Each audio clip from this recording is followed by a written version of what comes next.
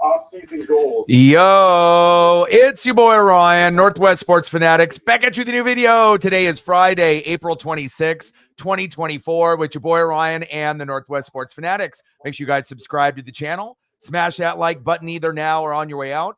Donate to your boy if you can. Cash App $ ORIONNWSF or the YouTube Super Chat right here. We got NFL Draft coverage 2024, second and third round here tonight. This is where teams are made. You get a lot of good role players, but also there's people that maybe slid from that first round selection, and you're going to get a gamer in the second and third round. I'm ready to go. The Buffalo Bills are on the clock, and we're going to start here in about 10 minutes.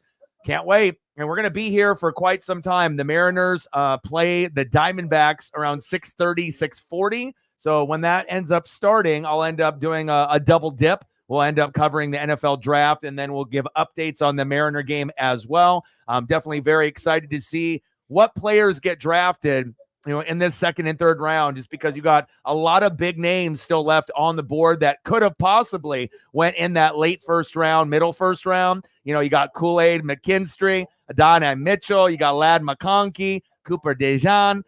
You got my guys obviously on the thumb, right? Jackson Powers Johnson, Troy Franklin still on the board, so I'm waiting for my two Ducks to get off the board as well. I'm Jonathan Brooks still available at running back. At some point, he's going to get picked by somebody. Definitely very excited to see where this goes. I will not be doing day 3, rounds 4 through 7. I will end up watching it with Paisley Pup, but I will do the Mariner game versus the Diamondbacks at 6:30 tomorrow night. So this will be the last night of coverage, but I figured it was worth doing this. Instead of just doing the Mariner game. I can do plenty of Mariner games throughout the season, but the NFL draft is only once a year. So I'm here. I'm ready. I hope everyone is having a fantastic Friday. Hope you guys ended up, getting your favorite player in the draft. I know some of us, we're a little shocked and a little surprised with our first round pick, maybe a little bit disappointed. I had to take a look with Graham Barton and, Jackson Powers Johnson and, kind of going under the microscope on why Tampa, they did pick the overall number 1 rated center. I get that. But with Jackson Powers Johnson and what he did for Bo Nix and me just being a Duck fan, you know how it goes, especially with Matt, being a Broncos fan, he wants Bo Nix, his favorite team, the Oregon Ducks, favorite player, Bo Nix. He wants that on his pro team. And I wanted the same thing. Unfortunately, I wasn't able, to get him. But I finally did some deep diving last night, and I found a reason why Tampa went that particular route. And the number 1 reason they went for that route instead of Jackson Powers Johnson is one reason and one reason only. Not that they thought Jackson Powers Johnson can't do it. I still think that he might be the best center in the draft overall. We'll see if Barton ends up, stepping up and being as good as him or possibly better from Duke. But the reason that they ended up picking him is flexibility. He played guard, tackle, and center. There's not very many, offensive linemen that can play all 3 positions, not only in college, but that can transfer over to the NFL. And obviously in the NFL, you got to have depth on the offensive line. And what a way to get depth, to get a guy that can actually play all 3 positions. Now, will he play all 3 positions in the NFL? Possibly if there's a lot of injuries, but realistically, he'll probably play 2. He's going to have his primary and then, which will be center. And then if someone ends up getting hurt at guard or tackle, instead of having a backup, slide him over, and then we can have someone else fill in the gap in the other spot that's missing. So I kind of understand where they're going. But again, the fan in me wanted to end up getting Jackson Powers Johnson, but I'm so excited to see where he's going to end up falling in the second or third round. Same thing with Troy Franklin. And I'm ready. We're going to be here for the next 4 hours and 30 minutes. Mariner game is going to start around 6:30. So I'll keep a close eye on the clock. And then once that ends up starting, I'll end up doing maybe not a full play-by-play like I would normally do if I was calling a baseball game, but, the big moments that are happening will definitely, keep everyone updated. And my best friend, Justin, is up there with his dad for his birthday, and him and his dad had 2 car accidents that they had to suffer to go from Oregon to Seattle, but they finally made it to the hotel. Game is in a couple hours. They're going to get some food, and I told them to send me pictures of food and the game. And Mariners Diamondbacks tonight, Mariners Diamondbacks tomorrow, and then he'll come back Sunday. I'm a little jealous. Normally we go together, and then he goes with his dad to 4th of July. This year, we switched it up. He's going with his dad for the birthday. I'm celebrating here at home, obviously, next week, and we're going to go together to see the Baltimore Orioles on July 4th. So let's go, baby. I'm ready. Let's get it. Matt in the building. What's good? Let's get to 100 in donos. Let's do it. Eddie in the building. What's good? I absolutely love the pick. And again, you're always going to get people that are going to bitch and moan, and they're going to question, certain picks. But I ended up sending Matt, and I'm a real big Baldy breakdown kind of guy. I like guys who break down film, right? And if you're actually breaking down the film, right, Latu is the best defensive player in the draft. Now, is there some concerns with the neck and the injury? Yes. And there's going to be concerns with Michael Penix Jr. with the injuries that he had in the years past, but the last 2 years, he's fine. So I don't have any problem with the Latu pick. And in all honesty, I'm a little jealous. I wish I could get a player like that. And is there a possibility that Latu ends up getting hurt for the Colts? Of course, anybody can get hurt. But if you look at his overall skill set and his motor, his hands, and his footwork. I don't know, Eddie, if you have a Twitter/X account, but if you do, you should follow me. I actually have an amazing Baldy breakdown video that goes over his highlights at UCLA. And he does like slow motion, stops the video, shows you the footwork and the hands and the speed and the burst and the mental IQ. And again, I didn't get too many of those that I really was like, oh my God, and I already watched him play in the Pac-12, but the breakdown is fantastic. And hopefully if he can stay healthy, don't be surprised if he ends up being a Pro Bowl or All-Pro player, within the first 3 years. It could end up happening first year. He could be in the running for Rookie of the Year, and it could end up being Latu could be a baby, not necessarily the same player, but a baby TJ Watt. Maybe not as good as TJ, but if he can stay healthy, this could be, what you guys had with like Dwight Freeney and, back in the day when you had the gruesome twosome, right, up front on the D-line. So I'm definitely very excited with Robert Mathis and Dwight Freeney. Now you got Latu there. So I feel that it was one of the smartest picks, and it was the best defensive player in the draft. Colts definitely got one there. Obviously with Latu, baby. Love it, man. And again, if you end up having social media, let me know and I can send you that breakdown. And that'll give you a little bit more confidence in the pick if you weren't already, confident about it already. So let's go, baby. Colts, Troy Franklin, that would be something. Yeah, I mean, there's going to be, okay. Yeah, follow me real quick, Eddie. And then if you can like and retweet the live stream, anyone that's watching on Twitter/X, I'm not sure if you've already followed me already now or not, but let me know, and then I can end up sending that Baldy breakdown to you. And then again, you can watch it at your own time, either now or later on. But I was blown away. Like I said, I already watched highlights and I watched him play. I knew he was a good player, but I wasn't maybe 100% sure if he was the best defensive player in this draft. Obviously, Byron Murphy, going to the Seahawks 1 pick later, looks like he could have a decent career if he could stay healthy as well. But if I had to choose between Murphy and Latu, I'm definitely going to go Latu. I like linebackers. I like safeties. I like edge guys. So we'll see where it goes. Jared Verse will be very good from Florida State at the Rams also. So I'm thinking, there's going to be some nice quality talent that will break out. And who knows? You might have ended up getting your next Hall of Fame player on defense in Latu. So let's see here. Did you just follow me? All right, where are you at? There you are, Eddie. All right, boom, followed you back. All right, and let me go to all right, hold on. Let me go here. All right, go Baldy. 1 sec here. I'm going to send it to you. It was the best video I saw last night out of any break. I mean, Baldy breakdowns. I would recommend you follow him because it definitely goes over, every little piece of information that you would want. Gosh, he's done so many breakdowns here. Oh, I got to find it.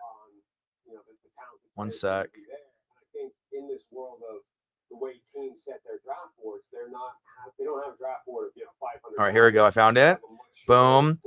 And then let me see. Where are you, Eddie? Eddie. The point at which those names start to diverge There we go. Eddie. Quite high in this draft, right? So I think we're gonna start Eddie. seeing some of those random names earlier this year than we usually do. Now that Bill Belichick is not a head coach, which is very strange to say, and notoriously the Patriots would have it. All right, let me send it here. I think I'm oversimplifying it, but I got to go and hold on one sec here. Now, if Bill Belichick is like out of the league, what team do you think has like the smallest of like, hey, we got 45 guys, we're drafting one of these? They're just like. But it's a great breakdown. Of those guys left. I think it's interesting because you always hear about like the Bengals always kind of like stay and pick players. They don't move around a whole. Maybe I can just do it for Matt's right here. Never traded down. And Yeah, I think that's good. if you're guessing, I think it's the teams who don't trade down. I want to send it to Eddie. Let me send it, damn it. Locked in and they just pull from a small pool. All right, Eddie, let me know if you got it. Trade down, you have to have Hopefully I sent it to the right Eddie. to pull from to get comfortable with Did I send it to the right Eddie? We had another question in the chat. Somebody said, do we get I'm pretty sure you got it, bud. Let me see. Yeah, you should be good. I just sent it to you. You should be good. Watch that, and that'll definitely give you a clearer opinion on what's going to happen. Jared in the building. What's good? And again, I always like being able to share different types of breakdowns in film, especially of players that could be, not only just regular starters, but that could be key cornerstones of franchise pieces moving forward. So good question. Like I said, there's going to be a lot of rumors on trades, Ayuk and Debo. Again, we're going to have probably a lot of wide receivers, going to be hopping off the board here real quick. You still got Cooper DeJean, DB Cooper, right? You got him available there right at the top of the draft. But it all really depends on, what Buffalo wants to do if they're going to keep the pick. Adonai Mitchell is obviously there. There's a lot, like I said, if you actually go back and look, at the, names that are still available, Cooper DeJean, DB Cooper is there, Kool-Aid McKinstry, Adonai Mitchell, Ladd McConkey, Troy Franklin, Jackson Powers Johnson, Jonathan Brooks, the Texas running back. I mean, that's just to name a couple, and there's still going to be some really good quality players in the third round too. So very excited to see where it goes. As we get to the third round, there's going to be less names that are recognized unless you're a hardcore fan. And then once you go through rounds 4 through 7, even hardcore fans aren't going to know every single name that's drafted in rounds 4 through 7. And those are guys that are project guys, fringe starters, backups, and guys that are trying to earn a role on the team and take someone's spot. And it's always good for depth, but you can get amazing players in rounds 4 through 7, right? First round, you're going to get some guys that are going to hit. You're going to get guys that miss, and you're going to get some busts. In the second and third round, this is really where strategy comes involved. And a lot of teams make or break, their upcoming seasons based on what they do in this draft tonight in the second and third round, as well as tomorrow in rounds 4 through 7. First round is very important. Don't get me wrong, right? But rounds 2 and 3 and 4 through 7 are just as important. Big facts. Hey, guy in the building. What's good? Let's go. Yeah, a lot of great quality players that are still there. And I followed you back, right, Eddie? I'm pretty sure I did. So that way, and if I see anything else on him, I'll send it to you. No problem here. Boom. Thanks. Boom. Thumbs up. Appreciate you for the follow. Got you. Jared, I got you. Follow back. Boom. Perfect. I'm ready. But yeah, we'll see, what direction that they go. But there's still a lot of quality pieces that could be picked at this point. So one thing I'll say this. I love the draft, right? I love it. But the idea of sitting in a chair for 4 to 5 hours isn't necessarily ideal for me. About 3 hours and 30 minutes. And then I start, my back really doesn't hurt because I got a nice quality chair. But as anybody else, you kind of want to be able to move around a little bit and whatnot. But I guess if you love football, that's a sacrifice that you have to make, right? You got to be able to grind it out. And we'll be here for this. 6:30 rolls around. I'll cover a little bit of the Mariners and the Diamondbacks. Excited about that. Eugenio Suarez coming back to, play the Mariners for the very first time in Seattle since the trade. That's one of the fan favorites. And again, we'll be following both of those events moving forward. I hope you guys are having a great Friday. And I'm ready. Let's get it, baby. NFL Draft 2024, rounds 2 and 3. Let's go. All right, let me get this situated here. Get all my pages refreshed. All right. Buffalo is on the clock. I think most of the reaction was this is crazy, and most of And then with the thumb, instead of using my old photo of myself being a fatty, since I've lost a lot of weight since the Buccaneer photo that I typically use, that was when I weighed probably like 260, 270. I'm down to 188 now, so I probably should take more of an updated photo. But I figured I would go with something more handsome than me, Jackson Powers Johnson, and a stud from Oregon, the guy that I wanted on my draft, and I decided to put him on the thumb here today. Let's go.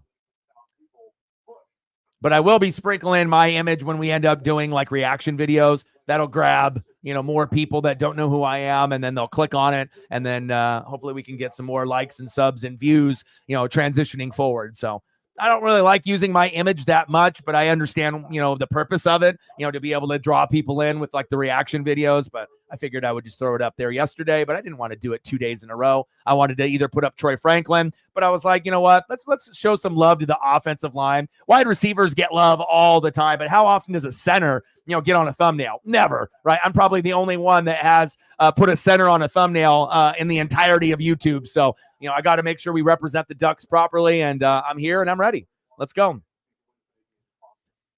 Jerry, you were? Man, I mean, I saw photos. Fuck, man, I saw photos and little drone shots and everything. And I mean, Detroit, they came up big. I mean, there was a lot of people that ended up, going out of their way to go to the draft. And I hope one day before I die, I'm able to visit a draft in person. Like I said, I probably wouldn't do all 3 days, but definitely like the first round would be something worth going to for sure.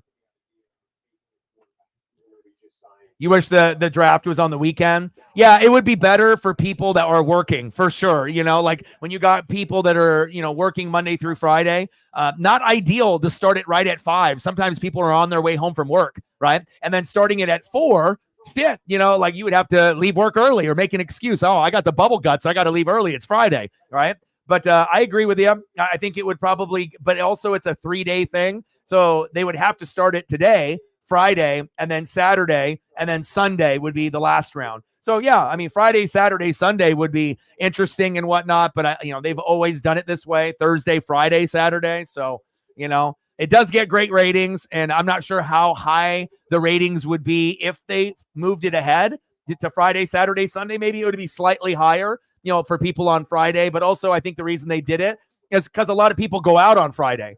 Right. So a lot of people are drinking, partying, they got movies and stuff to do with their kids and friends. So I'm thinking that's why they kind of did it Thursday. This is our day, right? Friday. If you're hardcore, you're going to be here with me. If you don't really give a shit or you're busy, you'll just check it on your feed, on your social media, on your phone. And then if you're really hardcore, then obviously you're watching on Saturday as well. Maybe not every single pick and every single hour on day 3. Like I feel I'm the one of the most hardcore NFL fans on planet Earth, but I'm not going to sit there necessarily on a Saturday and watch all the picks. Will I watch some on day 3? Of course. Will I keep updating my phone and see where things are going? Yes, but I'm typically not going to do a stream, and I usually am not going to sit there, for the whole round 4 through 7. Now, have I done it before? Yes, and I think I learned my lesson that, if you have other things to do, go do the other things. Like I said, yesterday is important. Today is important. Tomorrow is still important, rounds 4 through 7. But I feel that, you're not going to be missing too much if you don't see day 3. But today, there's going to be a lot of pieces that, are going to be starters. There's going to be Pro Bowl players, all pro. And don't be surprised if there's a couple Hall of Famers, out of the 2nd and 3rd round in this year's draft as well. So let's go. Oh, yeah. Well deserved. Sometimes a change of scenery is something that, someone needs. I've always been a Jared Goff supporter, kind of got the raw deal, when he got the boot out, from the Rams, but they brought in Stafford. They won the Super Bowl, and now Goff is going to have a chance to do the same thing with Detroit. So I think in hindsight, when it first happened, Goff was really hurt.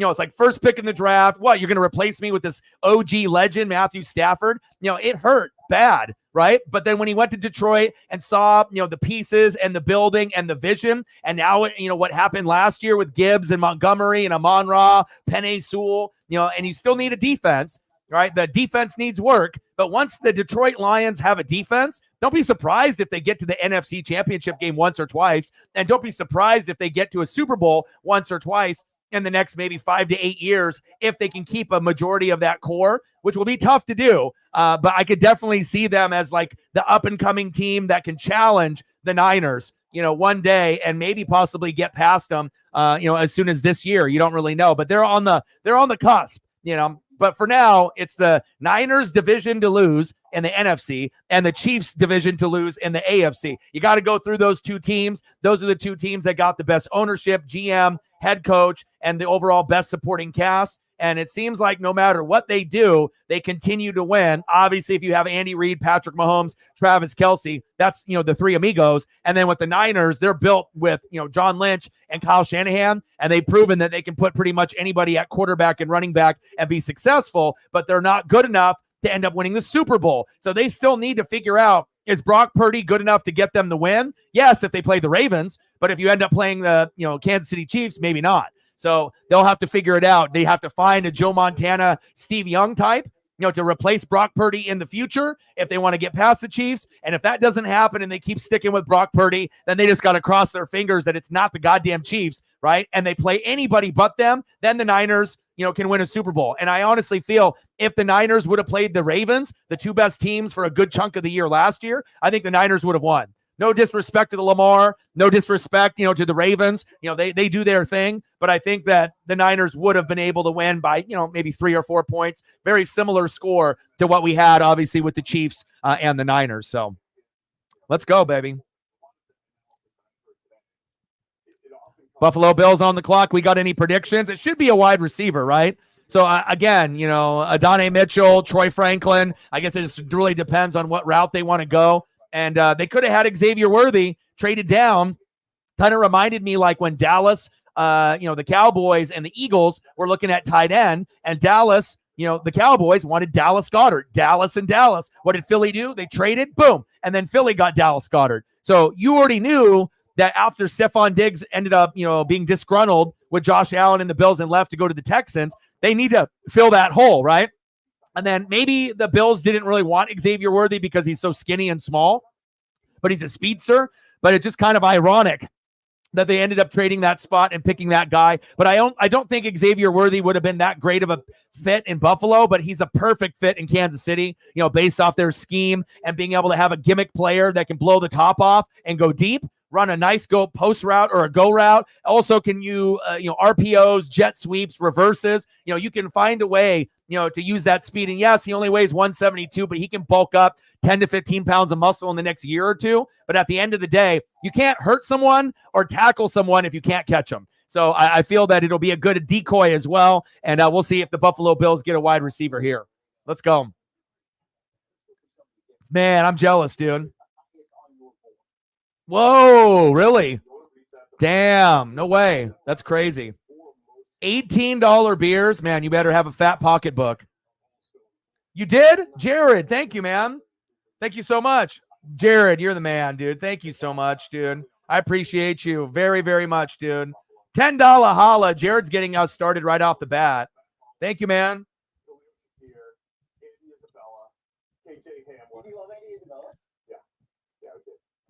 Honestly, I know I'm going to get some throughout the stream, but sometimes I have to wait a little while before I get the first one. So thank you for sending the message and showing the love and support for me and my pup in the dream. So thank you so much. Jared with a tenner, making sure that we're not at a donut. I think what did we hit? Almost a hundo yesterday. So that'll be the goal here today. We'll try to get 20 likes. And then if we hit that, let's go to 25. And then let's see if we can get to the main goal, which is a hundo on every stream. Stacks on stacks, racks on racks. A little cactus jack, bang, bang. Your boys got to pay bills, so that'll definitely help. And get dog food and, take care of my pup. As anyone knows that has a pup or a cat, it costs, the food, the toys, the bones, the ropes, the balls, all that shit adds up. So thank you so much. Appreciate you guys very, very much. Jared is the man. Appreciate you. Are we going to see Buffalo trade down? Yes, this would be a good position to trade down unless you're in love with a wide receiver, or if you're in love with DB Cooper. If you're in love with someone like that, you can always use. I'm actually really shocked that Cooper DeJean did not go in the first round. I thought someone would have snagged him. He's too good of a prospect. He's going to be one of the top 2 corners more than likely in this draft, unless they're, some kind of injury or something, or based off scheme or fit, man-to-man or zone. But again, he'll be the first Caucasian white corner since Jason Sehorn. It's a position dominated by the brothers, deservedly so with their athleticism, but it also shows you every once in a while, a position that's dominated by the brothers, like running back, there's always going to be one great white hype. And this guy is Christian McCaffrey, runs CMC, and he can do it just as good as the brothers as well. So every once in a while, you'll find a position dominated by the brothers, and then you'll have this great white hype that'll come in to kind of give a little excitement to say, hey, there's others that can do this position as well. And I'll definitely be rooting for DB Cooper to be doing some big things. Let's go.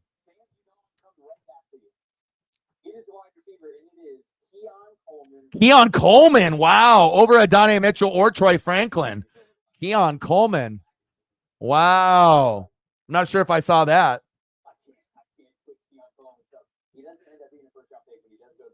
Yeah, I think there was just rumors kind of, scattered around, after, the pick there by the Florida Gators, bringing in another Pearsall, from Ricky, so I'm not sure if we're going to get rid of Debo or Ayuk. But, if they decide to go that route, we'll see if that ends up happening or if it's just smoke. Like, sub, donate, comment, share. Appreciate y'all. Jared is the man. Appreciate you. What he would call a big slot receiver, right? Not an X receiver, but a guy that needs to move and become a primary big slot type of receiver. Now, obviously, that is a bit of a red flag when you're going to. And they'll have that pop up here. ESPN, obviously, with their people that they have there, they're gonna have people that it'll take a little bit longer to get everything situated, with the photo and the pic, but it'll be there. But I imagine it'll be there. It is. There's the Keon Coleman. So anytime I'll announce it, you guys will probably see it on your end on the channel that you're watching it on also, right? And then obviously the last will be, on the ESPN page there. So let's go, baby.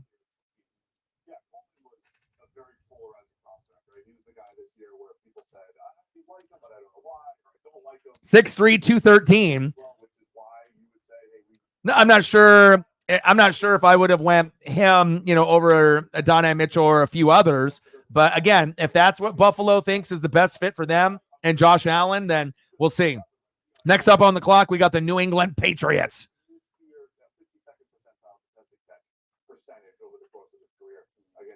Grim in the building. What's good, my guy? How are you?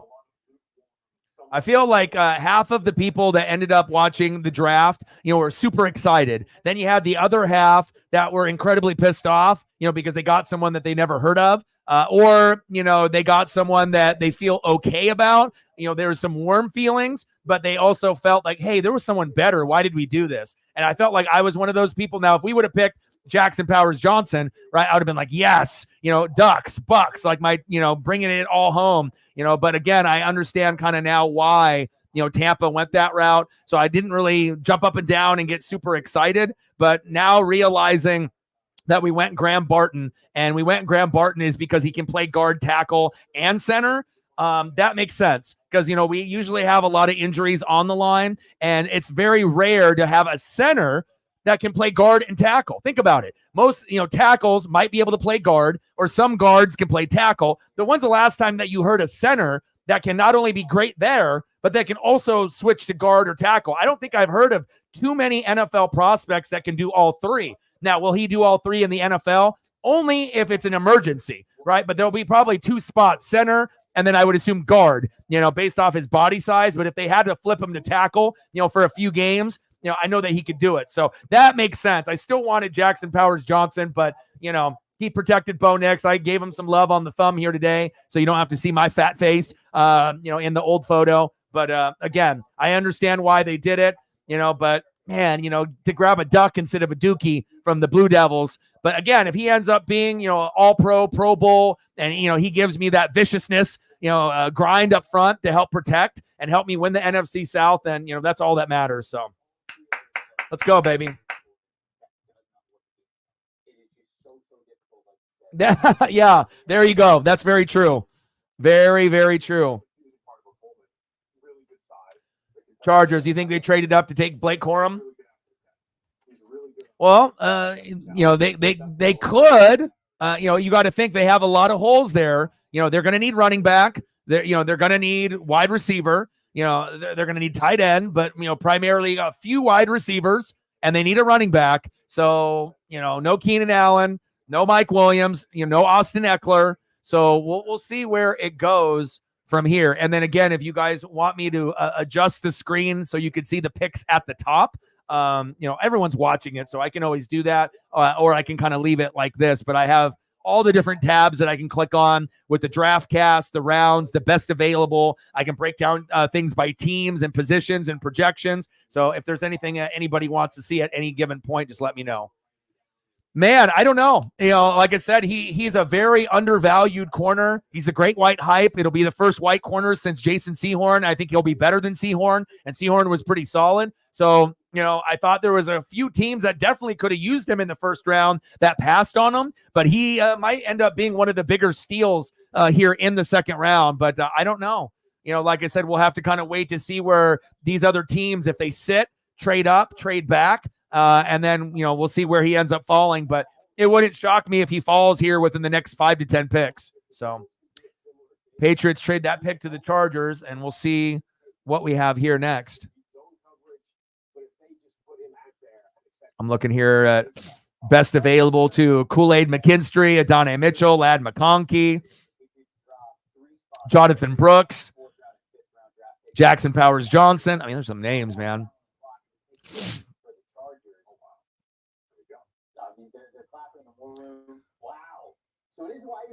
Wide receiver. Ladd McConkey. There you go.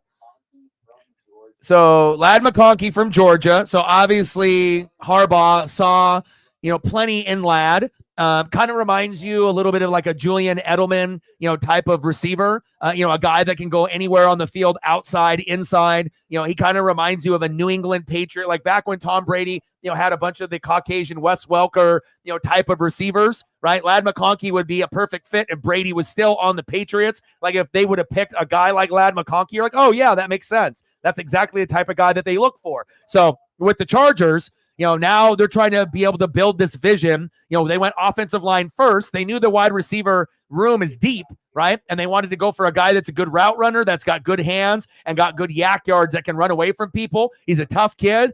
And obviously, I'm not sure how great of a player he's going to be on the NFL side. But if Harbaugh believes that this could be, one of the pieces, I don't know if he'll be the best wide receiver on the team. To me, he's more of like a wide receiver 2. But again, we'll have to wait over the next couple years to see what they build for Justin Herbert so they don't waste his career. But again, getting Herbert protection up front, they got Rashawn Slater, they got another offensive lineman yesterday, and now they finally get a wide receiver, 6 foot, 186, more of a slot receiver size-wise, but a guy that you can put on the outside. And as long as Herbert can have a connection with them, it should be a pretty good 1-2 combo, considering they don't have Mike Williams, they don't have Eckler, they don't have Keenan Allen, so they had to pick somebody. But it is kind of interesting that they went for Ladd McConkey over all the others. So something stood out on the tape, based on Harbaugh watching in that war room that said, this is the guy that I want. And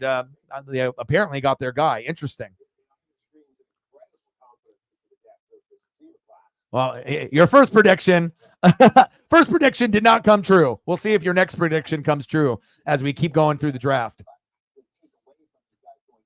I actually thought Green Bay would be the perfect fit, for, a guy like Dijon. I thought that he would be, someone that would be an instant fit on the team, whether they feel that they need depth at that position or not. But again, we'll see, what teams are going to be looking at that particular position. Because you got to think, not every team is looking for a corner, even though it is a passing league, which kind of doesn't make any sense.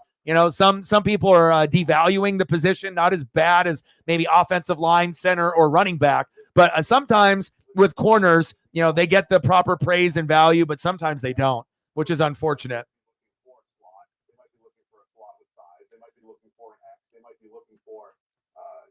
Right. The thing is you wouldn't be able to get a Bowers later if you went offensive line first, and so, You know, it's just like a Darren Waller there. Now you just have to make sure you have more offensive line besides Colton Miller, right? So you need, 4 offensive linemen within the next 2 to 3 years. Hopefully you can hit on the draft. And then, after that, defense, to give a little bit more support for Max Crosby, guys on the D line, guys at linebacker, guys in the secondary. So the Raiders, they got a lot to work on, but just so do the Chargers and the Broncos. You guys are all on the same level. You guys are all going to be looking up at the Chiefs, but who's going to be that first team to break out? Is it going to be Harbaugh on the Chargers? Is it going to be Bo Nix and Peyton on the Broncos? Or is it going to be the Raiders? And again, with the quarterback situation that they have now with Gardner Minshew and then with Aiden, those aren't going to be the guys long term. Those are the guys right now. So don't be surprised if the Raiders end up getting a quarterback in next year's draft or a free agent.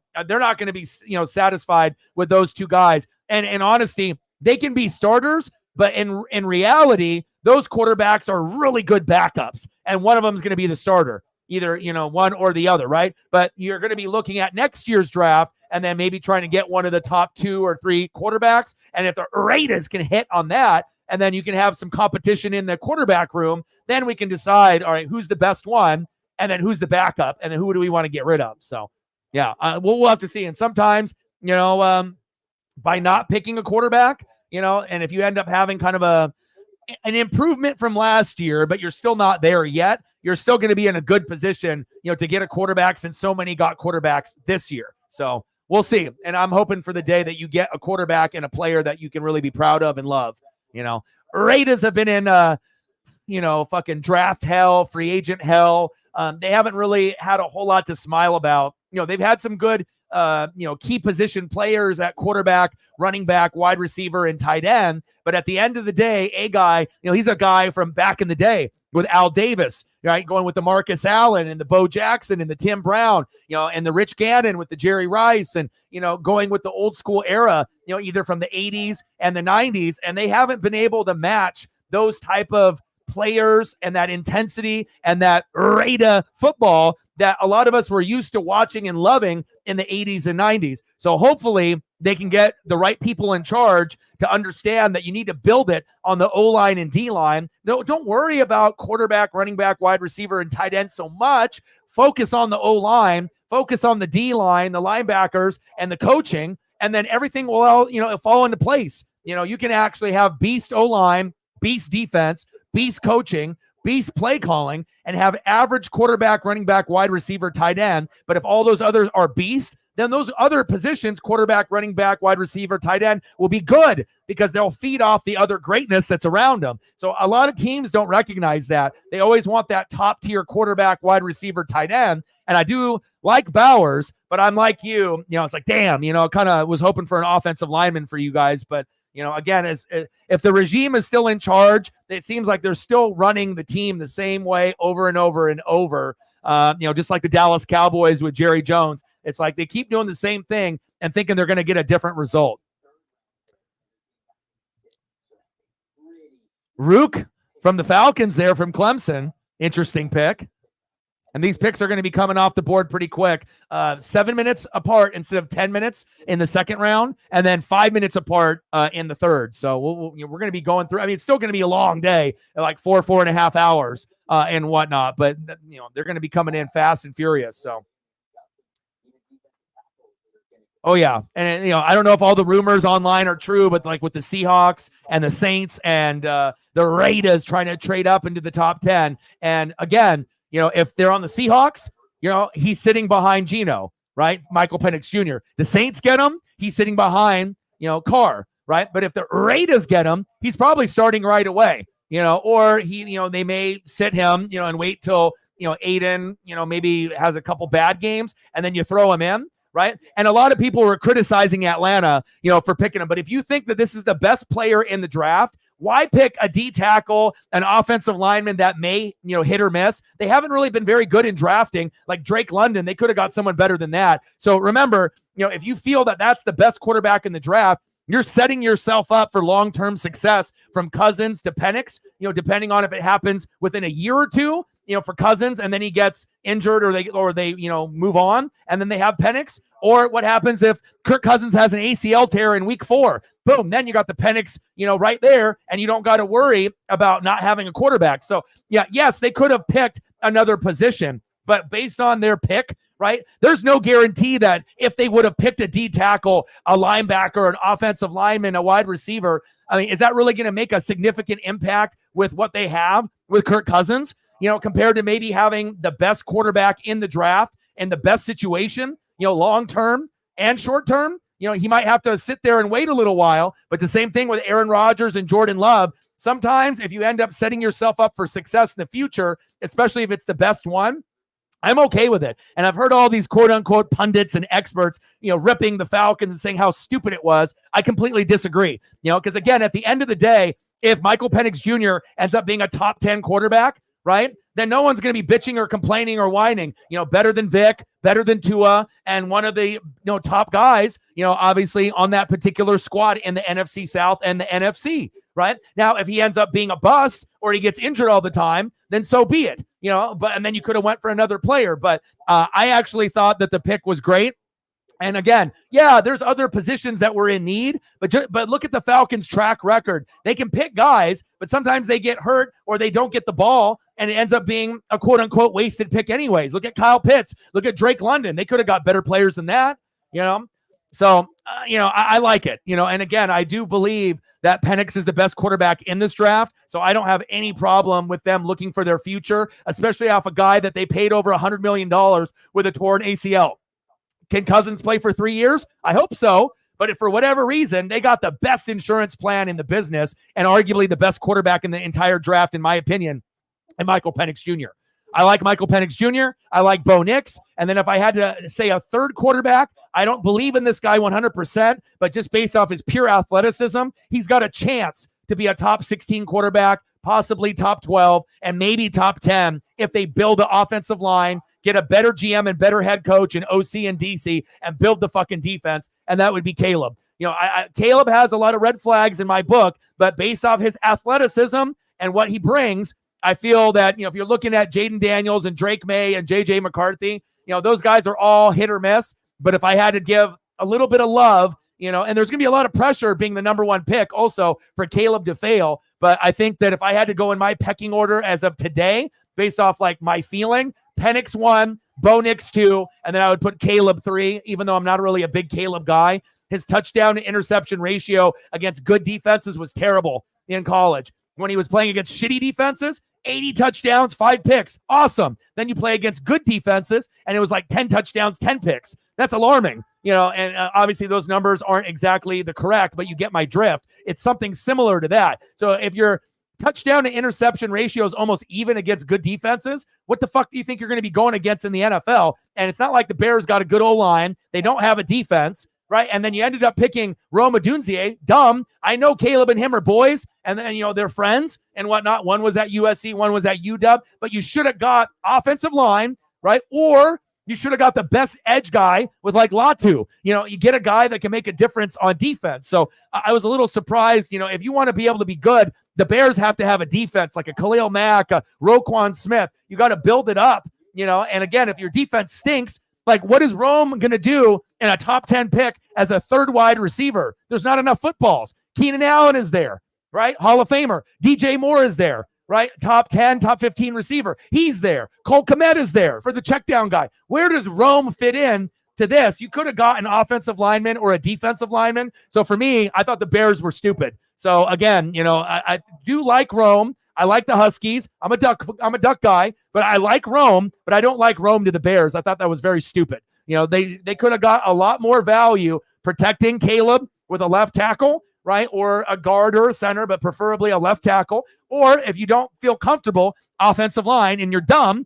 then get the best edge rusher in the draft to help out on that side of the ball, like Latu, the Colts got, But what do I know, right? Like everyone, assumes that they're a draft professional and whatnot. But again, we'll have to wait and see. Yeah, corners bust the most out of any position. Big facts.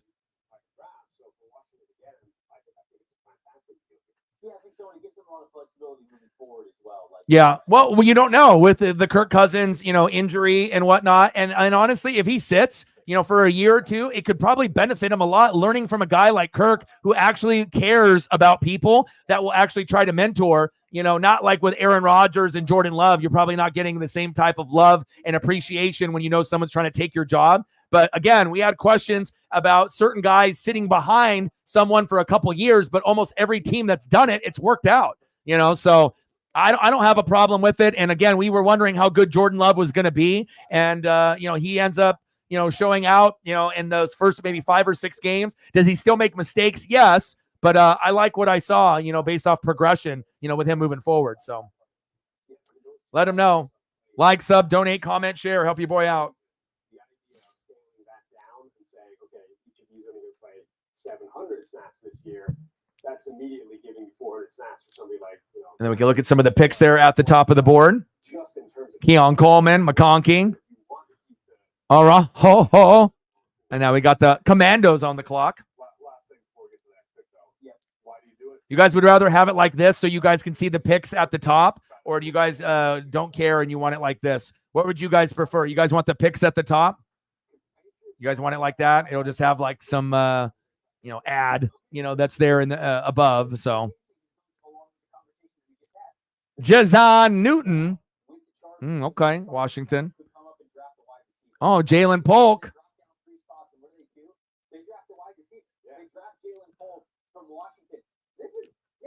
Jalen Polk to New England, huh? But again, they have a reputation of going for certain players, from UW, like Corey Dillon, or trying to have those type of players, on their roster. So very interesting to go from Newton to the Commandos, and then with the Patriots from the Chargers getting a Jalen Polk.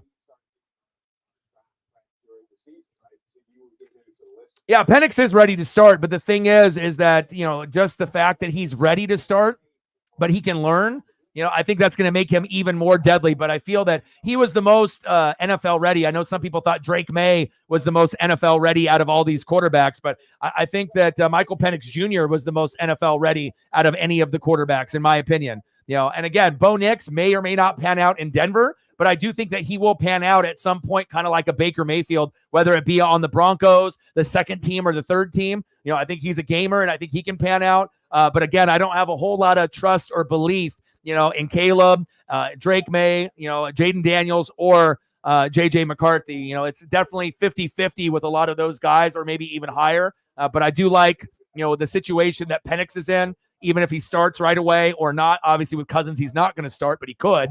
And then obviously with Bo Nix in Denver. But also with Bo Nix, you're going to need better O-line, better weapons at tight end, running back, and wide receiver, and a hell of a lot better of a defense. So they don't really have all the pieces in play for Bo Nix to step up and then for them to win right out of the gates 10 to 13 games. That's not going to happen. It might end up being, closer to like 7, 8, 9 wins in that first year. And then we have to see, how they progress, unless they overachieve, or they hit on this draft, or if Bo Nix plays fantastic, which is possible. But again, they don't really have all the pieces there yet, in my opinion, to, be a playoff team year one. I feel that it's going to take some time for a lot of these quarterbacks. And with that being said, though, I think Nix and Michael Penix Jr. are in the best situations today. As far as the other 4 quarterbacks, if you look at those teams, right, the Bears, they're a clusterfuck. Jaden Daniels and Washington, they're the most dysfunctional organization on the planet,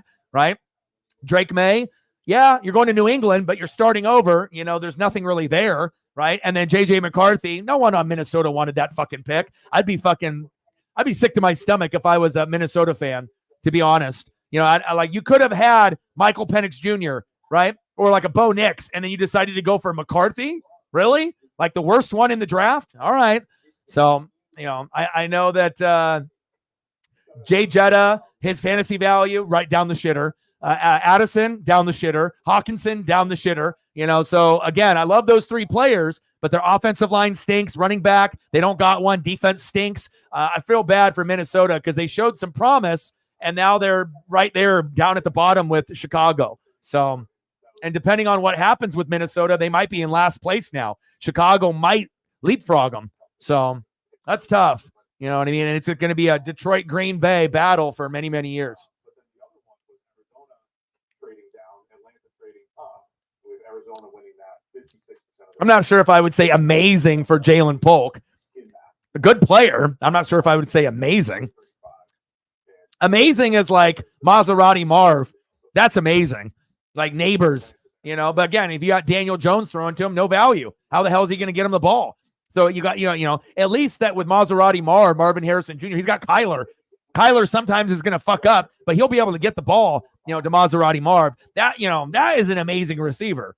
I'm not sure if I would use that word amazing. I would say gamer, for Polk. A guy that could play multiple positions, a little undersized, 6'1", 203, but a guy that you could move around situationally on first, second, and third down. And we'll see if New England can use him properly. But I'm not really sure if New England fans are jumping up and down for joy with fucking Drake May and Jalen Polk. You really think New England fans are jumping up and down for those two picks? Maybe the Drake May, but again, if Drake May doesn't have good protection, they have no receivers to throw to, right? It's like who do they got to throw to and make plays? They don't got running backs. They don't got wide receivers. They don't got anybody. So, and then obviously on the defensive side, that's usually the strong suit, but now they're starting over. So. Will Levis, who improved the offensive line, but maybe still keep going at that spot. Probably not at this big, but at some point in the draft. What if they doubled up at that? I don't know. I mean, like I said, I watch a lot of film, and some guys will surprise you, right? It's like some guys we don't expect to be good end up being better than expected, but we'll see. We'll see. But, certain teams, are really thin. Like right now, the Titans, they got nobody at wide receiver, nobody at tight end, so it's like you got Will Levis, but I mean, it's like I feel bad for certain teams that have nothing to work with. And then they complain why certain guys struggle.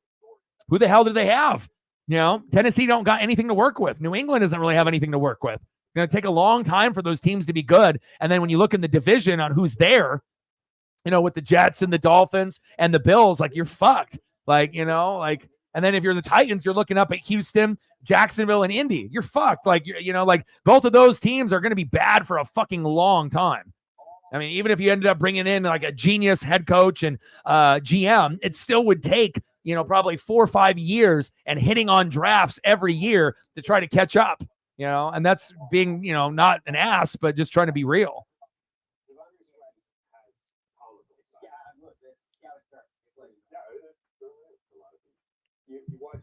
Shout out to all the people watching on Twitter/X as well as YouTube. T'Vondre Sweat.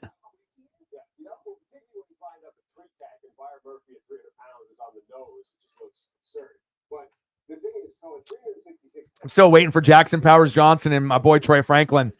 I got to see where my ducks fall here. Let them know. Like, sub, donate, comment, share.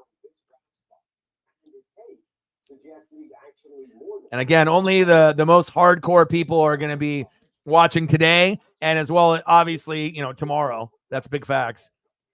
Most people only watch the first round.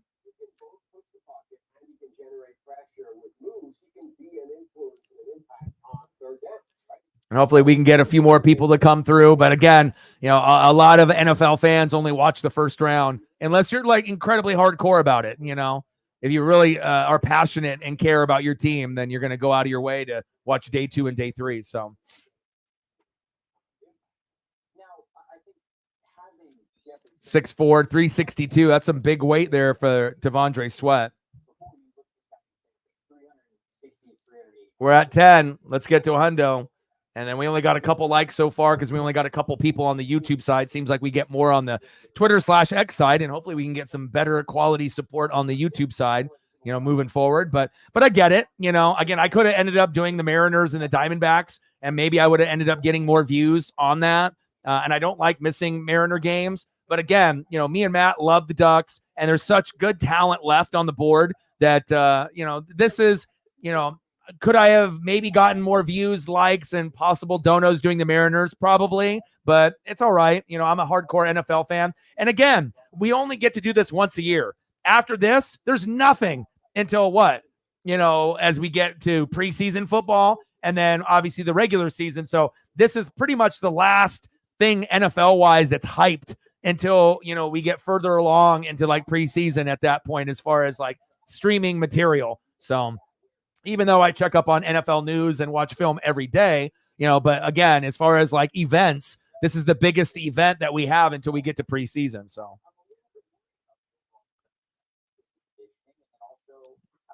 T'Vondre Sweat, I believe, right there got picked. See? They went for the big man from Texas, 6'5", 366. Lots of, Matt's like, damn, I'm 0 for 2 already. There's a lot of teams that could use Jackson Powers Johnson.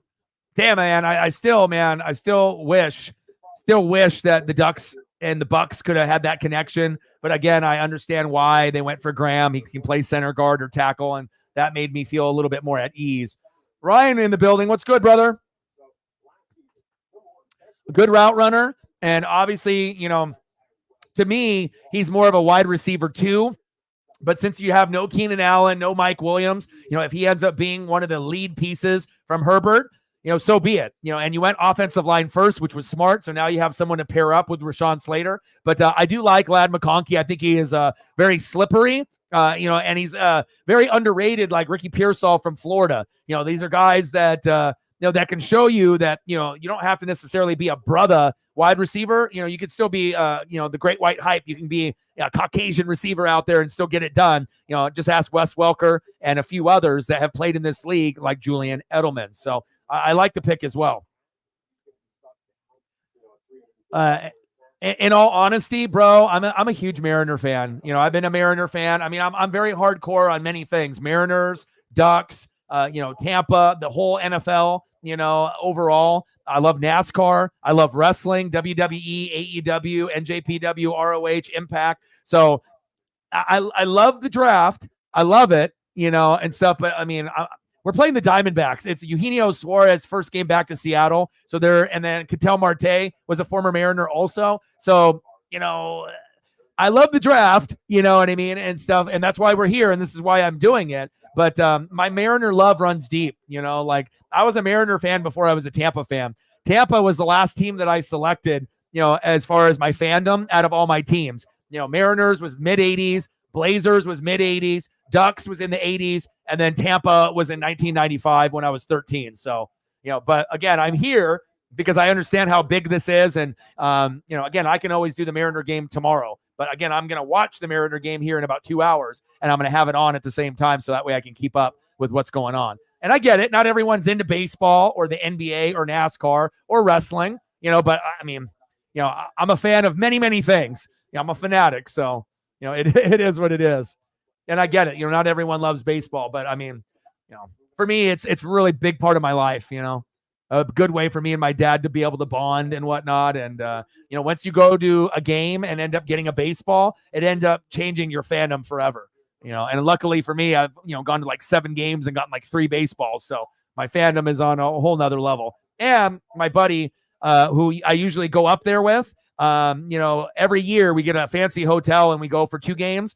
He's up there now with his dad since I wasn't able to afford to go up. And I have a different situation with Paisley, obviously now, and the NFL draft, of course. So.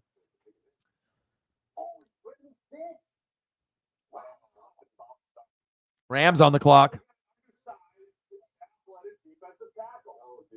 Fisk. Wow, this is big. The Rams have been hitting it out of the park in their draft so far. Aaron Donald is gone. Jared Verse with their first pick. Braden Fisk with their second pick. Both Florida State guys. Sean McVay, I keep telling people, I love Kyle Shanahan and Sean McVay, as far as young play coaches, young coaches with great play calling abilities. And obviously we know McVay got the championship. Kyle Shanahan is still waiting for his time. But I like the Atlanta Falcons with Michael Penix Jr. I like that. And I really, really liked what they did with Jared Verse yesterday. And I'm really liking what they're doing today. If you're a Seahawk fan, a Cardinal fan, or a Niner fan, that's not a good look. If you're looking at that, seeing that these guys are going to be going and playing. And I get it. No Aaron Donald, right? No Aaron Donald. I get it. But what a good draft so far for the Rams. I love McVay, man. Guy is a fucking genius. I mean, when McVay and Shanahan call plays, it's like 30 words per play. Like, I feel I'm pretty intelligent, and I don't even know if I could, memorize 15 to 20 words per play, on a regular basis on many hundreds of plays. And I feel that I'm a grinder. I'm a student of the game. I like to study. I like to challenge myself. I like to be able to watch film like a scout. But even myself, I don't know if I could do what Shanahan and McVay do based off memory. Those guys are fucking geniuses, and genius pick there. Now we got the Eagles on the clock. I like it for you guys too. But there was other receivers that were just as good as him or better. So hopefully it ends up working out, and Herbert and McConkey can have a good 1-2 combo. Yeah, well, you already knew they were going to go D tackle, because if they didn't go D tackle in the first pick to replace Aaron Donald, they were going to do it in the second pick in the second round. So.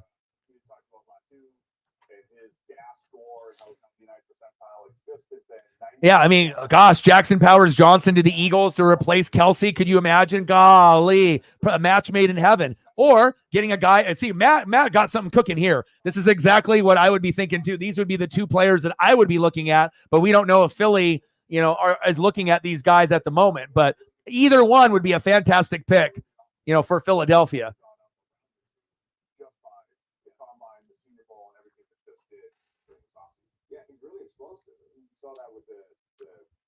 Like, sub, donate, comment, share, help your boy out, baby. The only thing that was the arm length. And he's one of those guys, the comedy players. And we'll try to get to 10 to start off. We're at 7. If you haven't smashed the like button just yet, please do. So hopefully we can get to 10. If you haven't done it, someone just did it. Thank you so much. We need 2 more, and then we'll wait for a few more people to get off work and to come through. And I assume as the stream goes along and we get deeper into it, maybe we'll get a little bit of a spike of viewership. We got 18 people watching through Twitter/X and YouTube, and we should be probably around 30 to 45, somewhere in that number, as the stream goes further along. So, well, man, I mean, yeah, edge rusher would be good too, but it's the simple fact that you don't have Kelsey. And again, you can move other guys over for that position with the guys they already have on the roster, but DB Cooper or Jackson Powers-Johnson would be pretty amazing. Unless they truly think Braden Fisk could honestly be any shades of what Aaron Donald was. The Eagles are thrilled in their. Oh my goodness! So the Eagles just traded up with the Commanders here and took. I owe you an apology. Mustard himself. I owe you a bit. Yes, Eagles got Cooper. There we go. I mean, if you're in a passing league, they got torched in the secondary. Tampa torched them, right? And I thought Green Bay would be kind of a cool fit for Cooper, even though they weren't looking necessarily at corner, but I thought this would be a good fit there. Jair Alexander on one side, Cooper on the other. He can play in the slot and the nickel or the outside. And then now Philadelphia gets a stud right back there in the secondary. I like it. There we go. He should have went probably late first round, not in the top 10, not probably in the top 20, but I think, somewhere between 22 and 32, that was where Cooper should have fell. And the Eagles got a steal, with DB Cooper. I see you. Great pick for Philly there.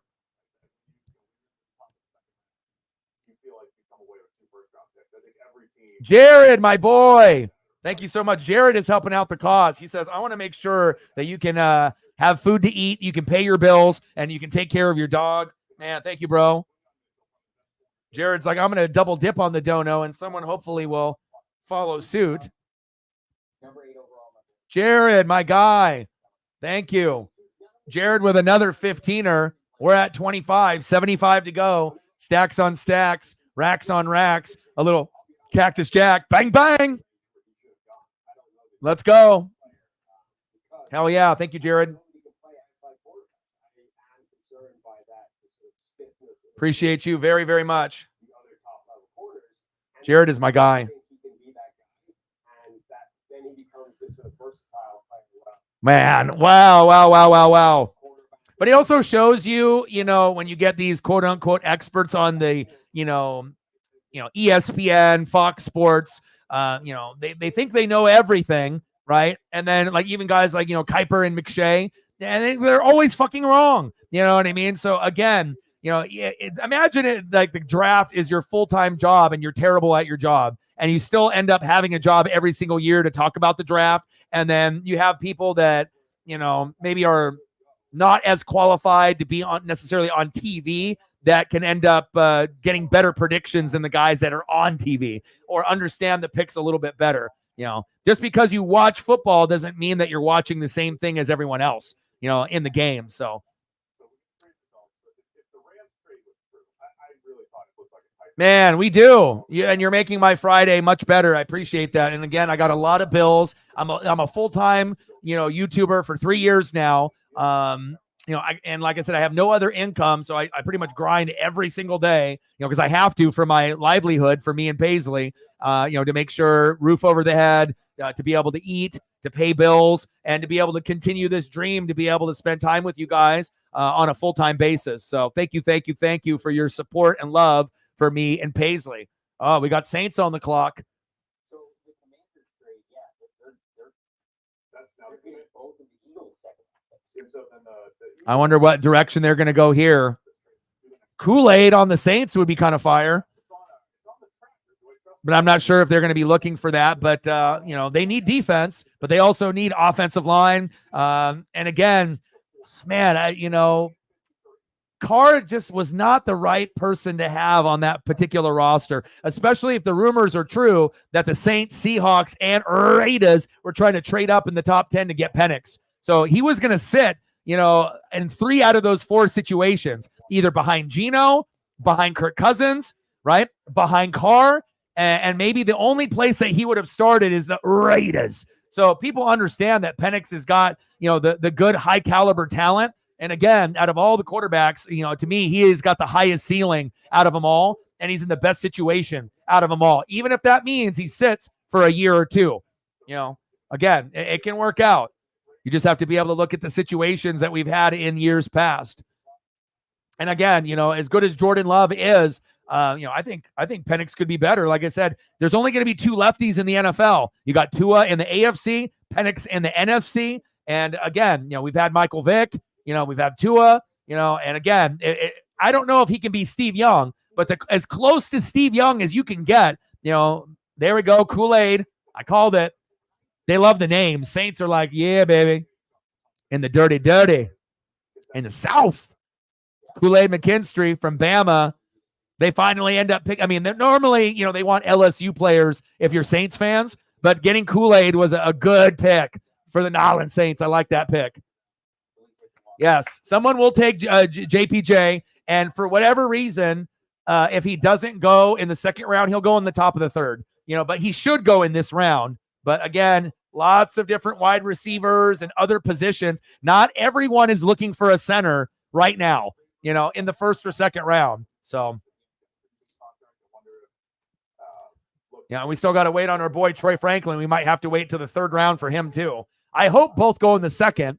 But regardless, that'll be more money for them. But again, if they go in the third, both of them, they'll have a chip on their shoulder. So I like this pick here for Kool-Aid McKinstry for the Saints. Nolans Saints. I mean, I might be a Bucs fan, but I don't have to be a hater. On the clock, the Houston Texans. The thing that he's best at is the flashiest thing for corners, right? It's running in stride, in phase with a receiver down the sideline. The thing that looks most impressive when you're watching quarterback play. But he can glide effortlessly with guys doing that. I know some people are concerned about his speed, his deep speed, but like that, he does that. Let's go. And then if you guys want background music on at any given time, just let me know. If you guys don't want it, then that's fine as well. But I always will throw it out there. But I got a PFF breakdown that I'm watching here as well. So I'm not sure if you guys can hear the PFF background that I'm listening to. But again, you guys let me know. Texans on the clock. And then once we get into the third round, it'll go much faster. Instead of 7 minutes per pick, it's 5. It flies. It's like boom, boom, boom. And sometimes they already know their pick. So they got 5 minutes on the board. When it hits 4:50, the pick is in. So I'm very excited to see, how the rest of this draft goes here in the second round and the third round. Still a lot of great names that are still available in this draft. Adonai Mitchell still sitting there. He's like, someone going to pick me? Hello, right? Still looking for the first running back to come off the board, Jonathan Brooks, right? He might be able to go out there. And we still got 2 Oregon Duck players that me and Matt are still salivating on, waiting to get picked by whatever team. And hopefully it ends up being a team that we kind of enjoy supporting and whatnot, you know? Like if Jackson Powers Johnson ended up going to like the Titans, I don't know. I just want him to go somewhere better.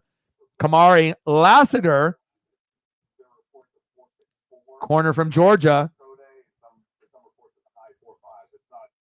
And, Troy Franklin might end up going into the 3rd round. But, again, I feel that he was good enough to get picked in the 2nd round. But, again, everyone's evaluation is going to be a little bit different. And also it's based off the interview, that they may have had with a particular team. You might have been really good on tape, but if they maybe don't like you as a person, or they feel that you have injury concerns, or, they're not into you.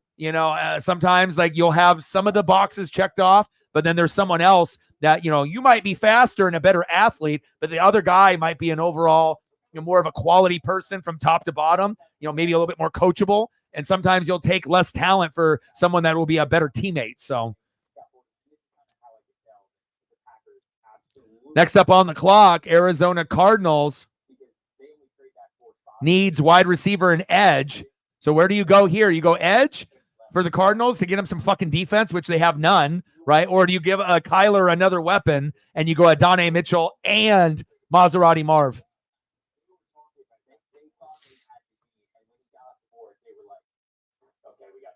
45, 168, 190. But again, if they feel that, Kool-Aid was, someone that they wanted, for like the Saints, they're going to do what they do. So. It's shots at potential players. I mean, either way, it is interesting the differences in compensation in a lot of these trades. Yeah, we'll talk about the trade value, the compensation, all this stuff, and all the other picks right on the other side of the break.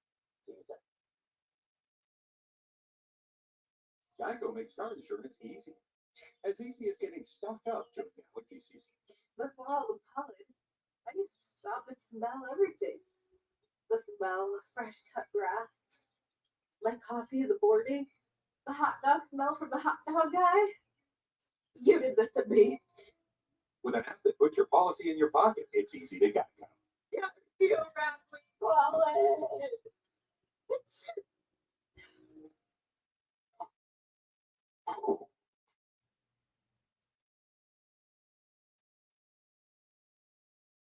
Welcome back to the 2024 NFL Draft, PFF show.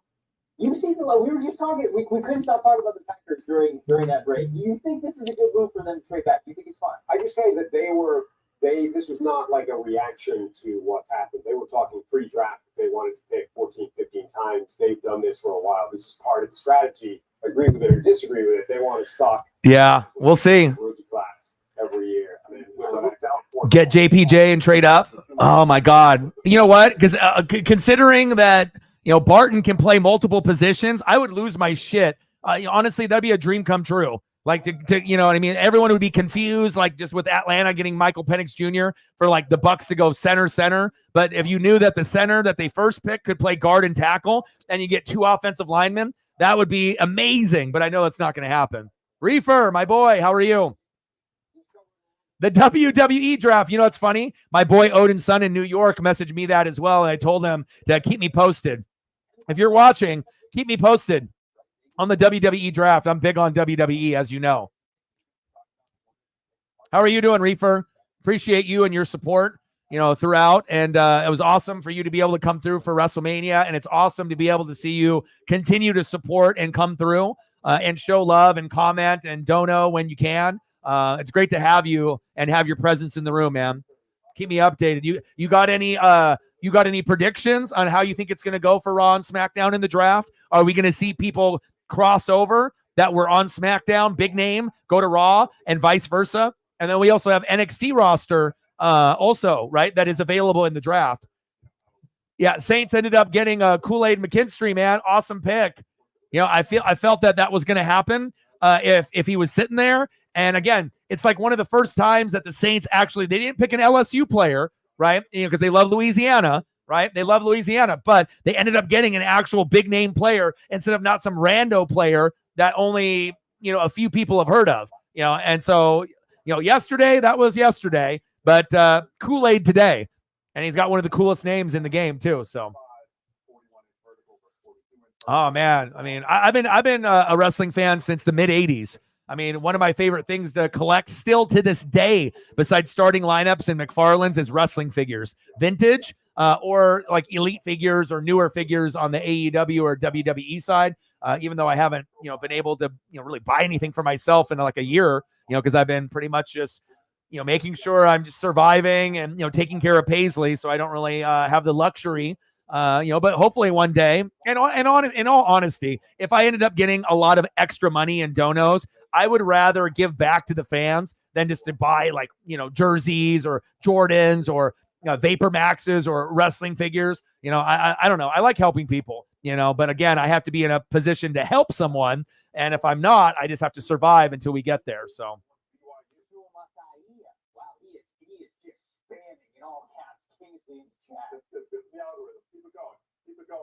Isn't Walt also a Lakers fan? We need to know Walt's stuff. I haven't seen Walt in the chat. Almost certainly vintage. Yeah, almost certain. Even on draft night. Yeah, so he wants BYU. Well, he doesn't want Spencer Rattler. The Raiders are the only team, QB needy team, that didn't come away with at least somebody. Yeah, the music stopped. The QB music stopped, and then we're back to Jerry. Would you pass on QB completely now to the Raiders? Or are you really interested in Rattler? I mean, it would be, I don't know how they're going to work with, Aiden O'Connell and Gardner Minshew and then Spencer Rattler. I mean, that doesn't sound as exciting, but yeah, you got to keep taking shots at the position. So, yeah. Grim in the building. What's good? 44 here, and then he has 77. Yes, Eagles and Saints killed it. And again, these are two, particular teams that sometimes are rubbing other fan bases the wrong way. But for me, luckily for me, I get along with almost every Saint fan because I keep it real. I definitely give the Saints players their flowers, which most Bucs fans won't. When they have good players, I'll definitely bring it up. And with the Eagles, a little misunderstood as well. But I get along with them too. And both of you guys, I'm a little jealous. You guys both hit on your draft picks here in the second round.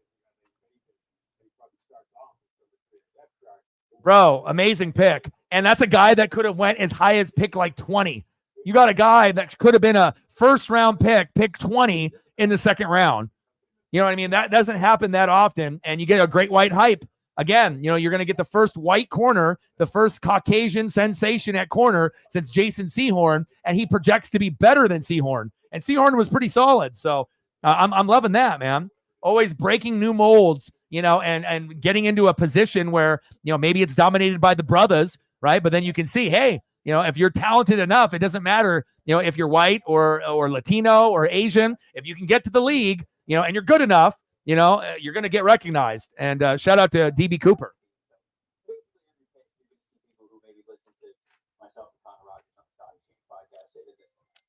That's good. Raiders on the clock. We've got a lot of them. Oh, good. They're good. Okay, all right. We'll get to it whenever he comes off the board. The Raiders do take an offensive line. So Cooper, Kool-Aid, Lassiter, Melton, Raiders on the clock. But it is Jackson Powers Johnson. You like this? Senior Bowl Raiders. Oh, yeah, they could definitely use the offensive lineman. They definitely could, for sure. So this is what injury concern? Like I heard that there were. Oh, baby, there he is. There he is, Matt. Jackson Powers Johnson to the Raiders. Yes. Let's go. Great pick. Hey, Ryan doesn't like it, but me and Matt are happy. Let's go. I wanted him on Tampa Bay, and it's kind of funny that I get a center, and then the other Pirate team gets the other center. Arr. Let's go. I like it. And like I said, they need offensive line. They've only had Colton Miller, so I'm not sure if a guy loves that pick. JPJ off the board, baby. I put him on the thumb, and to go from one Pirate team to another, I wanted him on my Bucks, but I'm definitely going to be rooting for him on the Raiders to do well. Let's go. And in all honesty, Ryan, you got to think about it. Chargers, Broncos, Raiders, all of you guys are terrible. Let's just be honest. You guys are all going to be looking up at the Chiefs for a long time. So again, someone's going to have to come out of that group at some point or another. But again, who's it going to be? Raiders, Chargers, Broncos? There is no definitive answer. You guys are all kind of neck and neck, trying to get better, but it's tough that you guys are in the same division with the Chiefs. What do you think about the pick, A-Guy? Do you like it or not? Did you watch any Oregon Duck games at all? Are you familiar with him like me and Matt, or no? I mean, again, for me, I wanted him over Barton, even though Barton was number one. But again, Barton got picked for Tampa because he can play center, guard, and tackle. That's the only reason they went that direction instead of JPJ, who can pretty much only play center. I guess if you wanted to put him at guard, you could, but I feel he wouldn't be as effective. But obviously, JPJ as a center is amazing. I think it's going to be a real good piss for you, baby.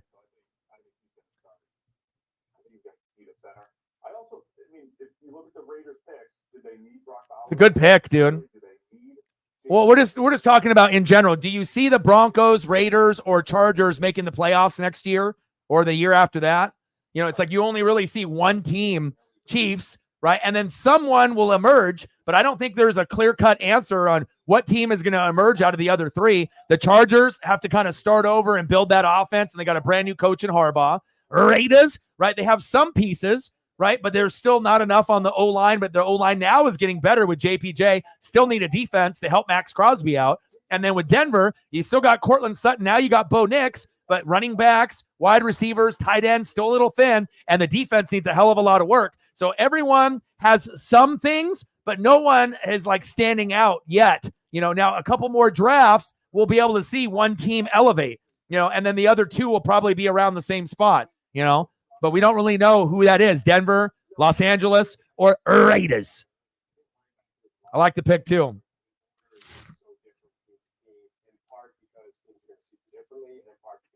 Who are you talking about? Are you talking about Zach Wilson? Well, Zach Wilson isn't very good. They got Danucci right there. It was like the Cowboys backup. You got Zach Wilson there.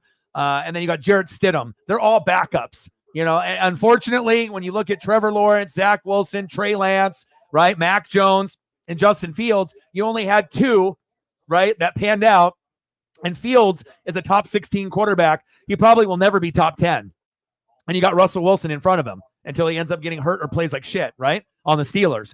So the only one that panned out was Trevor Lawrence. And at number one pick, sometimes Trevor plays like a top 10. Sometimes he plays 11 through 15. So Trevor still hasn't got up to his potential as being a everyday top 10, quarterback in this league. He's normally floating around 10 through 15. But with that being said, you got one. And then the other one is a, maybe number 15 or number 16 quarterback in Fields. But again, he can do some good things, but he's more of like a gimmick quarterback, like a scrambler, like an RG3, a Mariota kind of like if you're a scrambling kind of quarterback, those quarterbacks, usually end up dying in the league, because you end up getting blasted and get hurt. And sometimes they don't have that good of an arm. They're not a pure passer. They're an athlete. And that's kind of the difference, but we'll see.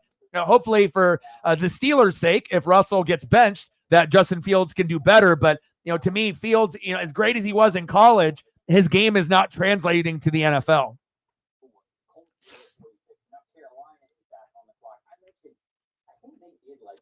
A guy, we've had like Max Unger, Hronis Grasu. We've had centers, and JPJ, ended up winning like the Remington, like best center in the country, even though Barton is considered one of the best as well. If we didn't have Jackson Powers Johnson, the Ducks wouldn't have been as good this year. 100%. He helped Bo Nix tremendously up on that line, not giving up sack lunches. He's a hoss. He's big. He's physical. And the best part about him, he's really likable. If you actually see interviews of him, you got a burger named after him. He's a really cool dude. People are going to ride or die for him, and he'll make the others on the line step their game up. I like the pick for you guys, and it's nice to be able to see that they actually addressed offensive line, to be able to help out the quarterbacks that you have now, Minshew and Aiden, or the future quarterback, whoever that may be. So I'm a little jealous, man. That's who I wanted. I put him on the thumb. And, one Pirate team to another. Congrats, dude. Oh, first running back off the board. Jonathan Brooks. Carolina Panthers. They need a lot over there.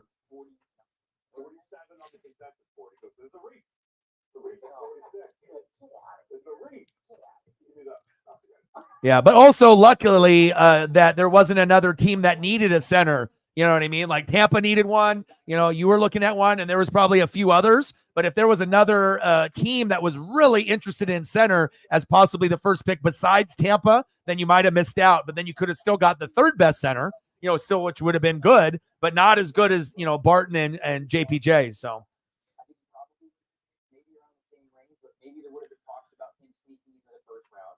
I think people would have seen this running back class differently. Yeah.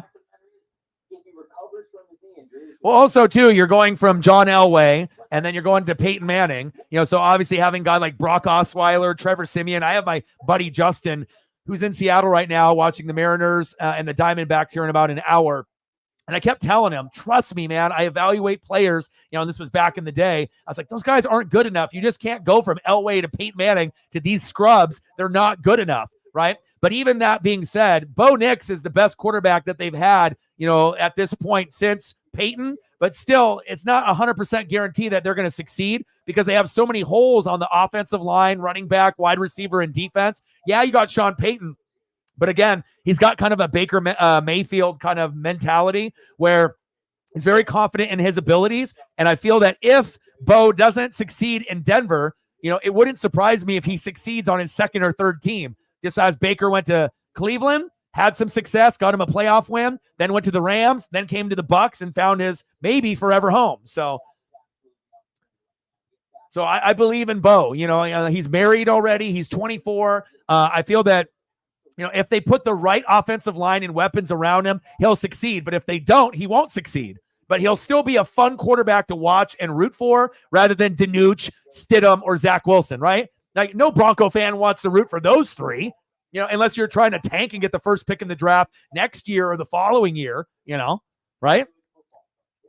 Tyler Nubin for the Giants. We're starting to float around here. Well, so we're at this point in the draft where it's like, what kept this guy out of the first round, right? What kept Jonathan Brooks out of the first round for his ACL? What kept Newman out of the first round? A 40 time, basically, right? If he runs like a 4.4, he's a first round safety on tape. Right? He's got all the ability.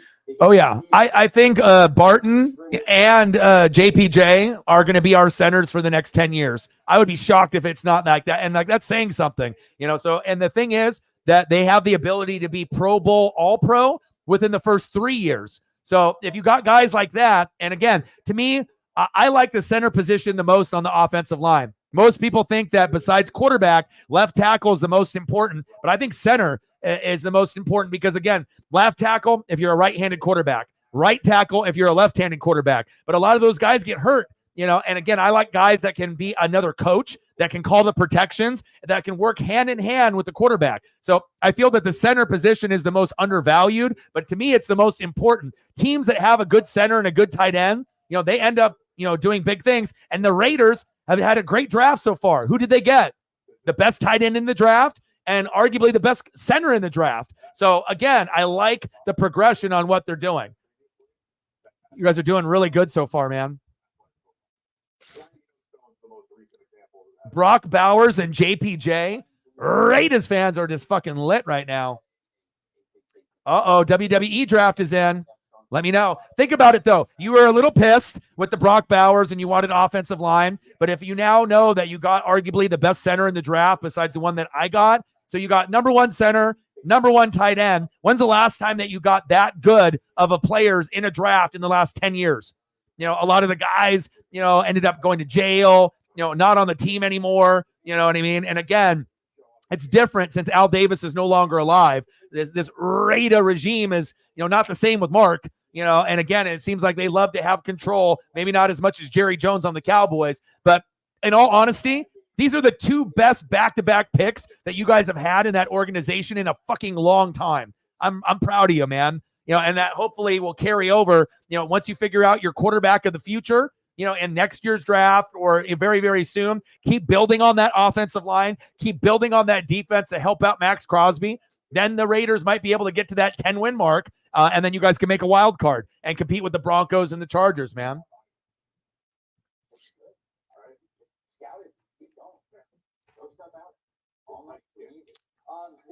Yeah, but also with Russell Wilson, it's attitude. It's putting himself above everyone else. Being with Sierra, and wanting special treatment. It's like you used to be a top 3 quarterback, but you're not anymore. But in his mind, he still thinks he is. So, it's also like, when you have someone that's difficult to work with, there's talent there, right? There's talent there. But again, if it's a headache for a lot of other people, it's just easier to get rid of someone like that.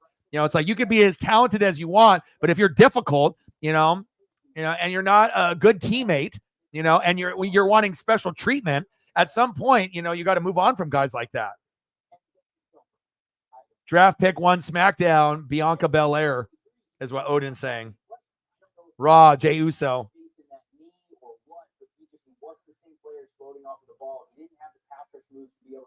There we go. Reefer's on it too. Thank you, Mang. He's got to get the right guys, to call plays and to be leaders there.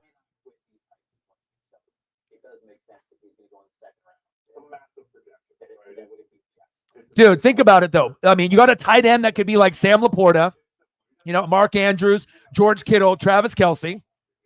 It's been the guy that has been probably one of the more hyped up tight ends in the last 10 years. And then you get arguably the best center in the draft with JPJ, Jackson Powers Johnson. Fucking A, man.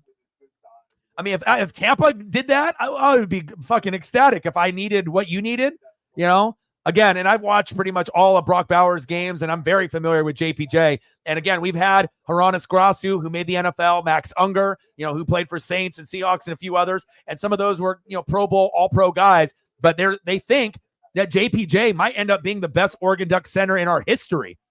So, again, if he can stay healthy, that could be your center for the next 10 years. And maybe Brock Bowers is your tight end for the next 10 years as well. So.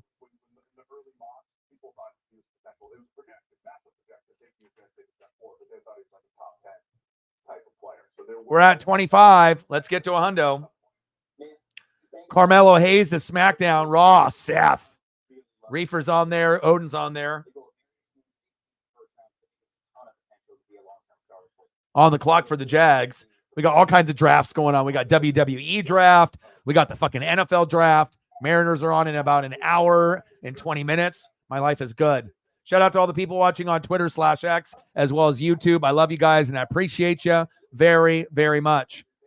Great football player, not ideal physical tools versus ideal physical tools, not a good football player. I think Chris Jenkins Jr. at this point in the draft is a nice. Think about what you just said. I like the Raiders coaching staff right now. I really think they can build a solid team. When's the last time a Raider fan in general has had that feeling, including yourself? A long time, right? I'm proud, dude. I hate seeing you guys struggle. I don't like seeing anybody struggle.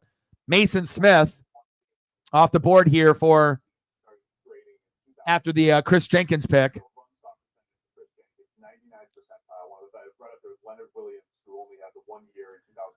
Mason Smith did the Jags. Chris Jenkins to the Bengals.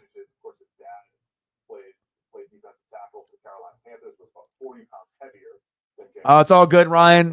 When you have extra, you do. Back before you didn't have any, so you couldn't, right? Then the job that you had was making a little bit more. You did, and then in the situation now, plus you got a newborn. You're looking to have a new job, so I know you support. And again, when things get a little bit better financially, I know that if you can swing it, you will. So don't worry about it, bro. Hopefully there'll be some others that will, that'll step up. If you can't, so no worries.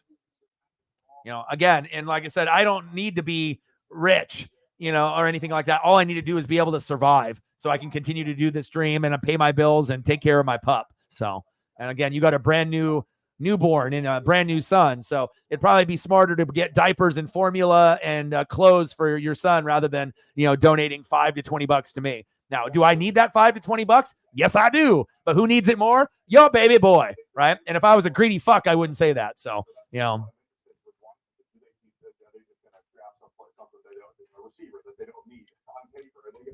doing that and keep just building the talent base in Washington because they're a little ways away here. Much love, brother. I like helping people out, and hopefully we can get to a point where we get more beast donators, on the channel. And when that happens, then I can do more things like do giveaways and help people out, when they're in trouble, or when they need a little bit of a lift and a little bit of help. So, I feel like being able to help people and to be able to be a good example and to be able to not necessarily be like a role model, but just to be able to be a good person. Like there's so many streamers out there that are annoying and fake. It's just nice to be able to, watch somebody, that that is genuine and real, that actually, cares about people, that it's not all about money and fame and the things that it's not supposed to be about. At the end of the day, when you're gone, it's not about how much money you have or the cars or the properties or the houses. People are going to remember you by how you treated them and how you made them feel. So I always try to make sure to keep that in the back of my mind. And, when things are going good, great. When things aren't, just got to keep the faith that things will get a little bit better. So Chris Jenkins to the Bengals, big D tackle there for Michigan. No formula, straight milk. It can also be affecting if he hasn't. Carmelo versus Cody tonight. Nice. Some of the stuff he was talking about in terms of an attitude or, some That's the point he was trying to make. That he right. does I'm just saying it was worded very clumsily. Right. So all the focus was on, this guy's just a dinosaur and a jackass, and it's the character assassination. Whereas it maybe missed the point, which is something is there with Adonai Mitchell that was putting teams off, whether or not it was at source a mismanaged type 1 diabetes issue, or whether it was in addition to having that, he's also been a pain in the ass somewhere along the way. Either way, I think that is what we're dealing with and why he's still available. Sounds like a perfect Steelers second round wide receiver to go in. And have a lot of Hell yeah. My buddy just got his turn back the clock King Griffey Jr. jerseys. They had to wait in a big ass line because there was like only 10 or 15,000 that they're giving away out of like the 30 to 45,000 capacity seating.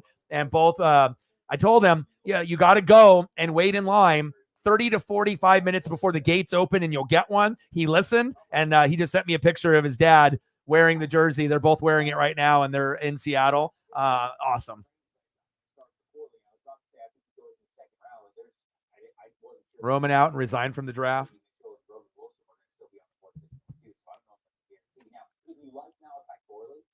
He is unique enough to probably where like you're only considered him. He's this after the catch type of receiver. Yeah.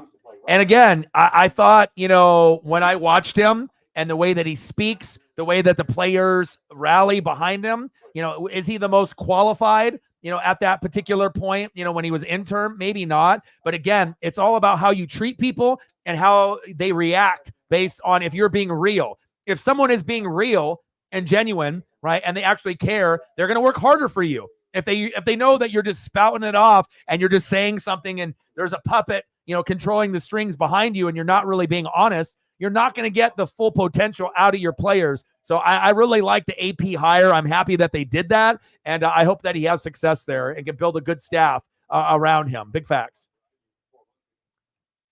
Did we talk about the results of the Panthers trade down from with Indianapolis? On the clock now with the Pittsburgh Steelers. Well, with Indy winning the trade. Commanders just took one of the best football players in the draft, number 50 overall. Mikey Sanderson. Oh, go ahead. I love Mike Sanderson, man. He is just one of my favorite players that we have in this class. Where did I have him on the paper? 34th overall. So this is really good value for me. I almost never have nickel corners this time. But when I look at what he's able to do and how my buddy is so happy. I'm so happy for him. And he gets the Griffey throwback jersey with his dad. And then tomorrow they have like a throwback hat. It's always cool when you like, for my preferred thing, I like going to bobblehead days where they have the, game issued bobble of like Griffey or Ichiro. Like that itself is normally worth like $50 to $100. So if you spend like 100, 120 on a ticket, and if you needed money, you could always sell your bobble if you needed to. But me and him are big collectors as well. And I usually give away a lot of my collection to him. Of course, I'm going to end up burying and hiding some of my stuff like a scavenger hunt because I have so much. But I would say at some point, with like my Blazers and Mariners and some of my stuff, a good chunk of my collection is going to go to him, just because I know that he won't sell it and he'll actually appreciate, the things that, that I give him. And I've given him some pretty good items. You know, it helps to be, you know, really good friends with someone that is genuine and honest. And he's probably the most genuine, honest person I've ever met in my life. And, you know, I've hooked him up with Ken Griffey Jr. autographed baseballs, Ken Griffey Jr. sewn jersey. You know, if we weren't boys, I don't think I would do, you know, a gift that extravagant, but he's worth it. And I'm hoping that he has a fantastic time there in Seattle. Oh, he got some chicken tenders. And then he had Del Taco earlier. And then they're going to Sisters and Brothers, a famous Nashville hot chicken place in Seattle. The best chicken in Oregon and Washington is there at Sisters and Brothers. And he's going tomorrow. Awesome. Hell yeah. Yeah, because Carolina traded up because Indy wins. I don't know. We haven't flipped it. Let's not talk about Okay, all right. We're not going to talk about it. We just talked about it, but, you know, we're just going to let people know. We're not talking about it. Okay, Ray and Dragon Lee versus Humberto Garcia. True luchador. Odin and Reefer are on it right now. Huge WWE fans like me. Hell yeah, keep me in the loop. Yeah. Again, a guy that is a good play caller, but not a good head coach. Well, just like Dennis Allen, good coordinator, not good head coach. Nathaniel Hackett, coordinator, not a good head coach. And it's like when you force someone that isn't a true leader, or if they have too much on their plate where they have to be the leader and call plays and they don't want to give up that power, sometimes you have to look at your ego and you have to understand that you can't do everything. You know, and sometimes these guys' egos, they think they can do it all. And then they find out after a year or two, they can't, and they get fucking axed and they get fired. So I just don't know how many, I don't know how many starting tackles are really finding. I was going to say, do you think that that's just a matter of, like, how many tackles they think are good that's right here? I mean, maybe Maybe overvaluing the offensive tackle class. like this is the problem with having needs. we got Pittsburgh and the Colts and then Washington. And then we got Browns, Dolphins, Cowboys, and my Buccaneers. I'm waiting, baby. We will see if offensive line is the pick for the Washington Commanders to get a quick commercial break. Yeah. Now, did you like him as a coordinator? You know, when you had Sean Payton, you know, did you like him then? You know, but again, he doesn't scream leader. You know, it's like Sean Payton, leader, Drew Brees, leader, you know, like, you know, you have to have leaders. You can't have followers. And that's the problem with this world.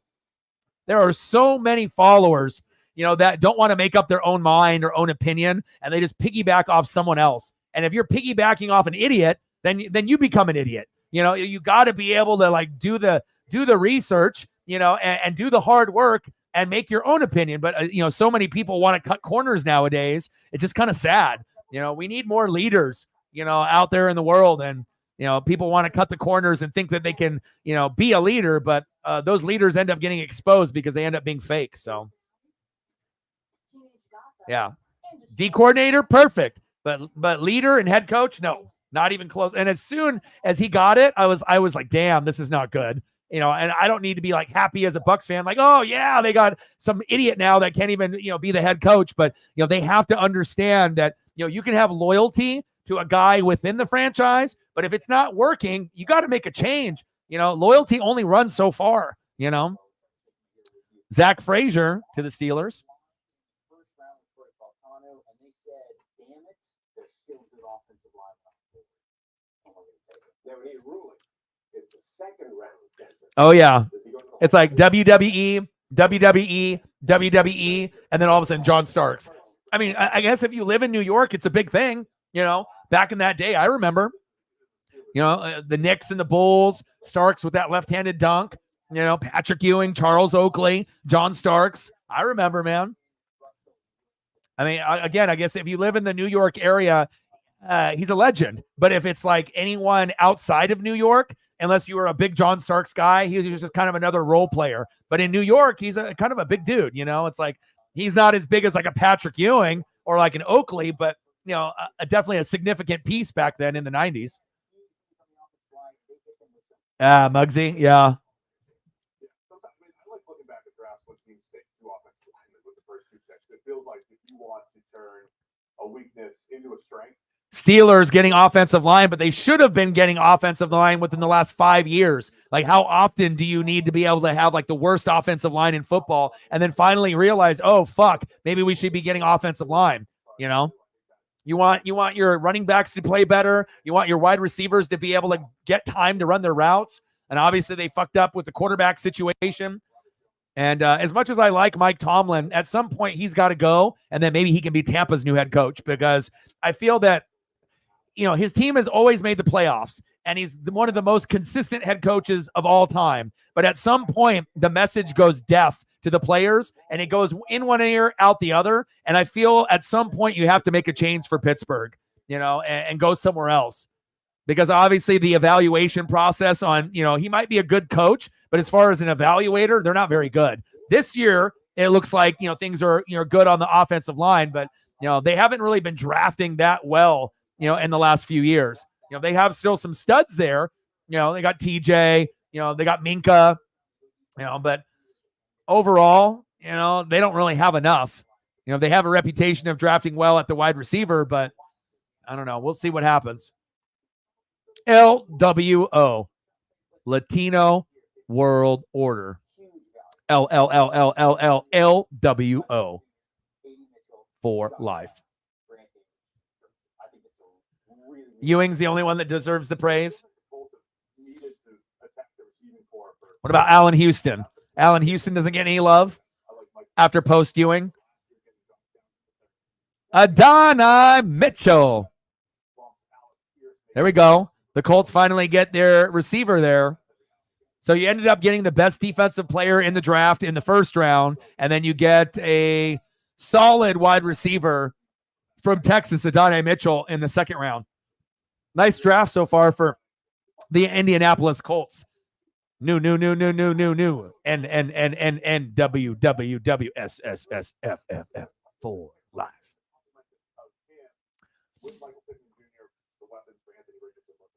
Pierce's ass. I was already telling the Colts fans and whatnot, if you're looking at their tight ends and their wide receivers, it's like, even to me, I know Michael Pittman proved himself to be like the number one, but I always kind of look at him as a two, but obviously if you don't have anybody else that can step up, he's the one. But then now at least you have Mitchell. Mitchell now can be the two, and then you have Michael Pittman as the one, but you still need more offensively, to be able to help AR. But, I think with Pierce and a few of the other guys that they had, like Jelani Woods at tight end, they're not good enough.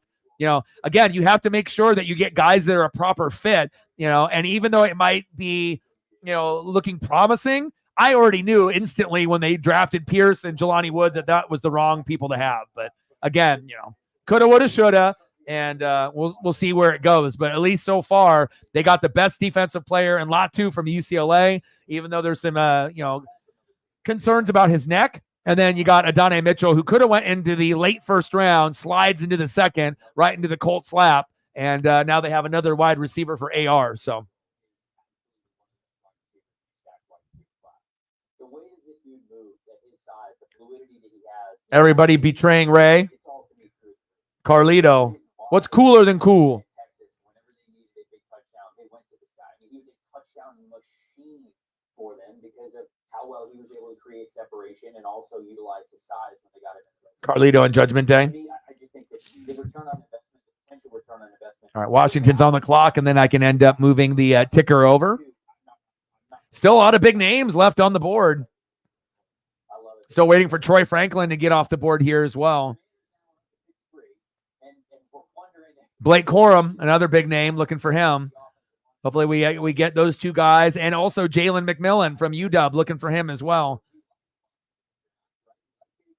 love Johnny Houston, like Sanders still, but if they don't get an offensive line here, it's like Seth Rogen from Step Brothers, where Tuxedo scene, he's like, Now the other draft picks seem kind of messed up. Actually, if you cannot get an offensive lineman here, if they go a different direction, if they get a little too cute. Make sure someone reminds me in about 1 hour from now at 6:40, because that's when the Mariner game starts against the Arizona Diamondbacks. They've been watching ESPN all the time. I agree. No, it's not a quote. So he loves it too. That Saban guy knows ball. What does he know? Knows ball. He's not even employed. So keep drafting the best players. Watch. Jobless. You don't have to solve it in a year. Nobody's paying him for a year. Yeah. Who? Saban. That's true. He doesn't have a job. Except ESPN. Yeah. Probably working for free. Yeah, I'm sure he's working for free. I was paying them. It's a marketing deal. He's trying to get the game. Washington. Yeah, like I said, for the Chiefs pick, like I told you with Worthy, everyone was concerned, about the weight, but again, if you actually watched him play, because I feel like in college football, not everyone watches like the top 25. Like if you're a college football fan, like, Odin, Notre Dame, you're watching every game or you're trying to, right? And then depending on what other games are on in your schedule, maybe you try to watch some of the big games on Saturday night or here and there. But then there's going to be some of us that are crazy like me. And I'm going to be watching like 4 or 5 games on Saturday, and I might watch 3 full games, 1 in the morning, 1 in the afternoon, and then 1 at night. And then I might have a couple on the DVR, and then the way I do that is to be able to, project and also to be able to gain good film, on a lot of these guys going into the draft. So that way I can have ESP and I can have good predictions that come true, once we end up, having the NFL season roll around or the next week in that college football year. So, again, you can't get hurt and you can't get tackled if they can't catch you. And I think Worthy was the perfect pick for the Chiefs. If he would have went to another team like Buffalo, probably wouldn't have worked out, but in Kansas City, with the play calling that they have, they can move them around, jet sweeps, you can do reverses, you can go post routes, go routes, you can have them as a decoy and open it up for Kelsey in the middle. So I feel that, and especially with Rashee Rice with the suspension, probably 4 to 8 games, you're going to need someone there and someone that can actually catch the fucking ball. And we saw Sky Moore drop, Kadarius Toney drop, and a few others. And you still got other guys like Justin Watson and Noah Gray, but you need that speedster, and they haven't had Mahomes go deep since, Tyreek Hill. So that was the last time that they went deep. If you actually look at his deep throws, he barely has had any in the last couple of years because he hasn't had anyone to actually do that with. So I like that aspect of it as well.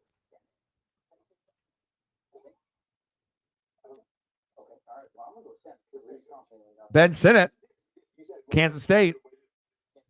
He played like 7 sports growing up. I did read that. He's like a true, like, all-around athlete. You can't drop a nugget like that without giving me the That's a good question. Okay.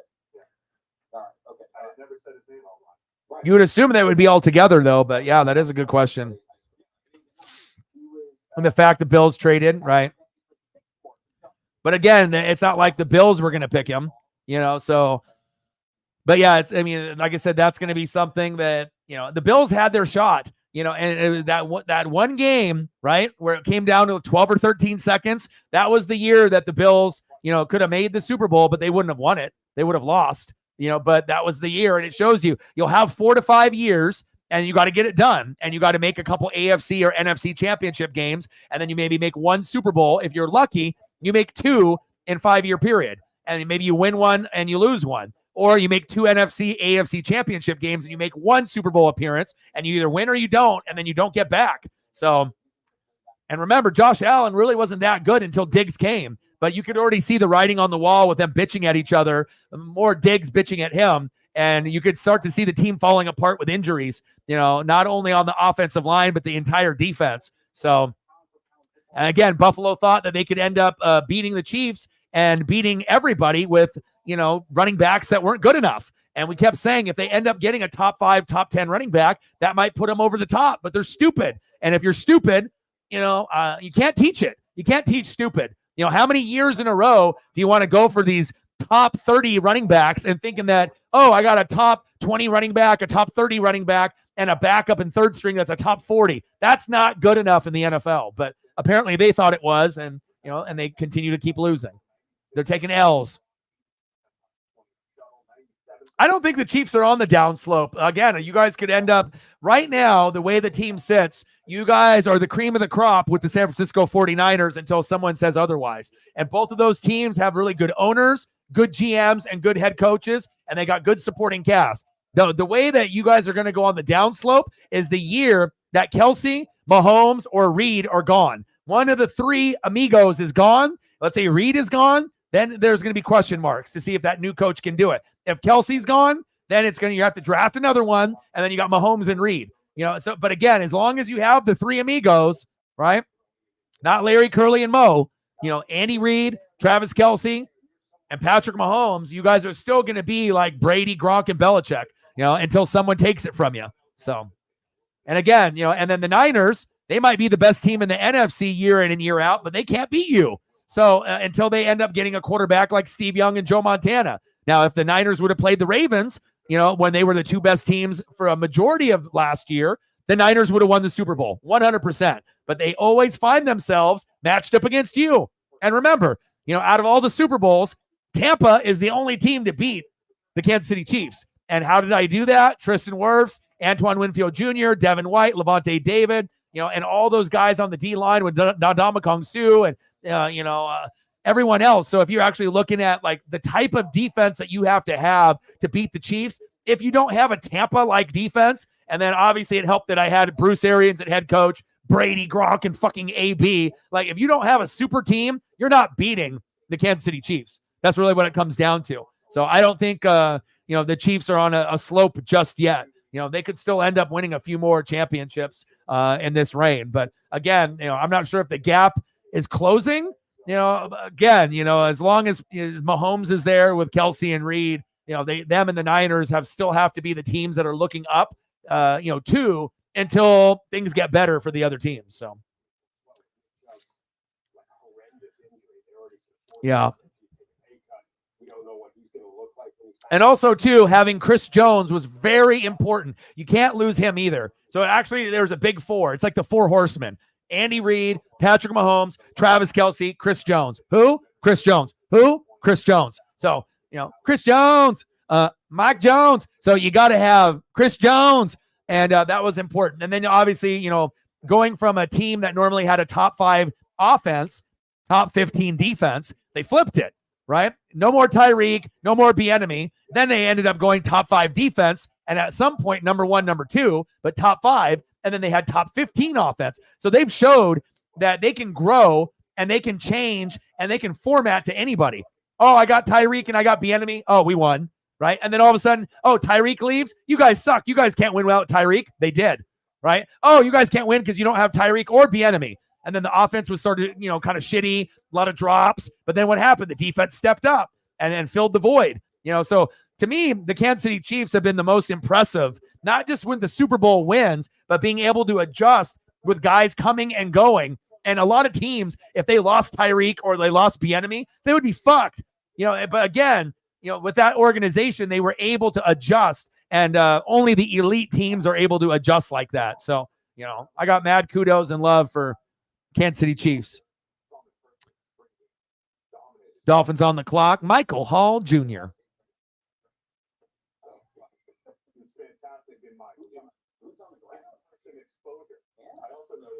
All right. Michael Hall Jr., Dolphins, Cowboys, Bucks. Let's go.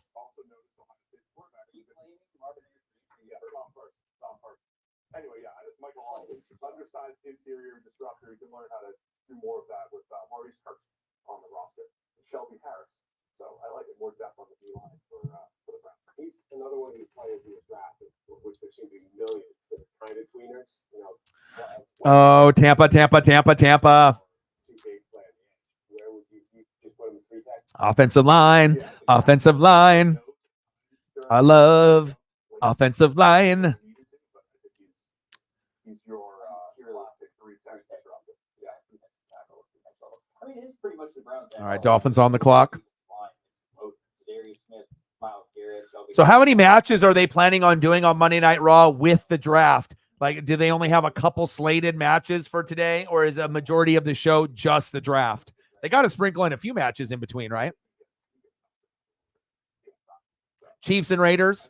Yeah. Well, I feel now with the Raiders, Chargers, and Broncos, everyone's getting better, so I think it'll be more exciting, in the division for you guys as well. Because, you've already seen, Bo Nix there. Now you're seeing the Raiders get Brock Bowers and JPJ, the best 1-2 in a draft that they've had in years, right? And then obviously with the Chargers, they're rebuilding with Harbaugh. They finally have a coach that's good since Marty Schottenheimer. So I feel that every team, that's not the Chiefs, I like what they're doing, but you still got a long road to go to catch up to them. It's just going to be one team that's going to be able to get the wild card in a couple years, but who is it going to be? And we still don't know that answer just yet.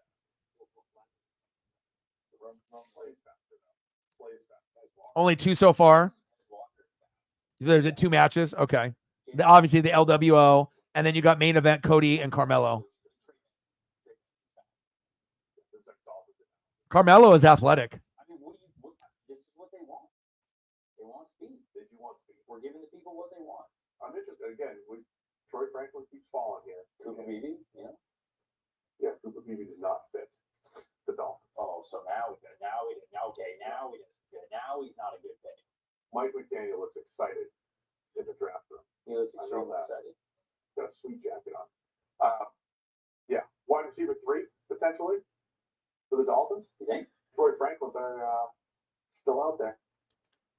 Got to pick in. They do look pumped. That's another deep threat. That's I Troy thought Franklin's smart. I thought Xavier Worthy could have been their guy in the first round. I really did. I thought they were going to go after him. Kept them from the Chiefs. If they did. You know, if only. And now the league has to be absolutely terrified of what Xavier Worthy is going to be on the Kansas City Chiefs. Let's fucking go, baby. Fear factor because it's the Chiefs. Oh, Tampa Cowboys on the clock. Tampa's next. Like, sub, donate, comment, share. Let's see where we're at right now. We got 27 people, so we got a few more people that have came through since the stream has gone on. But again, most of them are on the Twitter/X side. Let me see. So we need one more person to smash the like button to get us to 10. There we go. We just got it. And then we have limited people, obviously, on the YouTube side, more on the Twitter/X side. And then hopefully we can get to 15. And then if we get a few more people to hop in, then we'll try to get to 20. Appreciate that. And we're at 25. We got 75 to go to hit the goal. SmackDown Randy Orton. I know people were talking about that. That could be a possibility. Rakestraw, Benson. Oh, Tampa needs a wide receiver, offensive tackle, edge, corner. Troy Franklin to the Bucks. I don't really need a wide receiver necessarily, but again, Evans is getting up there. You got Godwin. Troy Franklin would be pretty badass. Give me at least a Duck player, on Tampa. Patrick Paul. Patrick Paul to the Cowboys. Oh, here we go. Tampa. Bubba's working with WWE. Bubba is very controversial. If you've ever seen any of his stuff on online and whatnot, but he knows the business, and again, the Bubba that I like, a lot of people remember him from WWE with TLC with Edge and Christian and the Hardy Boys. But my favorite was when he was in ECW, the Dudley Boys with Spike Dudley and Big D Dudley and all the other Dudleys, Sign Guy Dudley, Big Dick Dudley, all the Dudleys. 9 total pressures all last season, 1 sack in each of the last 2 years. He's got the size, the frame, the movement skills. I think he could be a really high-level player. SmackDown Live. Where, a couple of those guys went yesterday in round 1 where they don't need him to play right away. They probably will at some point in year 1 because Teron Armstead is basically, the equivalent of Tyron Smith in terms of you got to factor in 25% of the season that he's going to miss. So he probably plays year 1, but not starts. Yeah, I think he's got some developing to do, long and lean, but he's got the frame to develop, the length to recover pretty well at pass protection. And look, I don't think there's at this time in the draft, I don't think there's a lot of day 1 starting tackles. I mean, a lot of people did like Roger Rosengarten from Washington, maybe as a day 1 starter. I don't think any of these guys are locked in. To me, they're all developmental at this point, and now Paul gets to go. All right, I went back through and liked some of your posts there, Matt. 68 consensus boards, a little bit. Nia Jax. Are people still afraid of her hurting the other females in the ring, or is that kind of gone away? Because I know that was a real big concern when she came back, is that the amount of people that she has injured over the years and whatnot. But people that don't get right. He's like, oh, he's gonna say, well, we want to trade back to the impact time. Well, they have Zeke coming in. They're signing Zeke too. Do you need to trade that? Oh, I don't know. I don't know. Cowboys.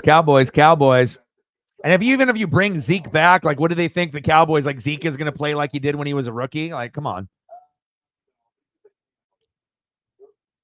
If you're the Cowboys, you get offensive line. If there's someone there that's good enough to be able to fill the role, but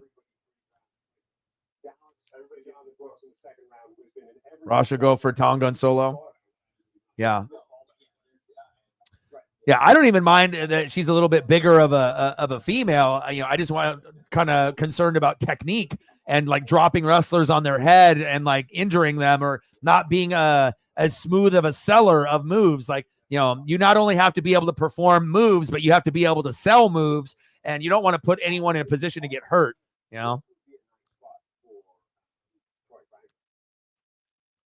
gonna say him for everybody. No. But this, I specifically didn't like his fit in Miami. This, I think, would be a good fit.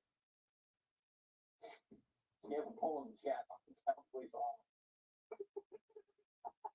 Yeah. No, he's 72nd. We need the next poll that is, does Jerry Jones know what all in means?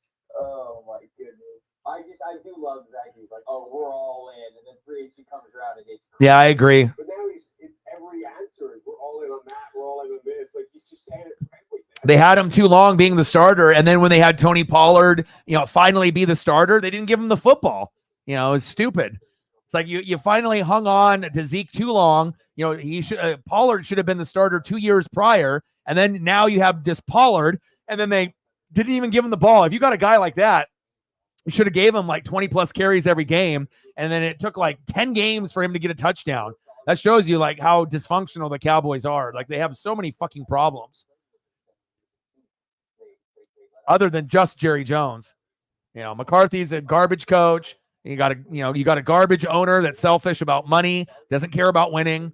You know what I mean? Dak is a great regular season quarterback, but he can't play in the postseason. You don't got an offensive line. CeeDee Lamb is nice. You know what I mean? And then the defense, you got Micah, DeMarcus Lawrence, but who else? It's like you've had, at points where you've had top 10 statistical defense, top 10 offense, but in the postseason, no one ever believes that they can get it done. It's like they have this like curse, because they know that they're just going to fuck up, and they do year in and year out. Tonga and Solo. Calvin in the building. What's good, brother? Calvin, what'd you think about Kool-Aid? You like it? It's like the first time that they actually picked a player that was somewhat well-known instead of just some rando, right? Obviously, they're not going to, go to like LSU players on the Saints, but at least you ended up getting Kool-Aid. How are you, Calvin? Marshawn Nealon to the Cowboys. Here comes Tampa Bay. Who is it going to be? Troy Franklin to the Bucks?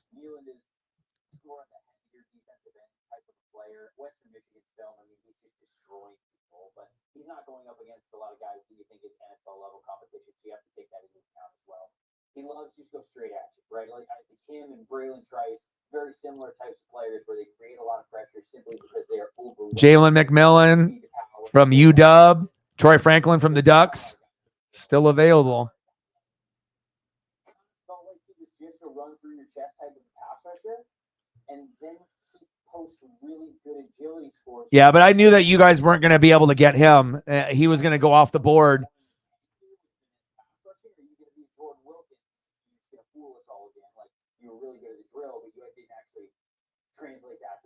Did you Fuaga was? Oh, that was your guy? Most people don't know who that is unless you live here in Oregon. Hopefully, I mean, offensive line was the right, piece for you guys, to grab. So, and I hope it works out. You know what I mean? He's got a big, thick legs. He's fast, but again, not really well known unless you did research on him or you ended up watching Beaver games. And for me, I watch all the Pac-12, so I'm familiar with a lot of the guys in the Pac-12 where people that live in the Midwest or East Coast or the South may be like, "Who the hell was that?" But I hope it works out for you. Yeah, you got Fuaga last night. He's got a 36-inch vert. Like, he's actually got an elite change of direction. So there's a bunch of data points say he actually can play on the edge, but I think the tape says he's best inside. Yeah, I'm kind of with you guys about the power. He reminded me a little bit of Marcus Davenport, who is just a pure run through the Wide receiver, player at UTSA. It's like offensive tackle, edge, corner. He said best fit Blake Fisher from Notre Dame. Rakestraw available from Mizzou. at some point. I mean, if we go offensive line, I'm not going to be mad about that. But For Dallas. 6'6", 310. You like Blake Fisher, Odin? Where are we going? Offensive line, offensive line. Give me a tackle. Give me an offensive lineman. The edge rusher from Alabama after getting Graham Barton in the first round. These were Where are we going to get? Edge rusher, offensive lineman, edge, offensive lineman. What are we doing? not quite yet there yet. Chris Braswell, edge from Alabama, huh? 6'3", 251. What do you think about that, Calvin? What do you think about Braswell?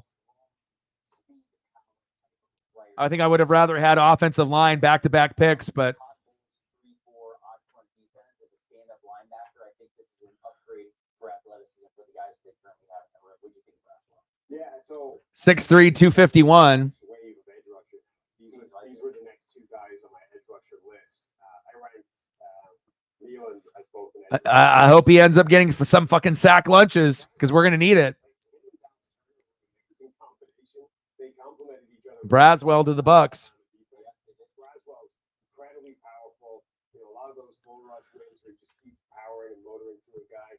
Really active hands. He's basically everything. I mean, I think I would have rather went offensive line for the future, but I'll take it. On your team, great pick. If you need him to be that guy, he's probably going to be lacking. Yeah, and I'm not sure exactly the role that he's going to play. I know that they really want him to be as much of an all-around passer as they possibly can because Joe Tryon has not taken that next step. But I don't know, how do you feel about Braswell real quick? I mean, he's a solid prospect. I think expectation-wise, though, historically, it's difficult to find impact edges beyond the first round. You usually find them all in the first round. There's a reason why Marshawn Nealon, Chris Braswell. My buddy just sent me his seats at the game. It's like 15 rows back. Perfect foul ball territory there in Seattle. Beautiful. I said, get a ball, head on a swivel, channel your inner O-Dog. Inner O-Dog activated. Let's go. Sometimes a piece of furniture can completely change your space.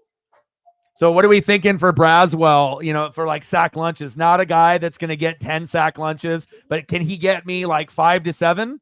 Is he that type of guy that's just going to be a hard worker and then he'll, get some deflections and, try to get to the quarterback, but probably not going to be like a powerhouse player, but could be a guy that could fill a need for me? Or shop online at DamiaFurniture.com. They are the next generation of native Hawaiian surfing. All the hard work and Nice. My buddy's like, I'm 3 drinks deep in a J. I'm ready.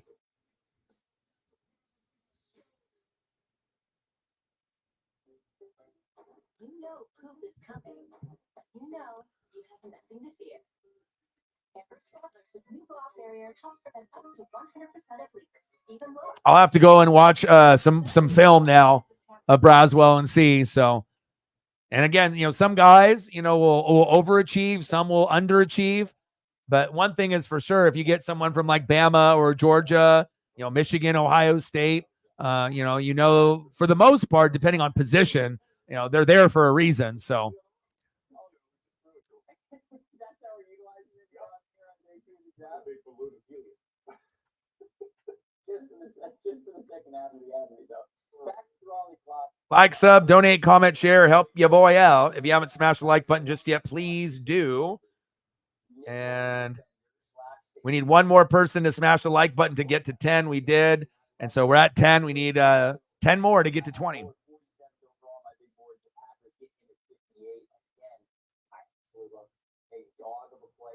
Xavier McKinney can play free safety for you. Javon Bullard can play strong safety. When you need to kick Jair Alexander out to the outside, Javon Bullard can come down and he can play nickel. I truly love it. I love Javon Bullard as a football player. I love that versatility. You don't get on the field as a sophomore at Georgia with those defenses unless you are a full pun intended dog. And that is exactly what Javon Bullard is. It's what he was his sophomore, junior year started in. I love Bullard, but what do you think about the fit here within the 58 for the Packers? Yeah, so he's like a kind of tweener nickel safety type of player, whether it's Brian Branch, who ended up becoming just a full-time slot corner, or whether it's a safety that plays like over the slot. 5 to 7 is max. So he's more of a 3 to 5 kind of guy, like three sacks, 4 sacks, 5, and then if he overachieves, like 5 to 7, but like 3 to 5 is probably more realistic.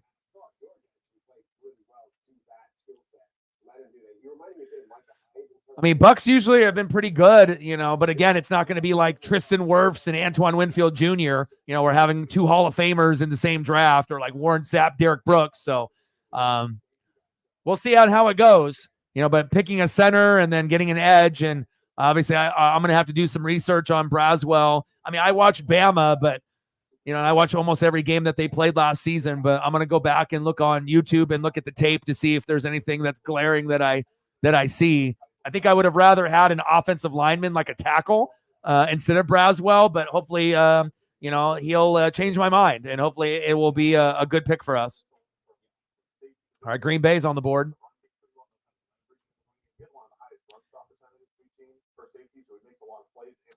She didn't want to be lead mod, so I feel that she was spending time like on other channels, and I feel that maybe if you're going to be spending time, on other channels and you're grinding it out on another channel also, and then if we're going to be doing a stream and you're not fully focused, just on the basic like responsibilities, like, sub, donate, comment, share, things like that. Again, it's like, everyone can be loyal, to wherever they want to be, so some people on YouTube, are going to be on one channel. Some people are going to be on like 5 to 10, so Matt is the lead mod, and I feel for her, she wanted to spend her time, at other streams also. But if it was going to affect like the performance here, and if you're getting burnt out and whatnot, because again, obviously being a lead mod for me, just like any, streamer that's over 10,000 subs, it's going to be a grind because I'm grinding every day. I'm not streaming like 2 times a week. So it's either you want to be a part of this channel, or you don't. And, so I have to make sure I have people that want to be here, that are going to put the effort, and that we can vibe. And I think she felt that, if she wanted to spend time at another stream, that's fine, And so as long as I have someone that I can count on, that can be here every day, that's going to do a good job, like Matt has done. So that's where we're at right now. So that's, it's up to her, if she wants to be able to come back or not, or if she's embarrassed or whatnot. But, I wish her the best, and again, if she wants to be able to spend her time somewhere else or doesn't want to grind it out every day, being the lead mod, Blake Fisher there to the Texans. That's a good pick for them. CJ Stroud. So, yeah. Again, it's not going to be easy being a lead mod for me or for anybody. If you're a regular mod, you're going to be here, but for the lead, it's like, I need them, you're going to have to be like, I'm the president. I need the vice president. I need my right-hand man or woman, like there. So, but again, I mean, if like typing in like, sub, donate, comment, share, if you get to a point where typing that in, 5 to 10 times in a stream is too much, or you're watching multiple streams and you want to go somewhere else, people just need to communicate, and this, let me know what's going on and whatnot. So, but yeah, put a lot of hard work and a lot of effort over the years, but I think probably got burnt out, and maybe the lack of donos maybe was affecting her, based on when we were grinding it out and whatnot. So, again, I wish her the best. Matt is running the show now with me, and maybe one day she'll come back and slide through. So. Just make sure that one of the guys you're coming out of the draft with is going to make a day one impact. It doesn't necessarily mean. But I can always tell when certain people are going to be distracted.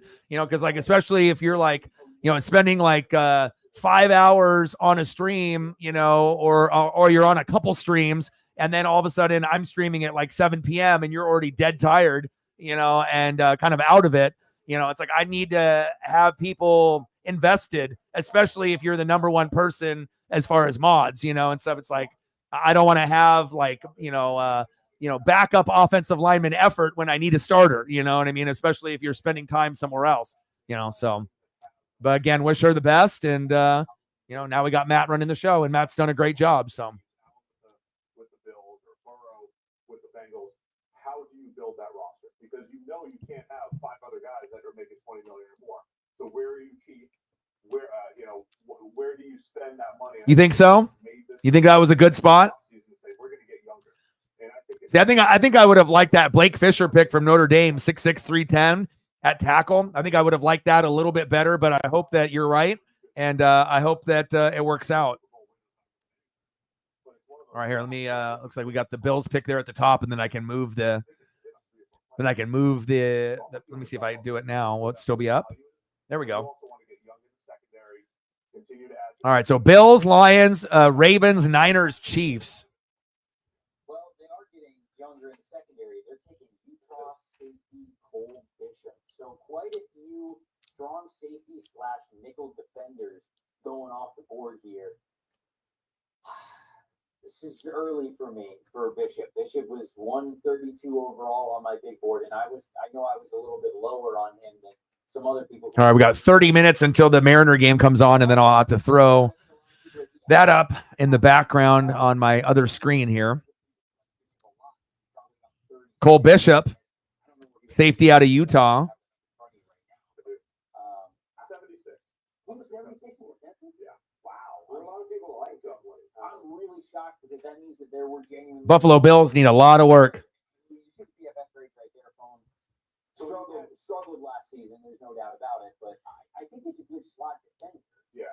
I don't really know if he's that high of an impact slot defender here at this spot in 60. So when you get So second round is just about to wrap up here in probably the next 5 to 10 minutes here. And then we'll have round 3. And a lot of the names won't be as recognizable, but there still will be some splash names that are there. And then hopefully the Mariners can end up beating the Diamondbacks. Then my night will be complete. And then we'll be streaming Mariners and Diamondbacks tomorrow night at 6:30. So we'll be doing that. I'll be excited for that matchup as well, especially when we're right there. Chris in the building. What's good? Who spent his whole NFL career being a box defender, pretty good against the run, questionable in coverage, even though he's supposed to be a really versatile coverage defender. I think that's Bishop's skill set. So to me, it's about the role, keeping him in and around the line of scrimmage, covering tight ends. I think he does have that athletic ability to contribute. And I do think what you like about him, and I'm looking at my strengths and weaknesses that I have to draft. Some of the weaknesses, I say, he gets trigger happy at times coming downhill. He gets a little bit over aggressive. It'll leave him open for double moves. Ricochet for Raw. Like that. But he does play with his hair on fire, right? I mean, like, he is a high motor type of player, and I can see why Sean McDermott might look at him and be like, okay, I'll coach him to be more patient. But if he's going to play that hard for me, those are the types of secondary players that I want. So I can see why coaches would be a little bit higher on him. I just wonder if some of those over-aggressive tendencies will come out. Yeah, I mean, he's got, the traits. He's got the measurables, he's got the size, he's got that kind of approach to the game that people love to see. So you can get Wrapping up these last few picks here. But he is a guy that it's very difficult to make a compelling, statistical or grading case for him to be taken this high. Prayers up, man. That's tough. I've lost quite a few in the last year. The number keeps going up and up and up. Mental health, we talk about it, pretty much on every stream that I do. It's very, very important. You got to make sure that you're taking care of yourself, and you got to make sure that you're doing the right thing, each day to make sure you can win the day. Easier said than done if you got depression, anxiety, addiction problems and whatnot. I got a friend right now that I'm really, really concerned about. And I'm hoping that I can find the solution to help my friend out, because I don't want to lose my friend. I want my friend to, to keep living and to be in a better situation, and it sucks when you feel that someone is like trapped, especially if they're getting verbally abused or, possibly physically. And it's like, it kind of breaks my heart, and whatnot. And I wish I had more money and I was in a better situation of like owning my own house or having an apartment of my own. So that way that I could rescue this individual, but I'm not necessarily in the greatest position now because I'm in a kind of a transitional phase right now until I can get back on my feet. But prayers up, to your friend. And again, like I said, it's really tough nowadays for, I think, everybody. It's hard to be strong, but again, sometimes you got to dig deep. And I'm really hoping that I can get my friend out of the situation that they're in.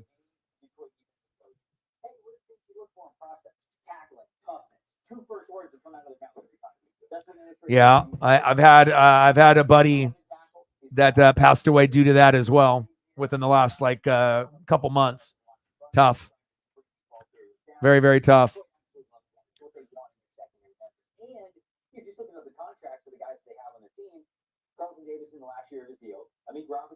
Damn, the Lions got Rakestraw. Man, Lions are cooking. Lions are cooking. They ended up getting, Carlton Davis for a third rounder. Then they got a third rounder, type of guy. Man, they're just trading and getting more pieces. Got a corner. Now, man, my goodness, Detroit.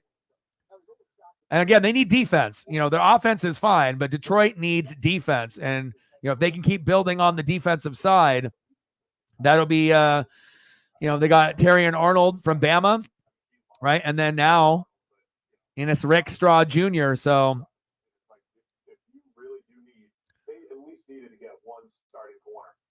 you got two corners in the draft, and you got Carlton Davis. So, they're not fucking around. They're really, really trying, to be able to take that next step. Don't be shocked if you see the Lions in an NFC championship game, moving forward a few times within this next 6 to 7 year period. And hopefully, for Lions fans, they can make at least a Super Bowl appearance here in the next 5 to 6 years. Hell, it could be as early as next year. Long, sustained period of success. They're not just trying to peak for 1 year, win. They want to do this for as long as they can. Next up is the Baltimore Ravens. And then we'll have Ravens, Niners, Chiefs, and then we'll be going into the third round.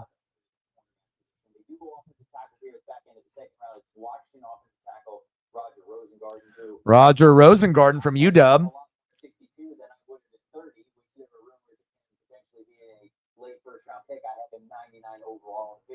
I think he moves really, really well. I think he's a good athlete. I think he's a good Pac-12 type of offensive lineman, a little bit lighter, somebody who can cover a little bit more. Yeah, and also too, before I started doing, YouTube full time, I was doing phone sales for big companies, for like 20 years, and it's a very cutthroat business. Just like any sales job is, either face to face or over the phone.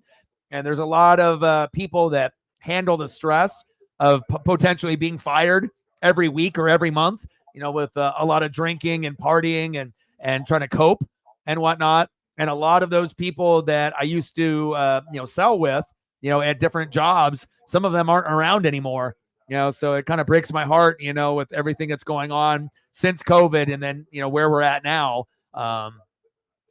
It's like you got to just make sure you're looking out for your friends the best way that you can. Make sure you're checking up on friends, making sure that they're okay.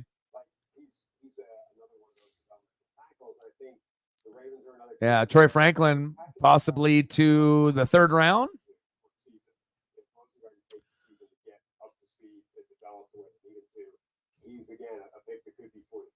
Haloti Ngata, baby. One of my favorite Ducks defensive players of all time. So the thing about Rosengarten that I actually like the most, even beyond the athletic, he plays with a chip on his shoulder that you don't often get from finesse offensive tackles. Like when you often talk about he plays with a chip on his shoulder, like he's looking to really finish and bury you out of the play. Like we talk about Mullen, J.C. Latham, Felice Fuamas, guys like that. But Rosengarten is more of a finesse offensive lineman. He'll still be a little bit feisty. He will still be that type of a player. So I think that's why NFL teams probably love him, is they see that nastiness. You move really well. You're a little bit lighter. We'll pack a little bit of weight, a little bit extra strength on you. Then they probably. Roger Rosengarten. All right, we got Niners up on the clock, and then the Kansas City Chiefs, the two teams that are the best in each conference. It seems like year in and year out. Detroit, if they had any kind of defense, they could have made the Super Bowl last year. But again, really, really good on the offensive side of the ball. But you got to make sure you're giving Aiden Hutchinson some help, get some better players there at linebacker, and keep beefing up that secondary. And they'll end up getting to a Super Bowl sooner than later.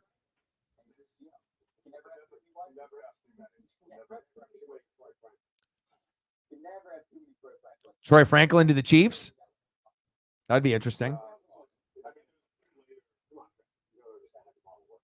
Yeah, I mean, it's by round, you know, so it's by like, you'd only want to take your blues, like Jonathan. But they probably need it would be smarter for the Chiefs to go defense, you know, rather than wide receiver. But By the way, so those two guys in the consensus second round. the pick is in. Oh yeah. Who will it be? Are they going to go offense? Or are they going to go defense? We're almost there. We only got 2 picks left. Of course you are. Like I said, there's not going to be too many people that are, you know, going to have the same similar interest as you. You know what I mean? Some people are going to like her music. Some people aren't. You know, some people are fans. Some people aren't. You know what I mean? It's just, that's how it goes. So. Because the 49ers are graded on a different curve to some other teams in the NFL. They expect to be in the postseason. They expect to be in the Super Bowl. So you need to start weighing yourself. And It's all good, man. There'll be others. The best teams in the NFL. Like, sub, donate, comment, share. Help your boy out. 75 to go. Trent Williams still the best left. See what happens here with the Kansas City Chiefs and the San Francisco 49ers. Or was it Chiefs back to back? Chiefs back to back from San Francisco. Ooh, interesting. So you're going Chiefs here. This could be really big for Kansas City, depending on who they get right here back to back. You go Troy Franklin and then go defense. Go corner and then wide receiver or wide receiver corner.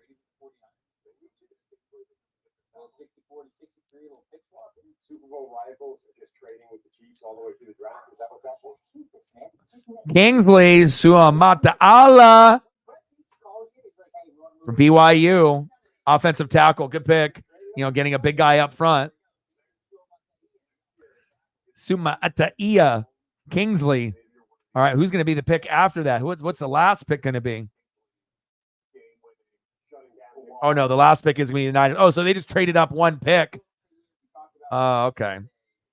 Now the Niners are on the clock. I said they're not going to have back-to-back, are they? Okay, now we got the Niners. That makes sense. Both sides of the offense line.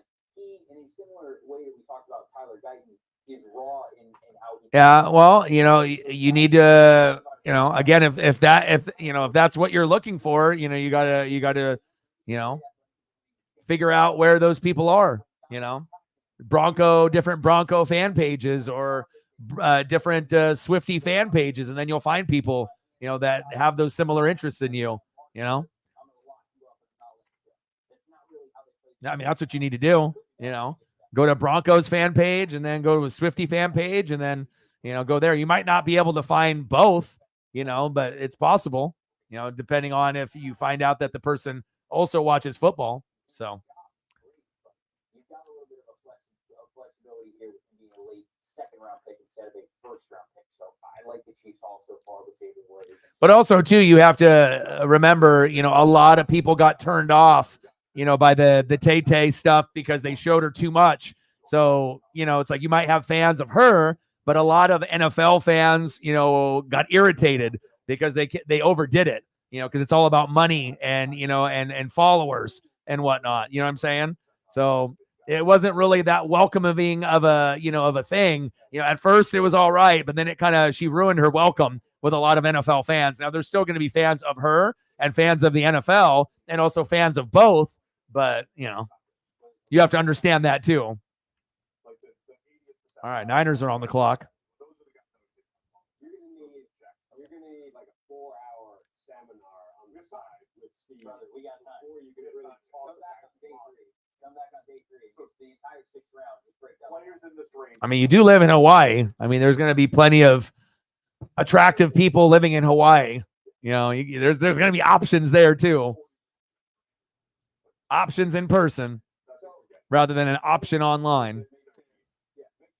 Plus, long-term stuff doesn't work, you know, long distance. The draft guys are like great day two type of player. All right, what is the pick? The pick is And what are the Niners going to do here? But Kansas City has a tackle need, right? So the question is, do they throw him right in there? Do they just put him as a competition, hope he wins it, or are the Chiefs going to Let him know. to the veteran free agent market and sign 25, 75 to go. Shout out to Jared for hooking us up with 2 separate donos. Appreciate you, Jared. keep that spot tied over until maybe you got So we got second round just about to wrap up, and then we're going to have another faster. We'll have about 2 more hours, about hour and a half to 2 more hours. We'll get done around 8:30, and then obviously third round will be 5 minutes per pick, not 7. So we'll fly through the third round much faster. 10 minutes for the first round, 7 minutes for the second round, 5 minutes per pick for the third round, and some picks will come in pretty quick. So.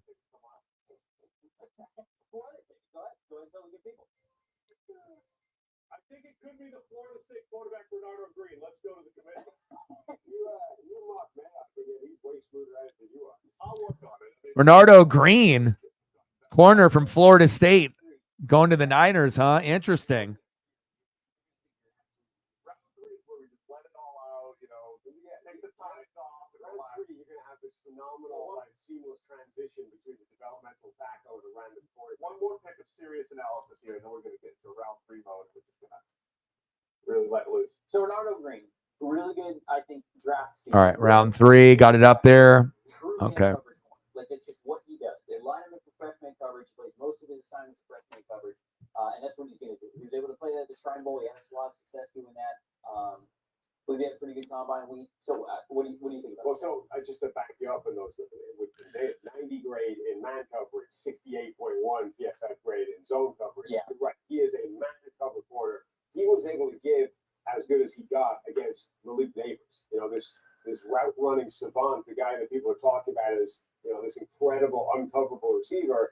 Green was able to go one-on-one with him, do a really good job. And even he gave up a touchdown where he was absolutely locked in on Malik Neighbors, and Neighbors made one of the freakiest adjustments to get his feet in. All right, Mariners are going to be on pretty soon. So yeah, Shrine Bowl footage. Got to get this Mariner game queued up. He was so good in those first 2 days he practiced. Right, and they're great. Now I'm looking this up right now. The 49ers only played the 18th most snaps. I got the Mariner game situated here. They did most press coverage. All right, perfect. Now I'm all set. Mariner game against the Diamondbacks, which I would have streamed if I didn't do this. Giants fan in the building. Thank you so much. Appreciate you. I got the Mariner game here in the background, and then I'll be doing the Mariners and the Diamondbacks tomorrow at 6:30. Giants fan 56. I hope you have a great rest of your evening. Appreciate you.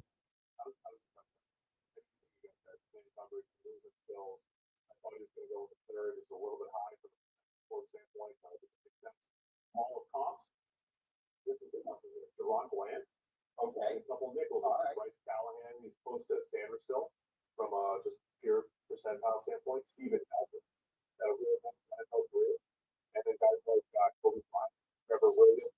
So good for that. That's a good conference. Round 2 in the books. I should have actually expected that a little bit. Good. Yeah, thought there, but what about the let's see, we got All right, third round. Now these picks are going to start coming in quick. Again, about 5 minutes in between each pick. Some names are going to be recognizable, but again, some, you're going to have to dig a little bit deeper depending on your knowledge of the college game.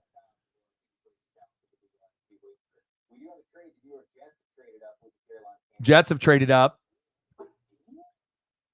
Got TJ Tampa. I mean, some of these names, people are, Jaden Hicks, the safety, Jalen McMillan, big name. Blake Corum from Michigan, the running back. That's probably the biggest name that's still on the board. And then we got Troy Franklin from Oregon. Brandon Dorless from Oregon as well may go in this round. So got a couple Ducks. We got one in the first round, right? One in the second round, and then possibly 2 Ducks in the third round. So let's go.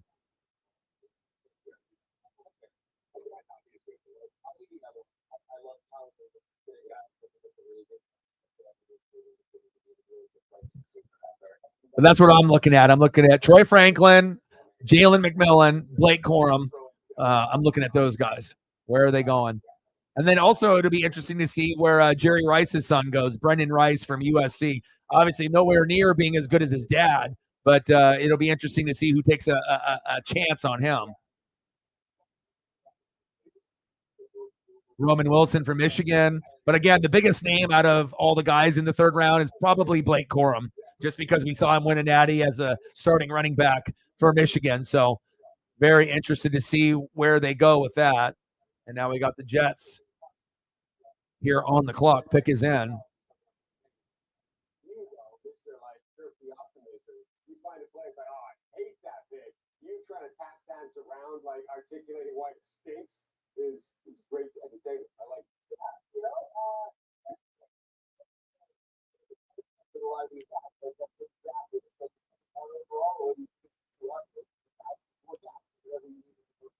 so I just world where I like to see this guy. I just Yeah, I think Cole Bishop. 130. Wow, Jets, wide receiver. Malachi Corley. Off the board here. Malachi Corley from Western Kentucky to the Jets. A little Aaron Rodgers, huh? Going to Corley. I mean, you're gonna put him in space. Now you're thinking about him and the Jets offense, right? The Jets, right? That traded up. This is the That are going to complement Mike Williams and Gary Wilson, and getting the ball in his hands. He trucks the dude at Ohio State in like week 2, whatever it was, and I think from that point on, people are like, "Yeah, get the ball." Yeah, it's a pick where I love the situation and the fit more than the player himself. I think he might be a little bit overrated, certainly relative to what some people are talking about. He's not the next Devo, but if you want to put him in that type of role, it's a skill set that doesn't exist anywhere else in this Jets offense. Cardinals back on the clock. We're going to analyze. All right, Cardinals on the clock. Already made and some of the options. Obviously, with the ESPN, obviously ticker, it'll take them a little bit longer to throw it up there. And I think I got everything situated for this Mariner stream here as well. April 22nd to the 28th. Get a free tech check, personalized advice, and special offers and deals. Like a free 5G phone when you switch. No trade-in required. Don't miss out. Get more for your business. Partner with our experts today. Let's make it happen.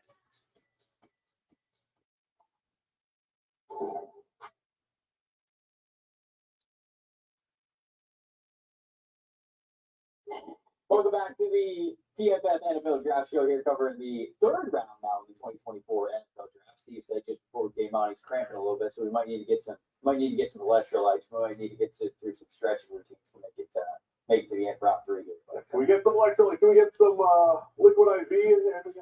If he cramps up, you'll be able to tell. We don't have space for him to be doing stretching in this area. We want some Malachi Corley comp. Yes, let's get some Malachi Corley. Right. Disappointed? Picked by the New York. The WWE draft disappointed you? Never a shakeup? What were you expecting? Like some big names to go from SmackDown to Raw and Raw to SmackDown? I assume that's what you wanted, right? Like a big superstar to switch, sides to go to the other show. Well, then I was thinking, like how often did they put him at running back? And they did a little bit, and then I was thinking, the Niners going to take him up. Raw, Ricochet, SmackDown gets the Bloodline, Alpha Academy Raw, Andrade, SmackDown, AJ Styles, Keanu James.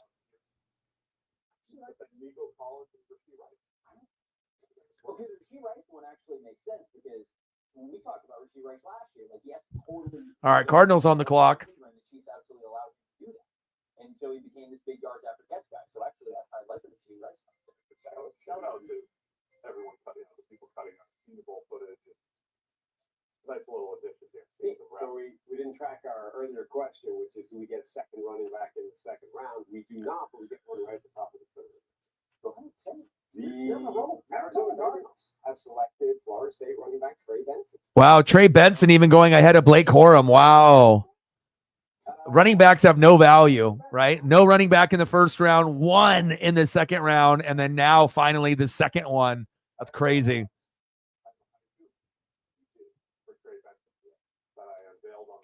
Right. No, I understand. Right. It is round 3 after all. Can't arm tackle him. Nimble, but he's Right. powerful. Yeah. Sounds like you need to be able to put in an email to Triple H. You know, they got to be able to change it up. Hopefully they'll change it up maybe next year at some point or another. Trey Benson to the Cardinals. 6'1", 223. Trey Benson was RB1 Back off four. Take it. It's also 2 syllables. It makes sense in English. Do you think that's better? I just think that's an English sentence. You just have to pause a little bit more. All right, Stepping back. I'll run my haikus by you next time. Thank you. I had Trey Benson RB1 going into the season. I got to wait till all the way to pick 26. Force missed tackles per attempt, which is a great stat that we have in PFF to try to separate running backs from their offensive line, right? That's always the tricky question. Okay, you're very productive. Is it just because you're a product of the offensive line? All right, there we go. Or you really- All right, Washington on the clock after the Trey Benson pick from Florida State. When we try to separate those two, force missed tackles per attempt is a stable metric that we use to evaluate that. He had an extremely high missed tackles force per reception or per carry average in 2022. I mean, it was 0.52. So every other carry. No, you're good, bro. You're good. I actually prefer more people to be able to comment on the chat rather than not. You know, because sometimes we'll have people comment, and other times people will just be looky-loos and they'll just be listening and watching. You know, but I would rather have people comment, you know, on whatever's going on rather than just being quiet. So don't even worry about it, man. Because like I said, sometimes we'll have streams where I'll be grinding it out and I'll be calling a game or whatever, and we'll get a lot of interaction, you know, and then there'll be others where it's kind of minimal. So you got something to say, you're good, bro. Plus, I'm a huge WWE fan like you, so I multitask, you know. WWE, NFL draft, and the Mariners and Diamondbacks. I mean, I usually watch, you know, when I'm doing streaming, I try to watch 2 to 3 things at once, but it just depends on where my focus is at. So, yeah, NFL doesn't want to draft the running backs high or pay them. They just want them to just get used and abused. And then when it's time to pay them, then they just decide to go for a college kid and, you know, and then not pay them and then just repeat the process, you know, and hopefully at some point or another, I know it's a passing league, but it would be nice to be able to see teams appreciate and get back to the old days of, you know, running the football, but and getting running backs to be appreciated and paid more. I mean, they are the bell cow of the offense, but you know, the way that, you know, the, you know, owners and the GMs and the coaches and as well as the perception of the fans, it just sucks, you know, because again, you know, running backs are very important, but it also shows you don't necessarily have to have a top 5 running back to win a championship either, though.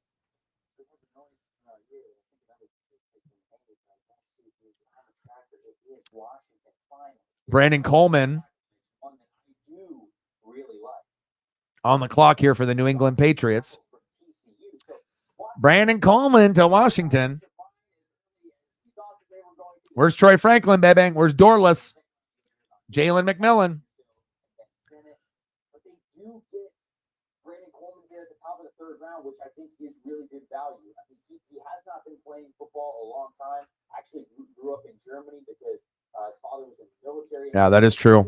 Comes over to the United States, actually wanted to play basketball. Cool that Reggie Bush ended up getting his Heisman back, though. I mean, considering with all the NIL deals and everything else that's going on. I did take a peek at Pat McAfee show this morning. I don't watch it like I used to. I used to religiously watch Good Morning Football and Pat McAfee show. Now it's like kind of, you know, once in a while, depending on what I'm doing with Paisley. But I did catch a segment where they had the interview with Reggie Bush, and I'm glad that he got his Heisman back. Well deserved. All right, next up on the clock is New England.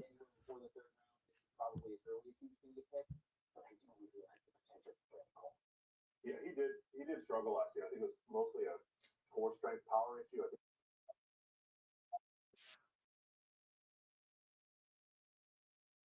He did have a really good workout.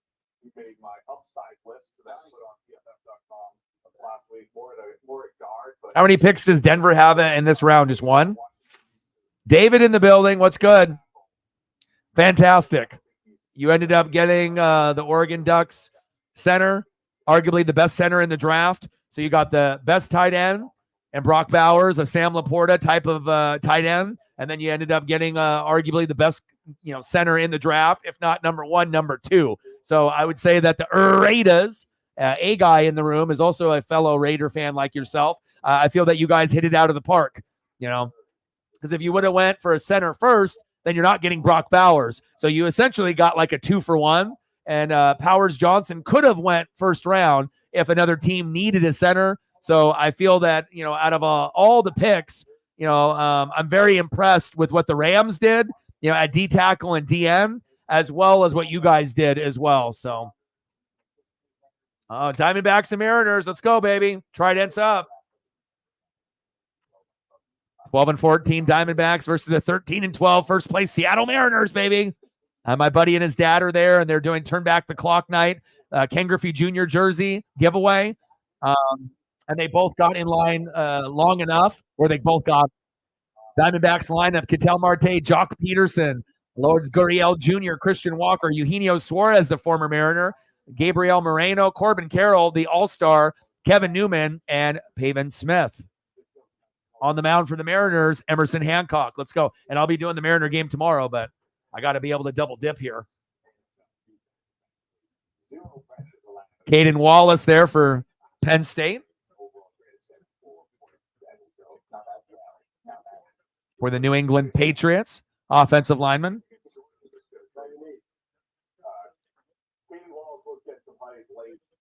Reflect in the building. What's good? Let's go, M's. Oh, 5th round. You got to wait till tomorrow. So Reflect. So I did some deep diving and whatnot, and Jackson Powers Johnson. And so with Tampa, based off Graham and that pick, I'm watching the Mariner game right now, and I can call a little bit of it as we're watching and doing both. But the reason that they ended up going, not just because he's from Duke and the number one, but he actually played guard, tackle, and center at Duke. And so they feel that the flexibility that he has, to play center or instantly move to guard and emergency tackle if they need it, gave them the flexibility that they were looking for instead of a Jackson Powers Johnson only playing center. Could he play guard? Yeah, but he'd be most effective playing just center. So you got a guy who can play 3 positions or 5 positions, or a guy that can play 1, but be really good at it. But it's just kind of ironic that it went from one Pirate team to the other, and then the Raiders get Brock Bowers and Jackson Powers Johnson. But that made me feel a little bit more comfortable with the pick, knowing that the guy has flexibility, and that's why we went that route. Emerson Hancock on the mound. My buddy and his dad are at the game, and they got great seats. And he sent me a photo. He's right off first base, about 10, 15 rows back. I said, put your head on a swivel, and you might be able to get a ball. But he's been to like over 100 games with him and his dad, and he's never gotten a ball. And I've gotten to like 7, and I've gotten 3, and I've gotten a ball with him, a Julio rookie ball from his rookie year. But we're going to go see the Orioles together. Nice catch by Julio, 1 away. But I'm going to try to get him a ball, when the Orioles come to town. That's wild, huh? That's crazy. Junior Colson there for Michigan. Next up off the board.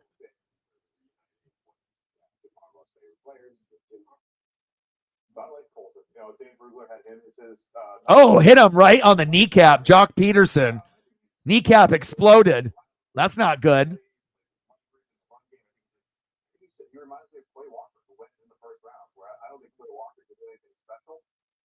Damn. Come on, Emerson Hancock. But, me being a Duck fan, of course I wanted Jackson Powers Johnson. And I had to, instead of seeing my fat face, my old photo from back when I weighed like 270, I decided, you know what? Let's go put Jackson Powers Johnson on the thumbnail and give him a little bit of love. And then the Raiders got him. So I think that's a fantastic pick for them. Bowers and Jackson Powers Johnson. That's probably the best back-to-back picks the Raiders have had in years. So.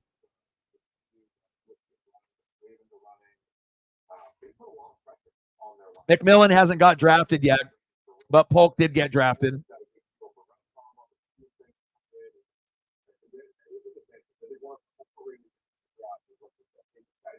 team, it'll help to adjust. I think it is in advance. And they need offensive line, and they need someone to be like the Darren Waller, there. Again, they still need to figure out quarterback next year or the year after, even though they got Aiden and they got Gardner Minshew. But, of course, probably you're going to look for someone a little bit better, down the road. But, so far so good. But we're still waiting for more Ducks and Huskies to come off the board. And hopefully we get some here. Dorless, Troy Franklin, and then Jalen McMillan. Those are the three that I feel that me, Matt, and Reflector kind of crossing our fingers, hoping that they get their name called here sooner than later. Top of the first, 0-0 Mariners and Diamondbacks. Runner at first. Emerson Hancock on the mound.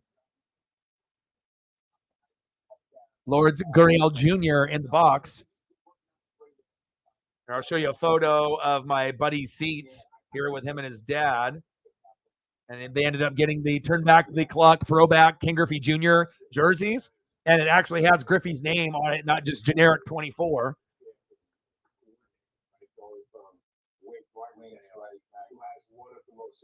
Here, I'll send him to Matt, and then I'll pull him on the screen. Chop foul.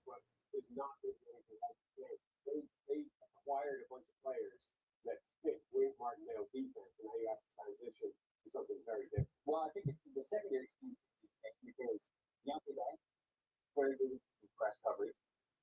Press coverage. So these are two similar. Chop foul. They got two corners that are pretty good. It was one of the only corners that actually knocked out that time. If that was Ladenfunk, he had such a big one.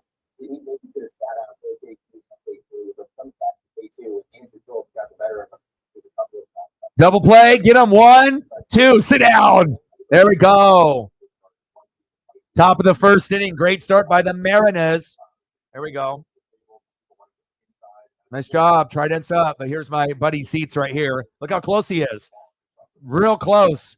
10, 15 rows back, right off first base. This is the perfect spot, like foul ball country as well. And the Mariner dugout right there is just to the left. And after innings are over, J.P. Crawford will typically throw the baseball into the crowd right in that general area. Sometimes short, right in that little front row to kids. But then sometimes we'll, lob it, in this general area right here. And these are the best seats typically to go when you're at a Mariner game, off first base if you're a Mariner fan, and then off third base if you're a visiting team fan. And this is pregame, way before the game started. Obviously, there's more people at the game than this, so pretty cool.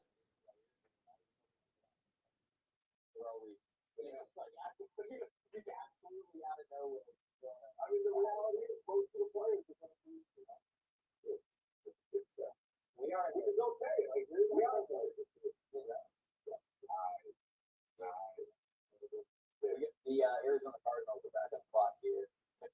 And then I got my buddy's dad that went with him too, and then he got the Griffey. I'll show you this too.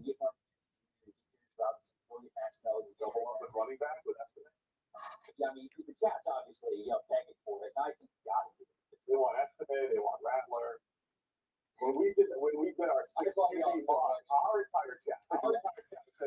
Wish I was there with them. Normally we would be there, drinking it up, eating it up. But I'm glad that he's got a chance to spend some time with his dad. And what a cool day to go to see Eugenio Suarez and Ketel Marte come back to Seattle, but specifically Eugenio Suarez. And then you end up getting jerseys, and Griffey jerseys for that matter. Pretty cool. Foul ball galore, but he doesn't really have his head on a swivel as much as me. He's not as much of a honey badger as me, and I'm not going to knock anybody over. And if it comes down to a kid or me, the kid wins every time. But if the ball goes into a group of adults, Rojas, back, gone.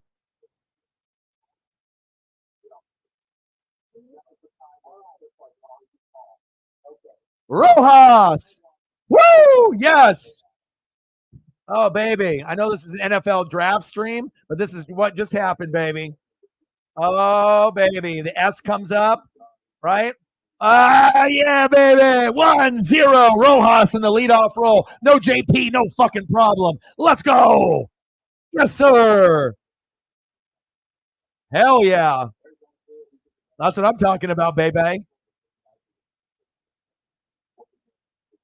Fuck yeah, Trident's up.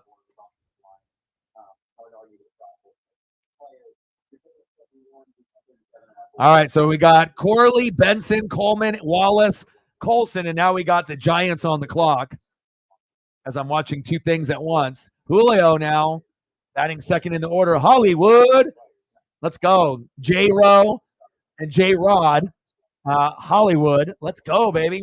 And like, remember, it's kind of ironic that we were talking about having him lead off and moving the guys around, but I didn't want JP Crawford to get injured for it to happen. But, you know, when you got a guy that's got the highest batting average on the team, and even though it's a new guy filling in for Eugenio Suarez in the 9-hole, put him in the leadoff, right? Put him in the leadoff. And now he's coming to play. Let's go, Hollywood.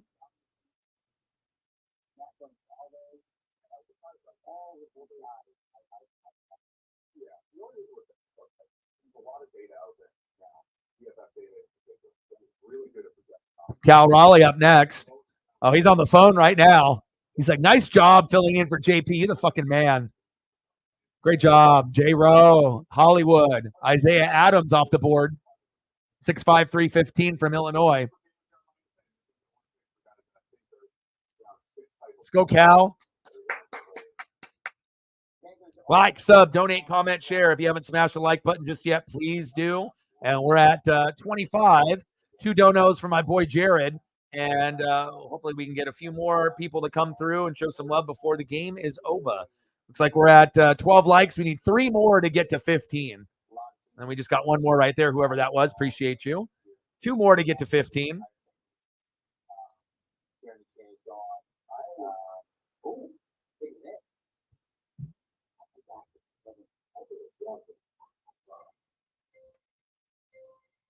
Reflect with a tenner. Appreciate you so much. $10 holla. Stacks on stacks, racks on racks, little cactus jack, bang, bang. Let's go. And again, I'll be calling, you know, a little bit of both here. You know, obviously multitasking as I'm watching the draft, as well as watching this Mariner game. Bottom of the first, 1-0 Mariners. Gallen on the mound. Cal Raleigh in the box, 3-2 pitch. Pitch is low, and he punched him out. Boo! Wasn't even in the strike zone. Unbelievable.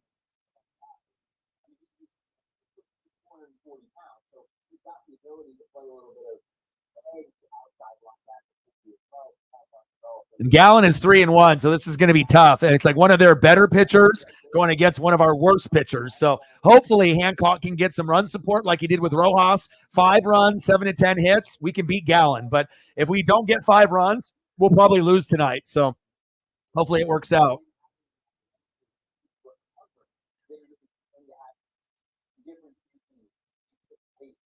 Yeah, but also, you know, with all the people that were complaining about Penix at 8, you know, we don't know if Cousins can make it throughout the full year, you know, this year or next year or the following year. So, you know, there could be a possibility that an injury happens, and then now you don't have to worry about, you know, your quarterback. So if you're looking at, you know, the face of the quarterback position for Atlanta, you don't have to worry about anything now for the next 5 to 10 years. And if Penix is the best quarterback in the draft, you know, you can't pass on that, because it sounds like the Seahawks and the Saints were going to try to get him too, right? And he would have been a backup there also. He would have been a backup to Carr, a backup to Geno. So, and I would have liked that situation as well. The only place that he would have started right away is probably the Raiders. So, and that would have been awesome for him to get to play. But again, we've seen the, you know, production, you know, with Jordan Love after sitting for a few years. And I still think that Penix is in the best situation out of any quarterback that got drafted between the first 6. So, no, they like their brother quarterbacks named Michael being lefties, and now they got 2, Michael Vick and Michael Penix Jr. Popped up. 3 up and 3 down. End of the first inning, 1-0 Mariners. Let's go. You know, you can't pass up. You know, it's like, you know, CJ Stroud is sitting there, and then you're just going to pass him up. You know, it's like if you got a guy that could be, you know, a very good player, sometimes you got to grab them, you know. And again, I see all these quote unquote experts slamming them, but again, they haven't really had a good track record. Kyle Pitts, Drake London, they could have had other players, or if they end up picking a D tackle or a defensive player. There's no guarantee that the defensive player that goes to Atlanta is going to pan out. So if you're, have an option to get the best quarterback in the draft, grab him. Because if you get quote unquote one of the best DNs or D tackles, there's no guarantee that guy will stay healthy and is going to pan out. You know what I mean? And you could say the same for Penix as well. But again, I feel that he's the best quarterback in the draft. A lot of people said the same thing. And even though these other guys at the top went higher, I think a lot of us that actually watch tape, realize who's the best. So, and who's got the highest ceiling. So again, I have no problem with Atlanta going for a guy that could be the future at quarterback after Kirk Cousins, could be as early as this year or in 2 or 3 years, right? And then they can end up making up that pick that they could have picked, at D tackle or safety or corner or offensive line or wide receiver later, It's not like Kyle Pitts is that great or Drake London. Like the Bijan pick was pretty good. Desmond Ridder was a bad pick. You want him to go that route again. So again, just because they could have picked someone else doesn't mean it would have worked out for Atlanta. Of course, there was other guys like you could have got Latu. You could have got the best defensive player in the draft, right? But he's got neck issues. Hopefully, it works out for the Colts. You know what I mean? But nothing is necessarily guaranteed, and it's hard to find quarterbacks, that are going to be good in this league. So. It is what it is. But right now, I like what the Rams are doing. Did you see that they got another Florida State player, Reflect? Man, they got the Aaron Donald replacement and Jared Verse, both on from Florida State. Sean McVay is getting in his bag. So, and after one night, how is the Seahawk fan base feeling about your draft pick in the first round? You guys feeling it? Are people pissed off? Are people hoping or wishing that they would have got someone else or traded back, or a consensus of the fan base? They're happy with who they got, and just hopefully that he can stay healthy.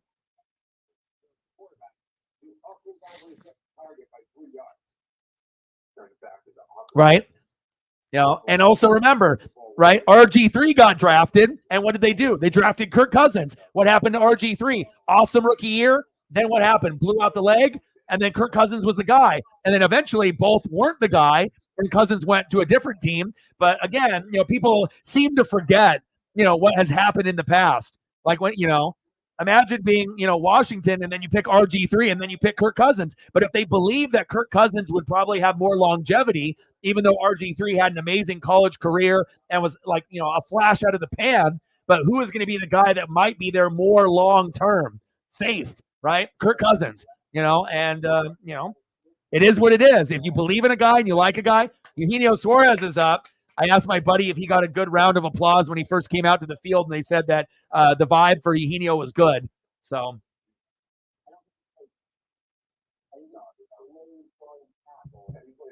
Cowboys on the clock. Corley, Benson, Coleman, Wallace, Colson, Phillips, and Adams. Here, let's go here. And then Wallace, and now we got the Cowboys on the clock.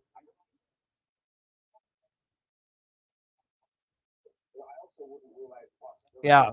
5th round Puka and Kyron. I mean, like I said, Sean McVay, regardless if you hate the Rams or not, the guy is very, very intelligent, and they got some really smart people, in that draft room.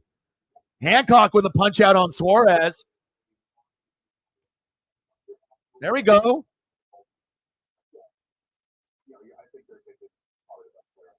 Well, what's your opinion on it? On a scale of A, B, C, what would you give the pick based off your evaluation? Like B plus, or do you think it was an A minus A for you? Do you have any concerns about him and his health or his body or size or agility or movement, or you feel pretty good about the run stuffer? Any concerns you have about the pick? Next up, Gabriel Moreno. Top of the second, 1-0 Marinez. Runner at first, 0-1 pitch from Hancock. Pitches outside. Ahead of the count, 0-2.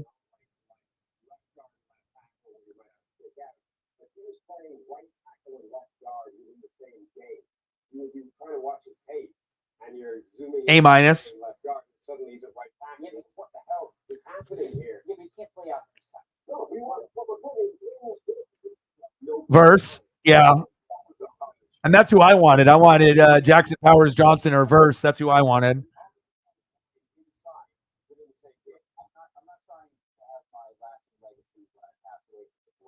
Did you see reflect the Baldy breakdown of Latu?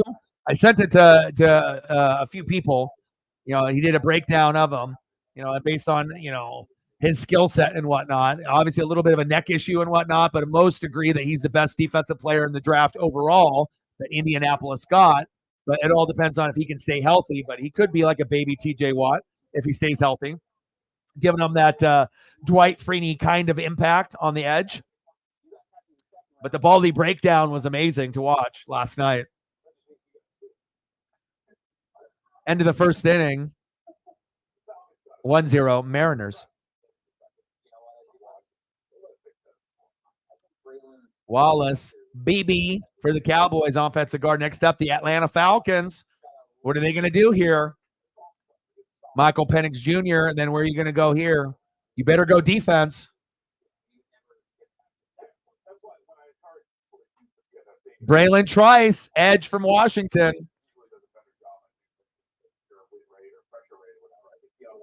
Edge, edge, edge, baby. We're in the third round already, Eddie. We're in the third round. Picks go about every 5 minutes, so it's pretty fast. So we'll be done with the draft here probably in about an hour, hour and a half. Since the picks, first round, 10 minutes apart. Second round, 7 minutes apart. Third round, 5 minutes apart. UW players going cray-cray, man. But again, you guys made it to the fucking Natty, and you guys were amazing. So I'm glad that a lot of your guys are getting their flowers. We're still waiting on Jalen McMillan.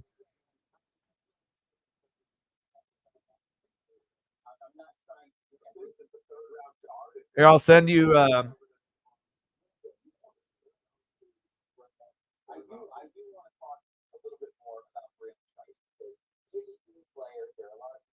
All right, I'm sending you the Baldy breakdown from last night of Latu. Baldy's pretty convinced that he's the best player on defense in the draft as long as he doesn't get hurt. And the breakdown is amazing to see his foot speed and his hands and his agility. Just every category that you watch. And he's got a really good motor too. So I watched him play during the season as well, but maybe not as closely as I should have.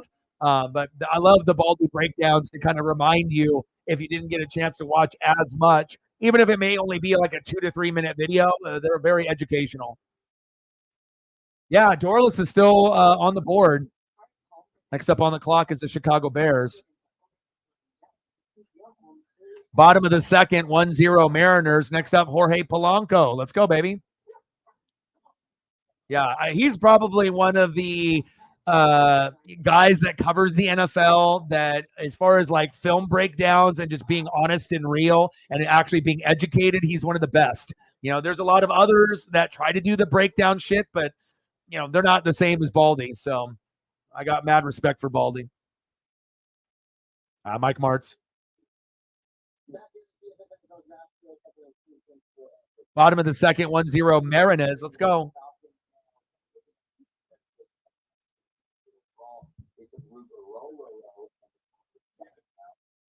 Oh, yeah. The JC one. Yeah, that was good. The JC Latham. Braylon Trice, baby, 6'4", 274. And again, they could have done an edge. They could have had an edge guy like you could have had that at 8. But again, if you feel that Penix is going to be the best quarterback in the draft, sometimes you got to take what's there. And I know some people didn't like it. But again, it's not like Atlanta has had a great track record in drafting. So, yeah, you could have went for an edge rusher, but that doesn't mean it's going to work out. And after Kirk Cousins, you want to make sure you have someone there. And on top of that, being a lefty, it's very unusual. Like, when's the next time we're going to see another lefty? What, Dylan Gabriel? But I don't think Dylan Gabriel is going to be as good as Penix. So.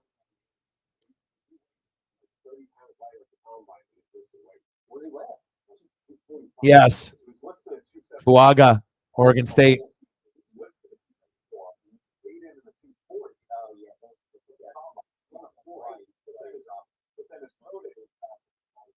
Bottom of the second, 1-0 Mariners, 3-2 count to Polanco. Come on, baby.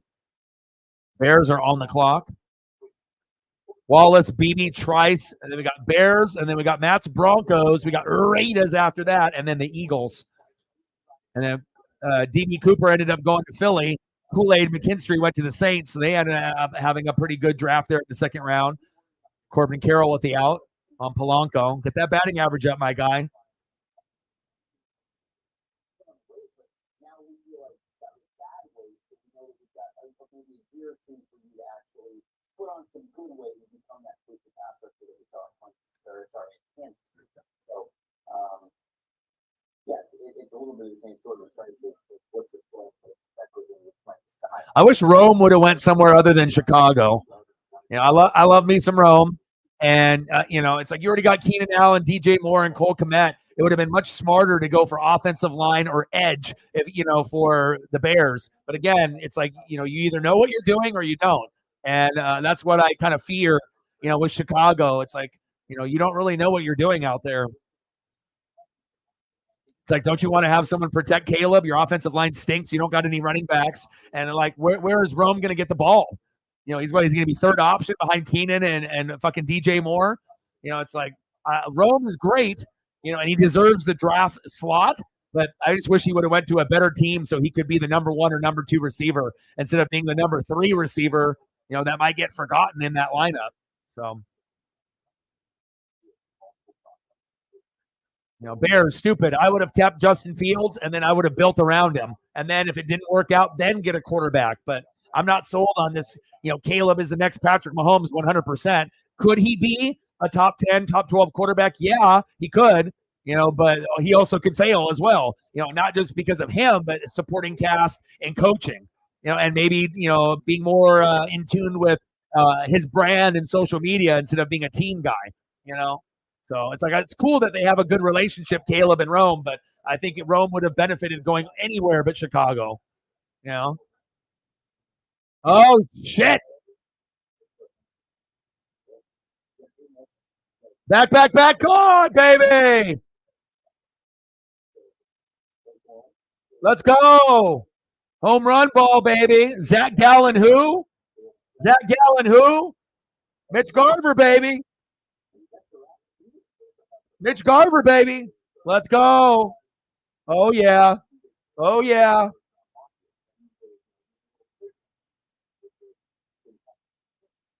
Yes, sir. 2-0 Mariners. Let's go. Solo shot by Josh Rojas in the first. Solo shot by Mitch Garver in the second. Yay! Let's go. Hell yeah. Wow, Rayleigh going back. Oh, I thought that was gone as well. Holy shit. I would have lost it right there.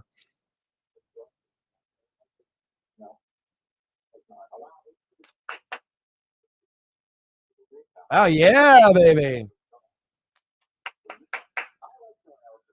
Jonah Ellis, edge from Utah. Our fine Miach. There we go. I'm feeling good. 2 solo shots against like one of their best pitchers. That doesn't happen. He's 3-1. You know, it's the Ken Griffey Jr. turn back the clock jersey night. Sometimes when you have a good giveaway, there's a little bit of juice in the air. And plus knowing Eugenio Suarez is coming back, like, hell yeah.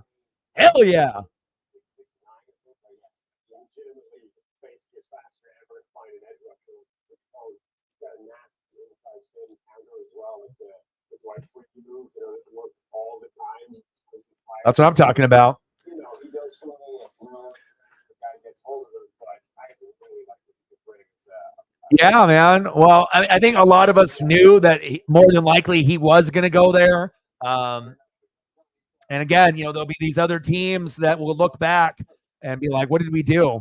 Like, especially J.J. McCarthy to Minnesota. Terrible. But again, you know, if it works out, I'll be shocked. But you got no running backs. You got no offensive line and no defense. And then you're in a division where, you know, you got you in Chicago at the bottom, and you're going to be looking up at, you know, Jared Goff and Jordan Love for years to come. So kind of feel bad for Chicago and Minnesota, but, you know, it is what it is.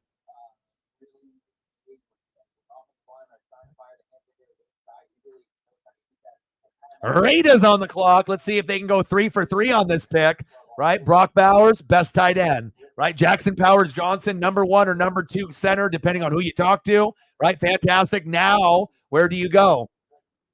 Where do you go if you're the Raiders? Offensive line again? I mean, they need offensive line. Yes, they need defense as well, you know, and if they go for someone on the D line, that would make sense also, but you need offensive line help. Blake Corum, that could be someone too. That'd be crazy. Blake Corum, Jackson Powers Johnson, and Brock Bowers. I mean, talk about, you know, getting a bunch of big names, but obviously we don't think that typically is going to happen. It should be offensive line based on, you know, Colton Miller. Now you got Jackson Powers Johnson. You got 2. You get an offensive line. Maybe you can get 3 offensive. Delmar Glaze. They did it. Tackle from Maryland. Good for them. Good for them. There we go. 6'5", 328. Good, good. Thank God they decided to go for offensive line. Good job.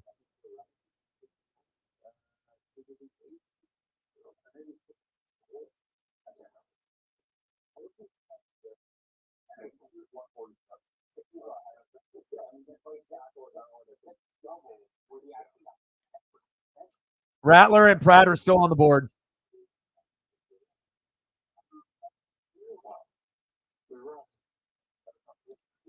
Delmar Glaze, Raiders.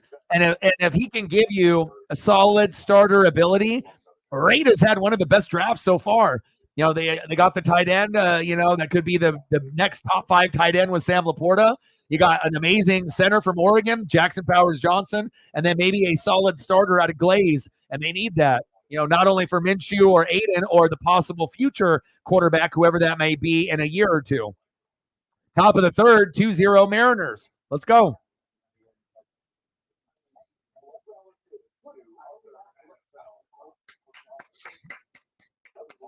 Yeah, build the O-line and keep building. You know, O-line, O-line, O-line, O-line. Keep going. Hopefully they draft O-line next year as well, and then the following year they do it also. You never can have enough O-linemen. Facts. Top of the third, 2-0 Mariners. Pavin Smith in the box. Emerson Hancock on the mound. So far, so good. Rams had a good draft so far. Raiders had a good draft so far. I like it. I like it. Smith pops up. 3 up and 3 down, baby. We're winning tonight.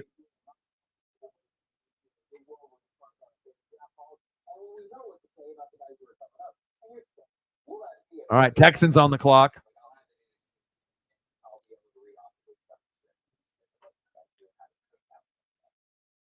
Yeah, why do they not believe in offensive line? Like they think that they can just have a bunch of star players, you know, with Gino and Kenneth Walker III and DK and Lockett and JSN, and then they can just have like shitty O-line, and then they're just going to be able to miraculously get past the Rams and the Niners, and they're going to be in the Super Bowl. You know, offensive line is the most important position in football.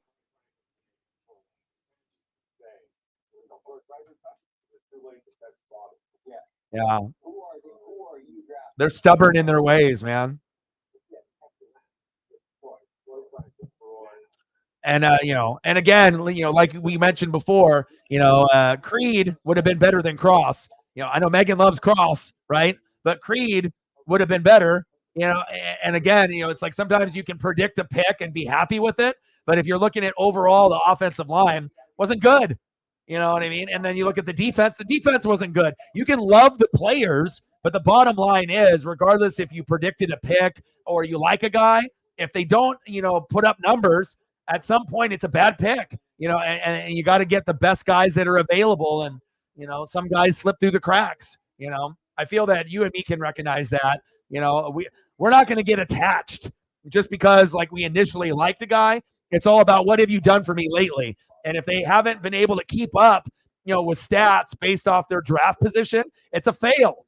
You know, regardless if we predicted that player getting picked there, that I mean, why are we hanging on to that? Oh, I predicted that exact pick, but if they end up sucking, right, or getting hurt or not playing up to their potential at the end of the day, oh yay, we predicted it, but then the guy sucks. You know, and then you look back, it's like you missed out on a Hall of Fame player or a Pro Bowl player. So, you know, there's going to be a give and take And we have to get to a point where this loyalty to the players on the team, at some point has to go. Like before when we were talking Kraken, and I was, kind of complaining that the guys in net weren't too good. We need better goaltenders, right? And they went through the motions, but at the end of the day, we can like the players that we have on the team, but if they're not good or they're inconsistent, we need to improve. That doesn't mean we don't like the guys that we have, Joey Decord and Grubauer, but if we can get a guy in the draft that's a phenom, like a Patrick Waugh, or we can get someone in a trade, then that's what we need to do. It's like we got to stop having the blind loyalty just because they're on our team. You have to prove that you earn a spot on the roster based on the money or the draft position that you had, period. Not just like loading up around it, loading up aggressively short term. Like they're almost in like a must win now type of mode, right? They go and get Bottom of the third, 2-0 Mariners. Texans here on the clock. And then we got the Colts, Bengals, and then Seahawks. Where do you think they're going to go on the Seahawk pick? Reflect. Are you guys going to go D-line again? Or are you guys going to go offensive line finally?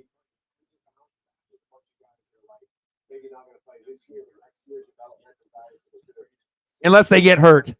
That's the only thing where an offensive lineman in the first round that gets drafted, if they never live up to their potential, a lot of times if they get hurt, and they might not be able to bounce back depending on the significance of the injury, ACL, MCL, PCL, or if it ends up being Achilles. You already know how hard it is to come back from things like that, especially if you're big. So lots of force on those tree trunk legs, Bottom of the third, 2-0 Mariners. Rojas, 2-2 count from Gallen. Rojas popped up, 2 away. Defense again, safety or linebacker. You got someone in mind that you would like at this pick? They're telling us that we gotta wait till midnight to get back to get over this whole thing. I think at this point, defensive line has some value there. Guys like Brian George, they've added. I like that. They've added to that. Bullock to the Texans. I got to get Paisley's barking. Hold on. I'm going to let her in the room. Yeah, I'd like to do that.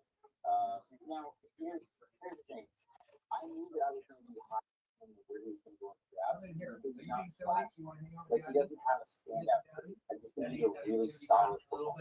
Like, I mean, he's got a really good motor. He can defend the run for you. He's a decent pass rusher. He can be better. But I just don't think, if we talk about, like, okay, the NFL is going to gravitate towards some athletes. All right. Paisley's in the room. Round one, you're taking those true, like, best player available. Paisley misses daddy. Round two, you're sort of taking those leftover guys. Round three, you're betting on athletic trades. Let's see what the Colts are going to do here. I just think it's going to be a really good football player. Check it in. Yeah, Kitchens is still there. Kalen Bullock from USC safety to the Colts. So they got Latu, arguably the best defensive player, and then they got Adonai Mitchell, and then they got Bullock. Colts are having a pretty decent draft here, but remember USC's defense was piss poor, but they still had a few playmakers. Even though the defense was terrible overall, and obviously a few Pac-12 teams took advantage of them. But look at the height, 6'3", 190. Julio.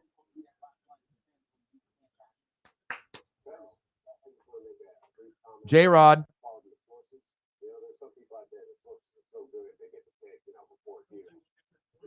Nice swing by J-Rod, baby. Nice job. Julio. Exo velocity of 108. Let's go. Yeah. Did you see him? Was he on TV? I might have caught the side of his head. I couldn't quite tell. Us ball people all look the same. Yeah. Well, it just keeps it that way. Yeah, my neighbor texted me. He asked me what the Bengals did. So we got Oh, my buddy just sent me a picture. Julio on first base. Cal Raleigh, back. Oh, just foul. Oh, my gosh. Goncalves from Pitt, huh?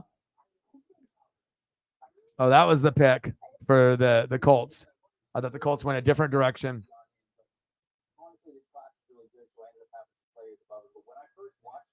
So Bullock went to the Texans, and then Goncalves went to the Colts. Bengals, Burton. Next up on the clock, Hawks.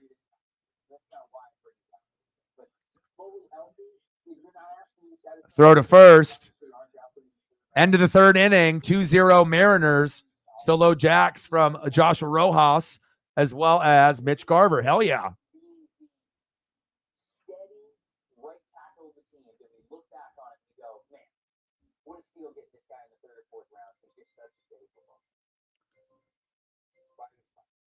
Who's it going to be? Hopefully offensive line for the Hawks' sake. Welcome to Cincinnati, Jermaine Burton. Welcome to Cincinnati. Jermaine Burton to Cincy.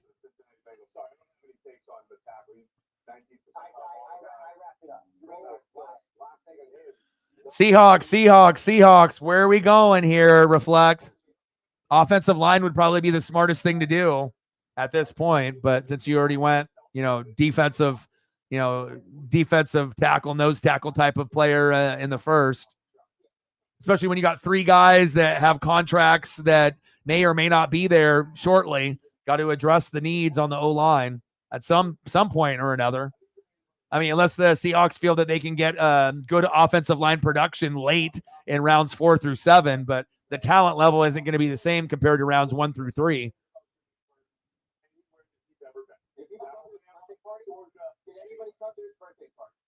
I don't even think he has birthday parties. He's never born, but he's an awesome football player. He's fast. He can track the ball. He has like 2 career drops. Shout out to all the people watching on Twitter/X as well as YouTube as well, calling the Mariner game versus the Diamondbacks, as well as watching this draft. If you haven't smashed the like button just yet, please do. And we need 2 more people to get to 15. 1 more person to smash the like button, and then we'll be at 15. And based on how many people that we got more people watching on the Twitter/X side, unless someone can come over from the Twitter/X side and smash the like button to help us get to 20. That'll help out the algorithm. Unbelievable compliments to Marchese or the off-field concerns, they pop up or whatever. Megan in the building. What's good? 2-0 Mariners in the top of the 4th.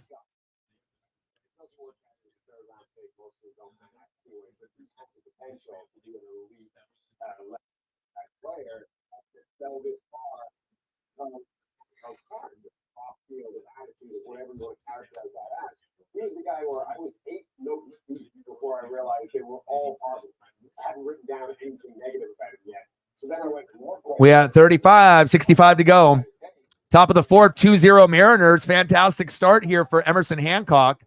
Former Mariner Ketel Marte in the box. 2-1 pitch is outside. 3-1 count. Home runs by Rojas and Garver. Let's go. Seahawks, let's see what we got.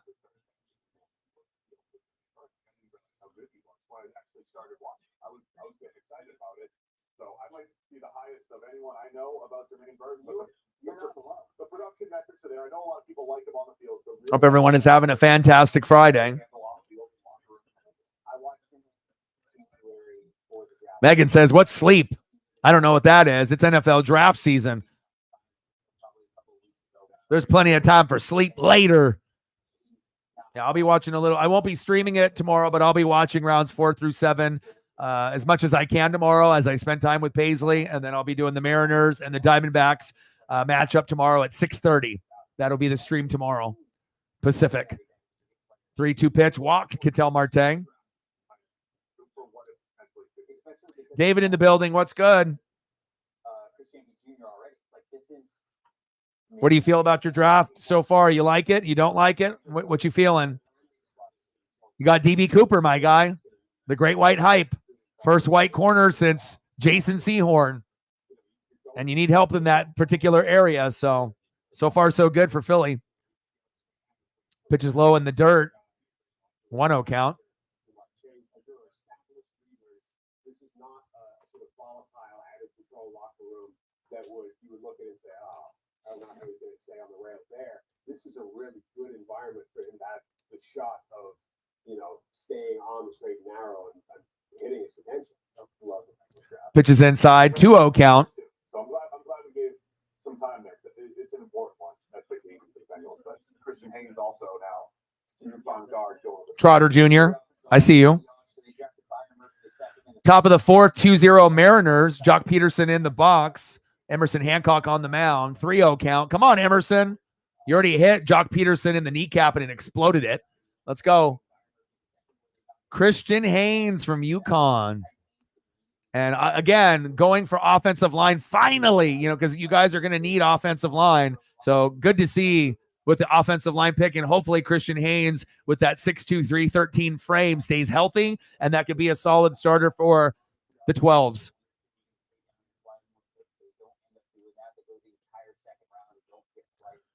So you get a guy up front to stop the run, and then you got a guy up front to prevent, a lot of damage up front to protect Geno and whoever it may be in the future.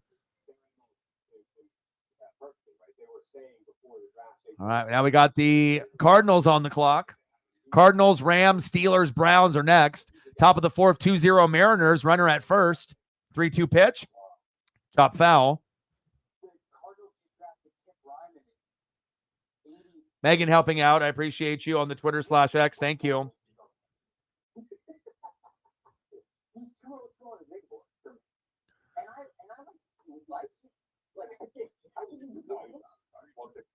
He's versatile. Oh, nice. So he's just like Graham for my team. Can play center, guard, or tackle. Versatility is big, even if you can play just two positions, that's much better than only being able to play just one, just in case, injuries happen and you need to slide a guy from guard to tackle or center to guard. It's a nice feeling, to have that flexibility, because you just never know with injuries on the O-line, or guys that can play D tackle or edge, and obviously there's going to be a stronger position or a guy that can play edge and outside linebacker. It's always good to find those guys that have that versatility. I 100% agree.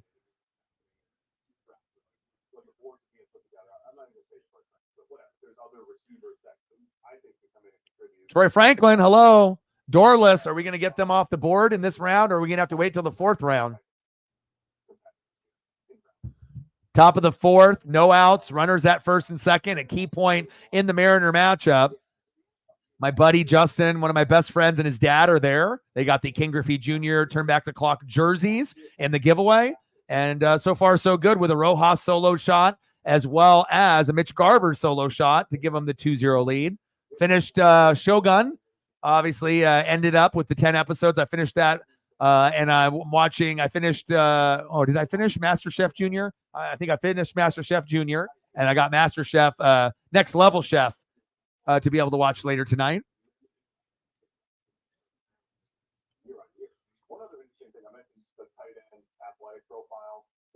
There we go. Sounds like the Hawks so far, based on metrics and analytics, so far it looks like you guys hit it out of the park with D-line, O-line so far.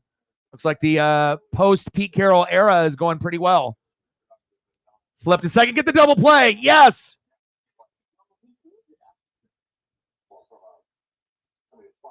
Double play Mariners, baby. Runner at third, Demo. Trident's up. All right, Rams are on the clock. Rams have had one of the best drafts as well, getting an Aaron Donald replacement and Jared Verse, someone that I feel like the Hawks and the Bucks and a few other teams were salivating. The Rams got Blake Corum. Holy shit. Uh-oh. Dude, Sean McVay is a fucking guru. Sean McVay and the Rams, I'm telling you guys are going to have to be battling it out with them for years. Niners, Rams, Seahawks. It's going to be a 3-team race. Unbelievable. Wow, great pick. Now you got Kyron Williams and Blake Corum. Hawks and Niners are going to have to beef up those lines. Man. Wow. Rams, amazing draft, but I'm not really that surprised. Again, you get the Aaron Donald replacement, you get the Jared Verse on the edge, and then you get one of the better running backs that's in the draft, one of the top three, and Blake Corum.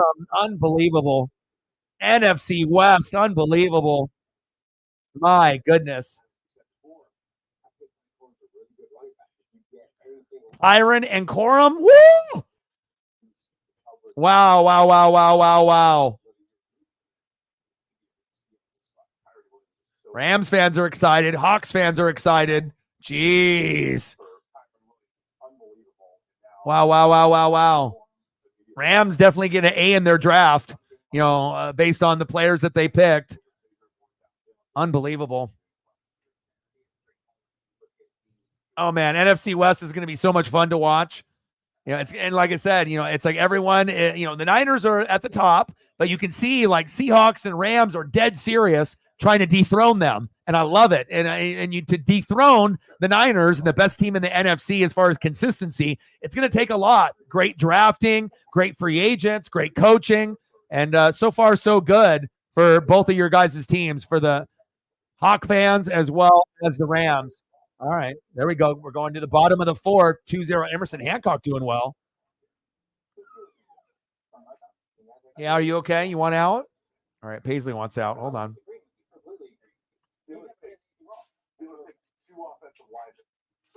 So the Steelers with their Russell Wilson,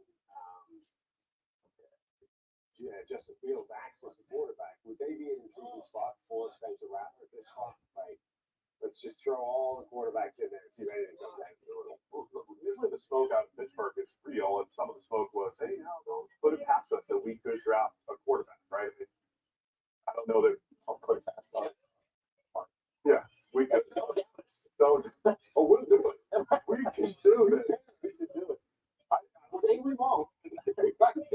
I dare you to say we won't take the quarterback. I'll tell you what. One life and we'll do it. They like. When Russell Wilson went to Denver, they immediately went and got Mike McGlinchey, Ben Powers. They spent through the roof, and everybody's like, well, Russ needs a big, stout offensive line, right, to succeed. And the Steelers kind of doing the same thing. They went and drafted, all right, we need to get Russ. All right, we got a good offensive line. They're short up front, so Russ can, If they draft for it's like if they want to get drafted. First round, pretty good second round. yeah, he'd have 3 productive seasons, run himself out of town, but it'd be a really nice 3rd round pick. That's how the Steelers do it. That's how they do it. Right. The Steelers have been so good at identifying 2nd and 3rd round. Yeah, those 3 years. So they got one more year there before things perform right.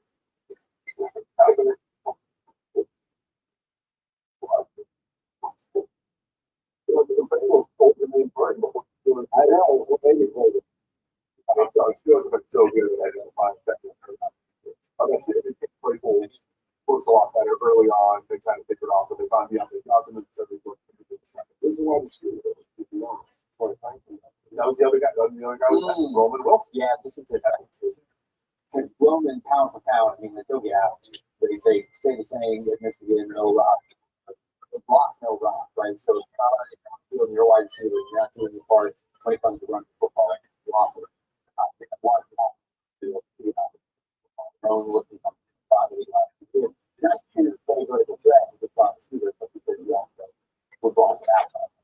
All right, I had to give Paisley some nibbles. I had to give Paisley some nibs and some blueberries and strawberry and blackberry, raspberry. I see that Roman Wilson is off the board. Did we go Michigan, back-to-back picks? Wow. And what are we at? 2-0 Mariners still? Yeah, there we go.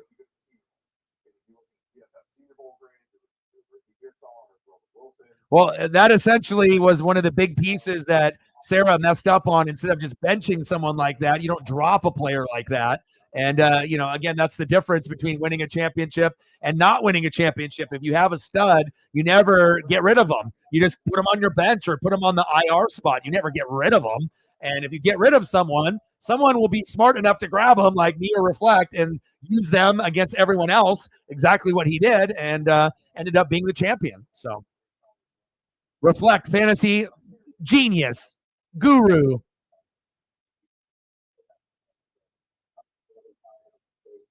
You know I would have. Absolutely, I would have. But I think I did prove that, you can go wide receiver heavy and you can still win a championship or get there, and get close and whatnot. And, if I didn't, make so many adjustments at the end, and if I wasn't so stubborn of wanting to have Baker and Mike Evans, even though Baker was hurt, instead of going like Nick Mullins and, changing up the defense and whatnot, if I would have just, did what I should have done, I would have won. But again, coulda, woulda, shoulda. But you earned it, But again, it's a learning experience for me that even though I want to win a certain way, even with my guys, if a guy is not 100%, sometimes you got to, put in a guy like a Nick Mullins if the matchup is good against a shitty Detroit defense and pray that they'll get more fantasy points. But on my defense, how many people thought in the last regular season game Tampa was going to win 9-0 and there was going to be no touchdown passes? I don't think anyone predicted that, so, but again, sometimes fantasy is predictable, sometimes it's unpredictable. But again, I'm always going to be grinding it out, being top 3. And sometimes I'm going to win a championship, and other times I'm going to finish runner-up. So you're confused about the pick? You don't like it? Well, you can always use offensive line.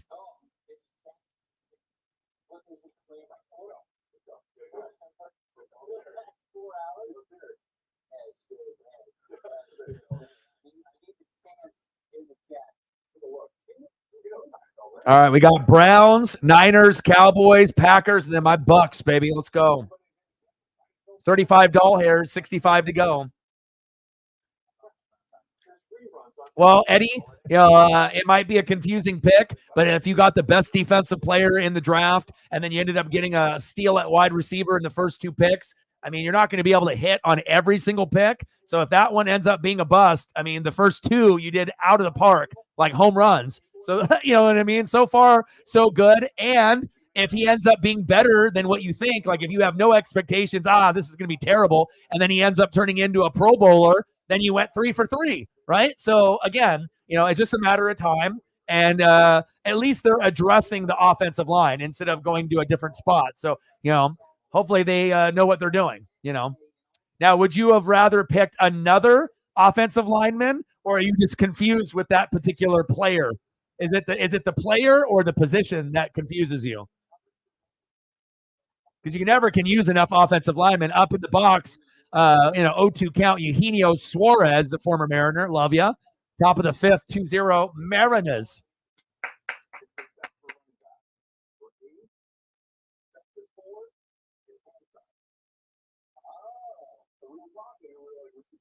It's funny that you bring that up. I watched it in the theater. I actually, when I had my other girlfriend, after I, separated from, the bad situation that I was in, me and Erica actually from, during the summer, actually went to see that movie in the theater. Man, Michigan, all over the board. Zach Zinter. Man, I don't think I've seen so many Michigan players go off the board. Player, you thought you would go corner. Remember, corners bust a lot. Out of all the positions, corner is one of the number 1 positions that busts the most. So, I had a graphic bracket here that goes over the hit and misses in the last 20 years in the draft. Let me see if I can pull it up here. I have to scroll past all my Michael Penix Jr. posts that I liked and Bo Nix. Who is his favorite Wolverine remain? I thought Scrolling to see if I can find it here. There it is. So out of all the positions, wide receiver is the biggest hit or miss in the last 20 years. 21 hit, 56 miss. As far as, this is first round pick, so it's a little bit different because we're not in the first round, right? But 27% hit rate. Corner is only 38%, 27 hit, 44 miss. But again, that's first round numbers. So, as it goes deeper on, it might be actually a higher miss rate, for corners. But it's always a position that it's very difficult. You can have a top 10 corner thinking it's going to be the next Charles Woodson or Champ Bailey, but a lot of times it's not. So Lauren in the building, what's good? Top of the 5th, 2-0 Mariners, runner at first, 0-2 count to Gabriel Moreno. And we're here in the 3rd round. 49ers on the clock as I'm trying to do both. I just do a lot of reading. You know, I'm a you know, and a lot of us in the room are like that too. Lauren reads a lot. Megan, you know, Matt, you know, reflect. You know, I feel that as far as like reading and film study, we probably do the most, you know, person for person on this channel compared to anybody else. You know, some of us are, you know, we're fanatics. You know, like I said, we want to be able to. For me, I'm a stat and analytical guy. You know, so I feel that I could get hired by a college or a pro team in the statistical category, you know, to give the stats and the analytics because that's the most important thing to me. You know, I like to look at film and I like to read. Those are my favorite things to do.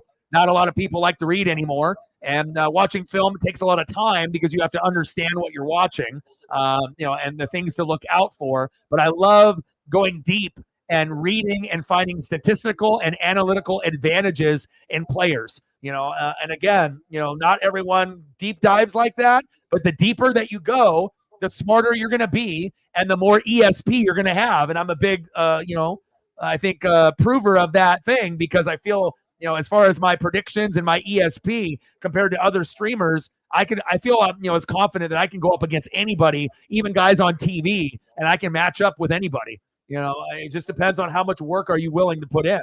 You know, are you willing to read, you know, for 4 or 5 hours a day? Are you willing to watch film? Are you willing to watch all 32 teams as if they were your own in the NFL? You know, and, you know, most people on, as far as YouTubers and Twitch streamers, they're not. You know, they'll be about their team and their players. Most people aren't willing to go deep against the rivals in the division, against rivals in their conference, as well as every single team. But, you know, I take it as a challenge, but I'm up for it. $5 holla. The moose is loose, baby. Stacks on stacks, racks on racks. A little Cactus Jack. Bang, bang, bang. $5 holla. NFL draft and Mariners winning so far? Yeah, baby. Let's go.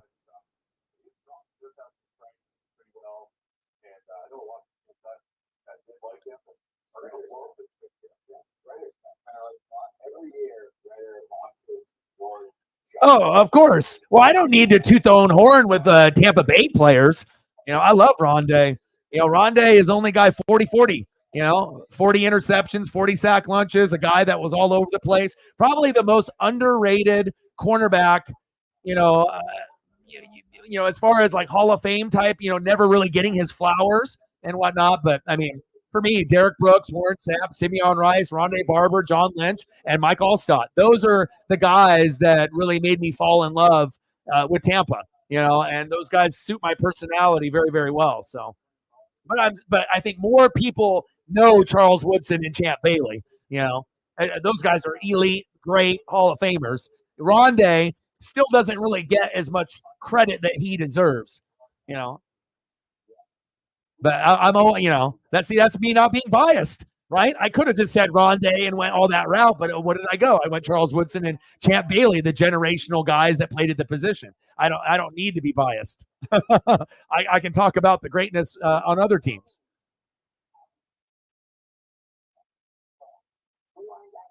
I appreciate that. I take a lot of pride on, you know, and also too, I learn a lot from the people in the room. So it's not just like me teaching everyone else. I get taught a lot of lessons every day from others. You know, people sending me video, people sending me analytics like Reflect or Megan or others. So I feel it's not just me. I'm a part of, you know, bringing it out to everyone on YouTube and other social media platforms, but it's not just a single effort. You know, I feel my intelligence and the hard work is a team effort, you know, big facts.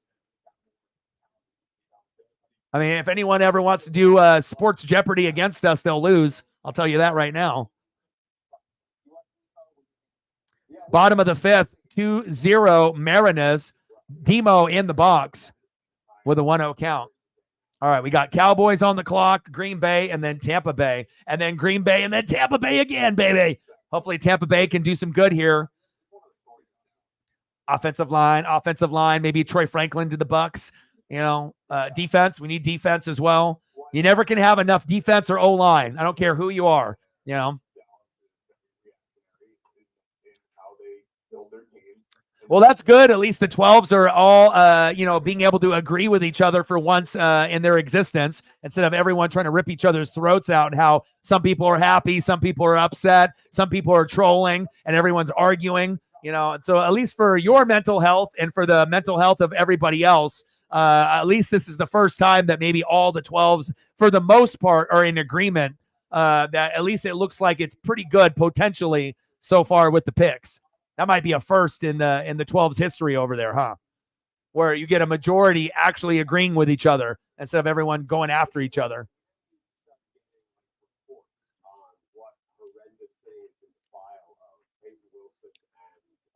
Yeah, and plus, if you watched him at Michigan or you saw him in high school, I mean, I was on him way, even before like Heisman stuff. Like I already heard about Charles Woodson, and I was like, oh, okay. And then when he went to Michigan, I was like, oh, and then you knew that once you saw him at Michigan that he was going to be Hall of Fame as long as he didn't get injured. I miss those days, the Champ Bailey days, on Washington and Denver, as well as the Charles Woodson days as well.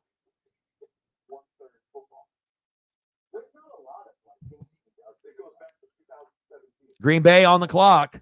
Green Bay, Tampa Bay, Arizona, Green Bay, Tampa Bay. Almost like my birthday. 2 picks. And then obviously some of the picks here late are the compensatory selections. And that's going to start right there at pick 33, 96 overall, with the Jags all the way to the end of the 3rd round. 40 doll hairs, 60 to go. But I'm happy. Most of y'all have been killing it in this draft. The worst part is like when you have a draft and you're so excited and then you end up getting players that don't make any sense, and you feel like you missed out. Or where you have a chance to get this like amazing player and you pass, and then you wait a couple years and then you find out this guy's like a Hall of Famer, and then the guy that you got wasn't. But so far, I think a majority of our favorite teams, I feel most of us have been pretty happy, so far. I mean, I wish I could say that I'm elated with my picks. I mean, obviously I would love to, you went from Ducks to Bucks with Jackson Powers Johnson, but to get the number 1 center, from Duke, and he can play all 3 positions. Now I'm happy with the pick. I was a little, disgruntled yesterday, but, now after going deep and the reasoning why is because he played guard, tackle, center, and he can do that in the NFL. Now I feel 100% better. And then the other Pirate team ended up getting Jackson Powers Johnson. So I'm good, And then as far as my edge pick, I don't know. I don't really feel that good about it. I would have rather went offensive line, back, gone. Fuck. Emerson Hancock gives up a home run here in the top of the 6th. Man, this game is flying by. Game just started and they're already in the 6th inning. Only like an hour in. That gives a 2-1 lead for the Mariners. Tough.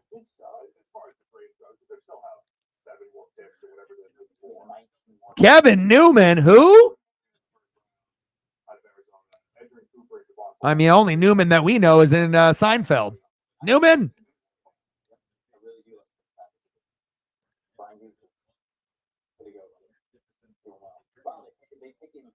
Yeah. Well, if you guys would have went like, Murphy or Latu, like right there, obviously most people thought, UCLA's player on the edge was the best defensive player in the draft. But a lot of people thought that Murphy might have been the 2nd or 3rd, based on, projections and whatnot, and a good run stuffer. So, and if you've seen photos of him, he's built like a Mack truck. He looks like he's on steroids, even though he's not. So, I mean, he is huge. So as long as he doesn't get hurt, it should be good for not only the Colts with Latu on the edge, and obviously with Murphy for you guys up front in the middle as a D tackle. So, all right, Smith for the Bucks, safety from Georgia, Antoine Winfield Jr., and now we get Taki Smith as well. Okay. Cardinals on the clock. I'm not sure if I would have gone safety at this pick, but again, you can always use some depth, and we don't really have the same corners and safeties as we did when we won the Super Bowl. A lot of those guys ended up going to different teams, but we did bring back Jordan Whitehead from the Jets, which I'm happy about. He had that 3-pick game in game 1 against the Bills, if you remember, helped them upset, obviously, the Buffalo Bills last year. And Carlton Davis now, is on the Detroit Lions. So we still got Antoine Winfield Jr., but you can always use more depth at corner and safety. So we'll see if Smith will be a good, fit, for the Tampa Bay Buccaneers. Now the Cardinals are on the clock.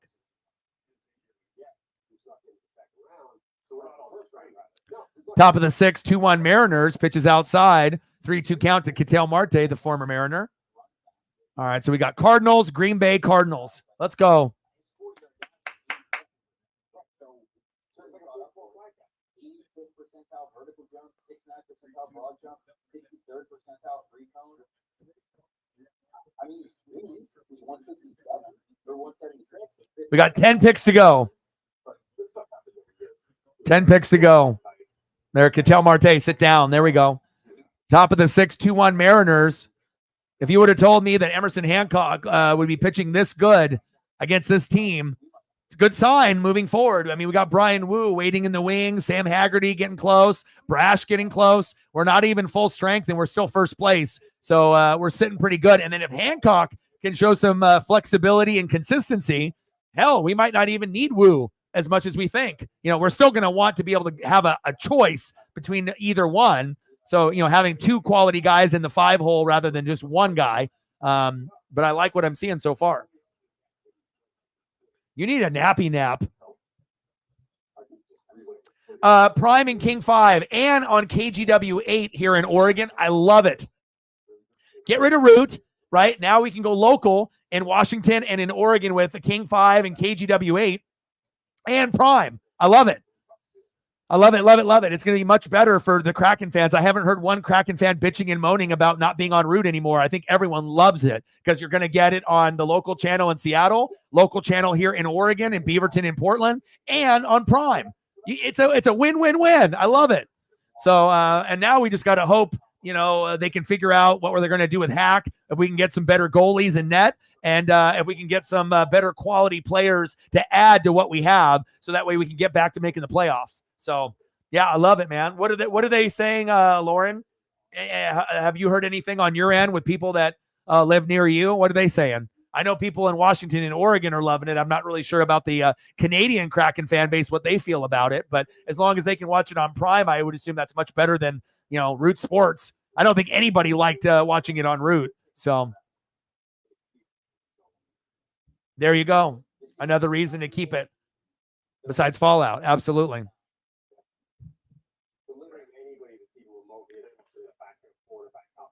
All right, Smith and then Jones from Boston College. Now we got Green Bay on the clock. We've got about 9 picks to go. Shout out to all the people watching on Twitter/X as well as YouTube. Back-to-back 4-hour streams. It's a grind. I definitely could have said fuck it and just did the Mariner game. But again, I'm very interested in the NFL. That it's my first love. And I want to make sure that we do this. All right, we hit 15. If you haven't smashed the like button just yet, please do. We need 5 more to get to 20. So if you haven't smashed the like button just yet, please do. But a majority of the people that are watching on Twitter/X. Only a handful of the OGs are watching it on YouTube with me, which I appreciate. But for limited people on YouTube to get to 15 is good. So, I bet. I mean, and he's going to end up doing tomorrow too. So he's going to do yesterday 4 hours plus, today 4 hours plus, just like we're doing here. But then he's going to go above and beyond. I'm going to do the Mariners tomorrow, and he's going to end up doing rounds 4 through 7. And really only the die hard are going to do day 3. Now, if the Mariners weren't playing tomorrow, I would have done day 3 tomorrow. But since the Mariners are playing, I feel like not getting ill and getting sick, so I'll just watch it with Paisley, and then I'll be able to walk and do my regular exercising, and then I'll be ready to go for the Mariners and the Diamondbacks tomorrow. Yeah, you got to put in that work. People are going to rage if Piper doesn't get picked up for the Kings in Prime. And it's going to be a new trend, when you're going to end up having, more teams linked up to whatever, Netflix, Prime, Hulu, whatever the, deal is best, where more access. It's like, you can still have cable and satellite, but obviously, going with these preferred apps, Disney Plus, Prime, Netflix, Hulu, it's kind of the future of, not only sports, but, things in general. So.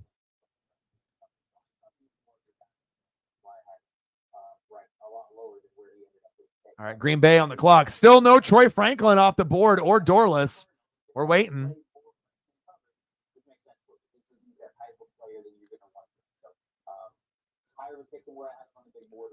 Yeah, you got to get some sleep. Sleep is essential. Guys that don't have in 1 year of good production, Jones, but again, from an athletic profile standpoint, guys that could be better at the NFL level. So that stuff I'm good with, right? Like trying to grab that in phase 3, guys that have the profile to be better. It's shocking. Packers are back up at 91. They took linebacker Tyron Hopper. This might be like the worst Packer draft based on like expectations of getting big names and then falling with these guys that I feel a lot of Packer fans have no idea who these guys are. But if they end up panning out, then it'll be all good. But, again, you get a lot of these players that they're expecting to get the big name, from like Michigan or Bama or Georgia, and then they do the complete opposite.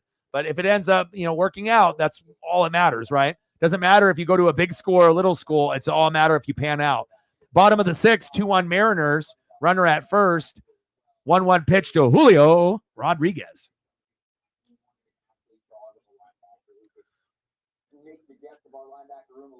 Oh, Disney Plus, yeah.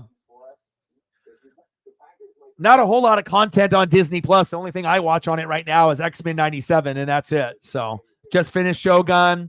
I watch X-Men 97. And then, I obviously do like the Next Level Chef, Master Chef Junior with Gordon Ramsay on Hulu. But right now I only have, what do I have? Prime, Hulu, a Friends Disney Plus, and then the only one I subscribe to is Peacock, just for WWE stream purposes. So that they ensure at least one of them is going to be useful, right? It might not be the guy they call. yeah. And again, draft hype and actually being a good player are totally different things. You might not know who they are, but at the end of the day, if they're good, they're going to become a name, and then they'll be familiar with those guys. But I can only imagine most Packer fans just, getting super frustrated. But again, it's better to pick a guy that you don't know and have them pan out rather than pick the big name guys and have them fail, because then you get the excitement in the draft and then you have misery for the rest of the years that they're there. Jalen McMillan to the Bucs. Yes. Yes. I mean, I wanted Troy Franklin or Jalen McMillan, but yes, Jalen McMillan to the Bucs. I would have been happy with either one. UW, Jalen McMillan, Troy Franklin, Oregon Ducks. McMillan was rated higher. Boom. Yes. Are you kidding me? Are you kidding me? Yes. It happened. Yes. I mean, I didn't get Jackson Powers Johnson, right? I didn't get him, but hell yes. I mean, you got Mike Evans, you got Chris Godwin. Now we got Jalen McMillan. Oh, I got to throw up the W. Let's go. Oh, baby. Yes, sir.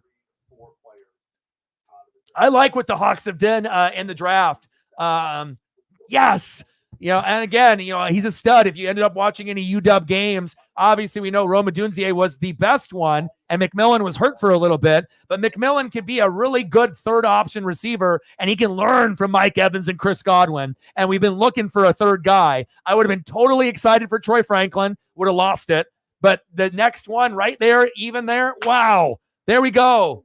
Yes.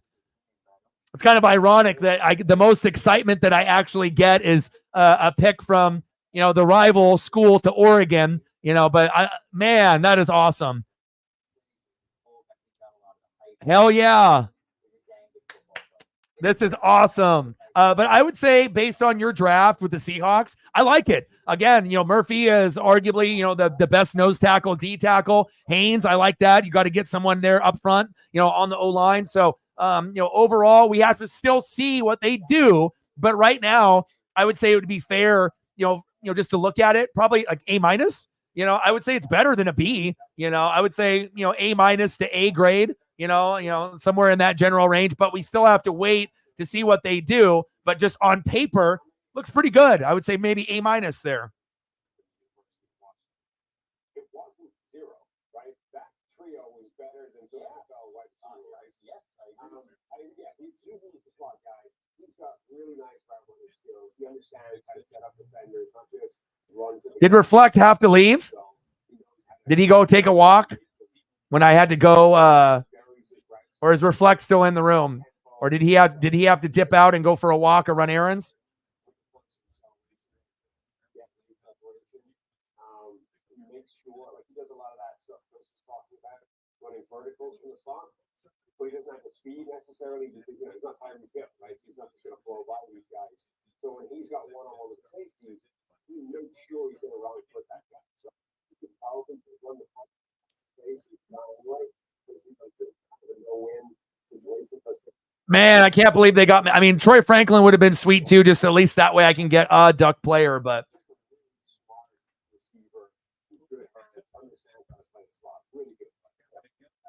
Good fit for the Bucs, right? I mean, their third receiver is Trey Palmer, who's a little bit more really fast. let's go. Mariners 2, Diamondbacks 1. If I can get a Mariner win.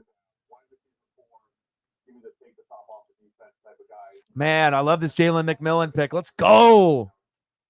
And again, it's like I don't need him to be the number one guy. I got Mike Evans. I got Chris Godwin. You know what I mean? So I got plenty of pieces. I just need that third guy. And man, I was praying and hoping that they would get one of those two, but I didn't really think it was going to happen. And we still got Troy Franklin on the board, and we still got Dorless on the board, I believe, Matt, right? So the Ravens are on the clock. So we got Ravens, Eagles, Bills, Jags, Bengals, Steelers, Rams, and then the last pick, the compensatory selection, Washington Commandos.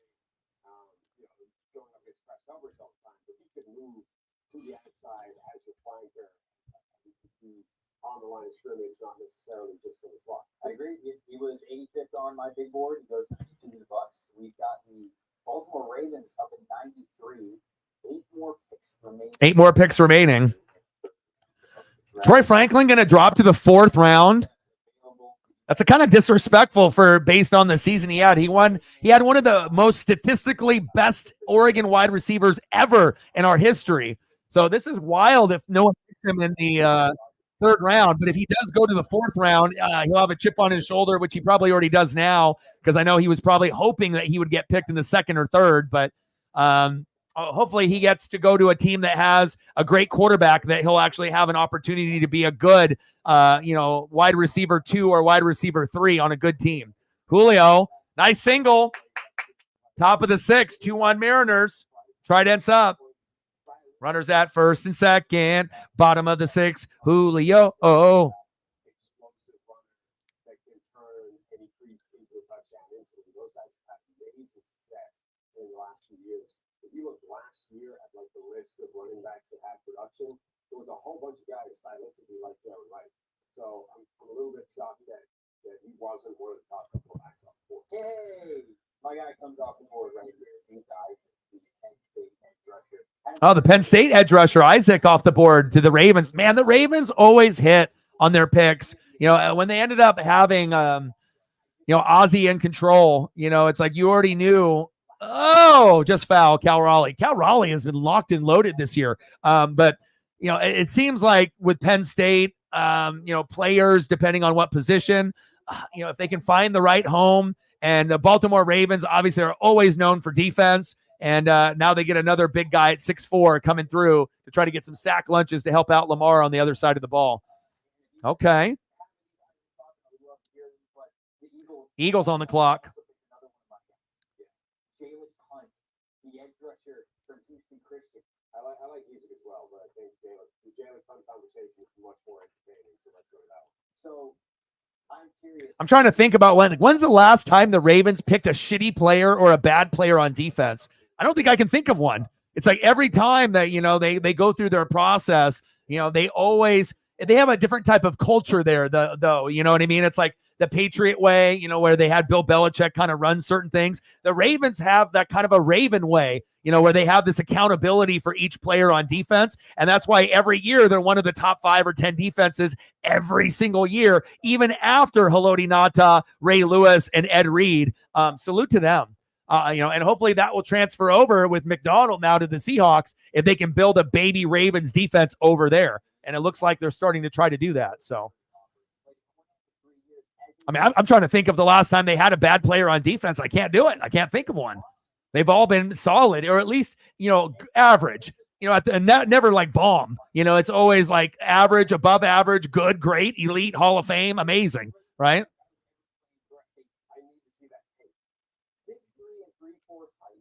So I get Smith and McMillan. Man, I'm happy with this in this round.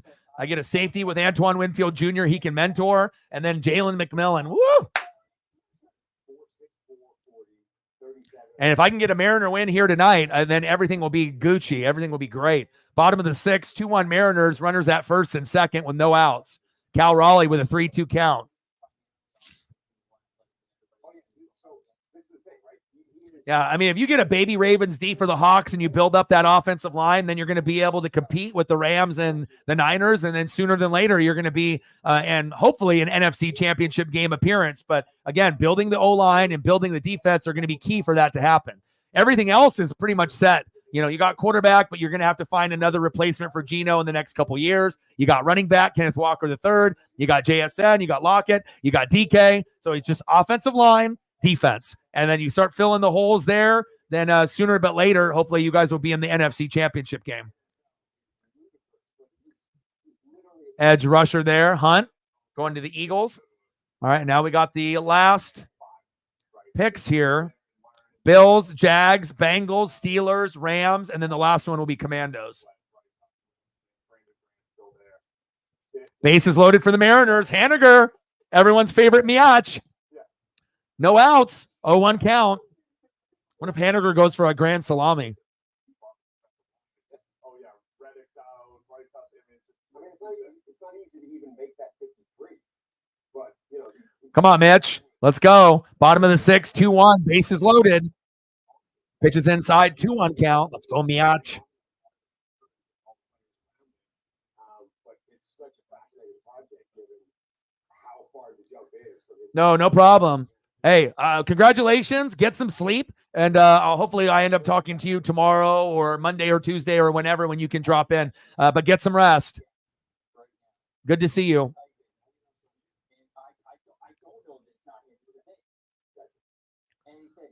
Carter selected there from Duke D tackle. Next up on the clock, the Jags.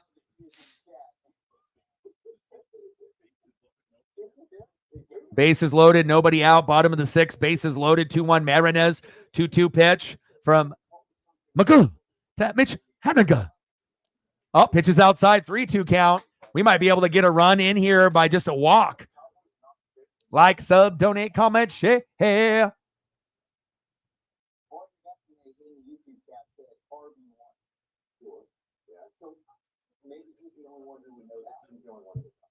Mitch Haniger, grand salami.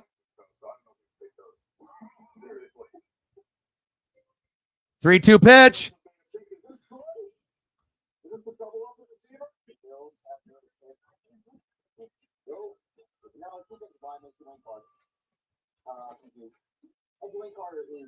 Grand salami. Man, my ESP is good. Let's go.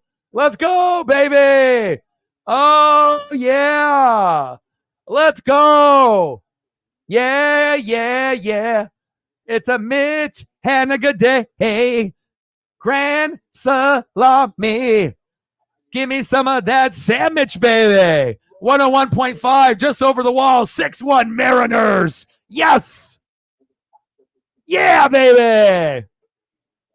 Before the grand salami, after the grand salami. Let's go. Are you kidding me? Are you kidding me? Let's go. Fuck yeah. I think this was close to being a very good play. He's got a serious full rush. Get out the rye bread, baby, and the mustard. Yes.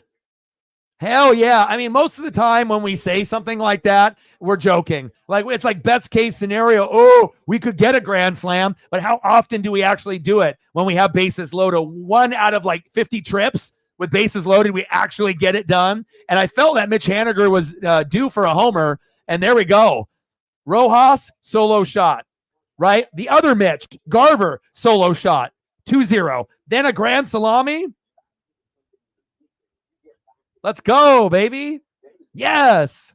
Get out the rye, bread, and mustard, grandma. Woo! Hell yeah.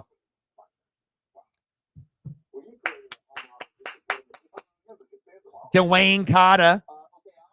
Now we got the Diamondbacks manager bitching and complaining. Bro, you're down 6-1. You lost. That's what happens when you end up playing the Mariners on a Ken Griffey Jr. jersey night giveaway. You lose.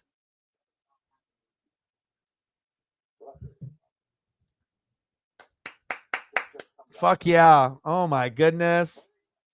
Nice job, Mitch.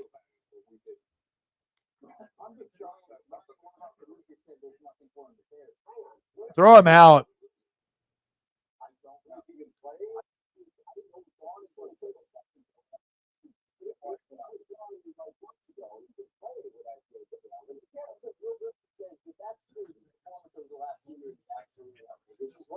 Grand salami, Mitch Haniger. The first of the season, I believe. I would remember if we had another one. Fuck yes. Bottom of the 6-1 Mariners. What a fantastic day for a Friday night for me. NFL drafts, rounds 2 and 3. And a 6-1 lead. Hopefully we don't blow it here.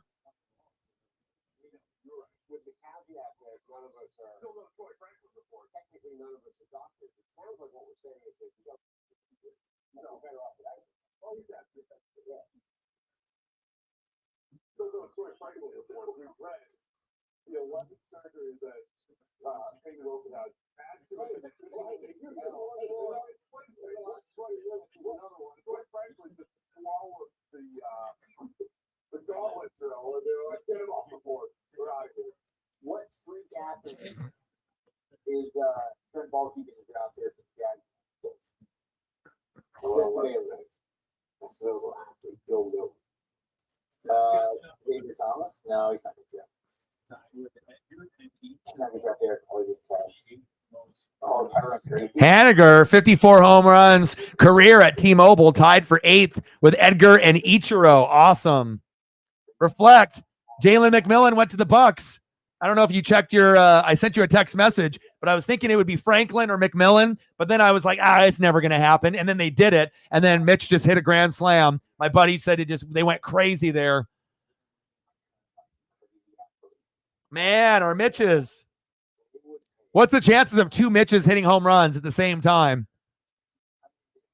Solo shot by Rojas. Solo shot by Garver. Grand salami by Haniger. And the draft. And I get Jalen McMillan. Oh, my goodness. I'm so excited.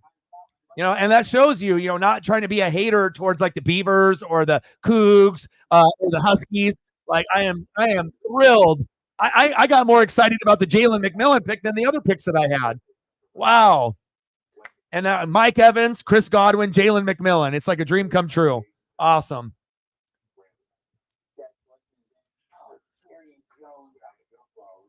Yeah, I had a little bit of that injury, obviously that could have helped them out in that little stretch. But, and again, a good third option receiver for me. And we still got Troy Franklin not off the board yet. He might go 4th round unless like the Rams are like, we're going to pick him. We got Steelers, Rams, and then Washington. And then that is it. Lauren messaged me earlier. He's like, you're going to do both things, right? Of course, man. I'm going to be watching Mariners. Oh, double play. Damn it. All right. They got the double play. End of the 6th inning. We're going to the top of the 7th.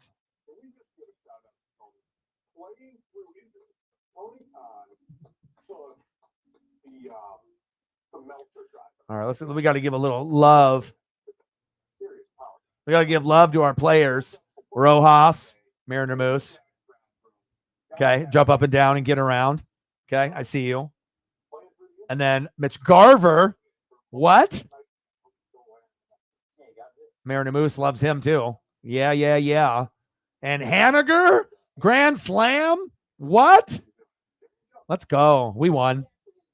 We won, baby. We're trying to sweep the Diamondbacks, baby. Yes. What a fantastic Friday. That's very good for my mental health. He flies around, man. He does. He's the guy I think that coaches love getting in the third round. Yeah, Grand Salami, dude. Grand Salami, first of the season. Incredible. It just barely went over the wall. It wasn't like towering or anything, but fuck, we'll take it, right? Yeah, when you left the room, I was like, where did he go? And then I thought maybe you went to go run an errand and go for a walk, and then you had to take care of the cats and the Dada. And so yeah, Jalen McMillan to the Bucks, and then after that, Grand Salami, Mitch Haniger. All right, we got Steelers, Rams, and Washington. Last three picks. The one I'm looking forward to is the Rams one because they've been killing it so far. So I want to see what they got cooking here. All right, we got McKinley Jackson from A&M going to Pittsburgh, I believe. And then we got Rams and Commandos. Emerson Hancock, salute to you too. 6 innings pitched, 2 hits, 1 run, 1 earned run, a solo dinger, only 2 walks, 4 Ks.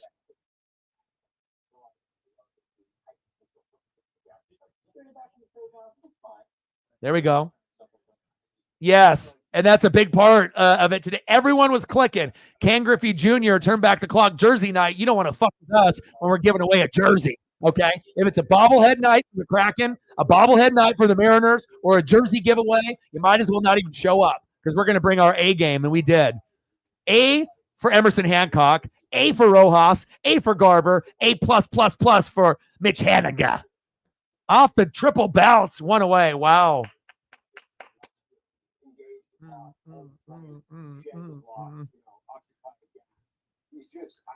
Dorless to the Steelers? Well, that's what you want, but I don't know if that I don't think that's going to happen, bro. He ain't going there.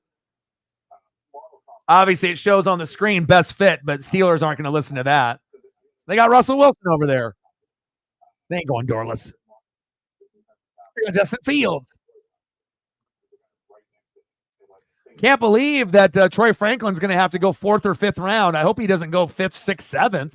Like, why is Troy Franklin going so low in the draft? Like, is it because they think he's too small? Like, why is he sliding in the draft so much?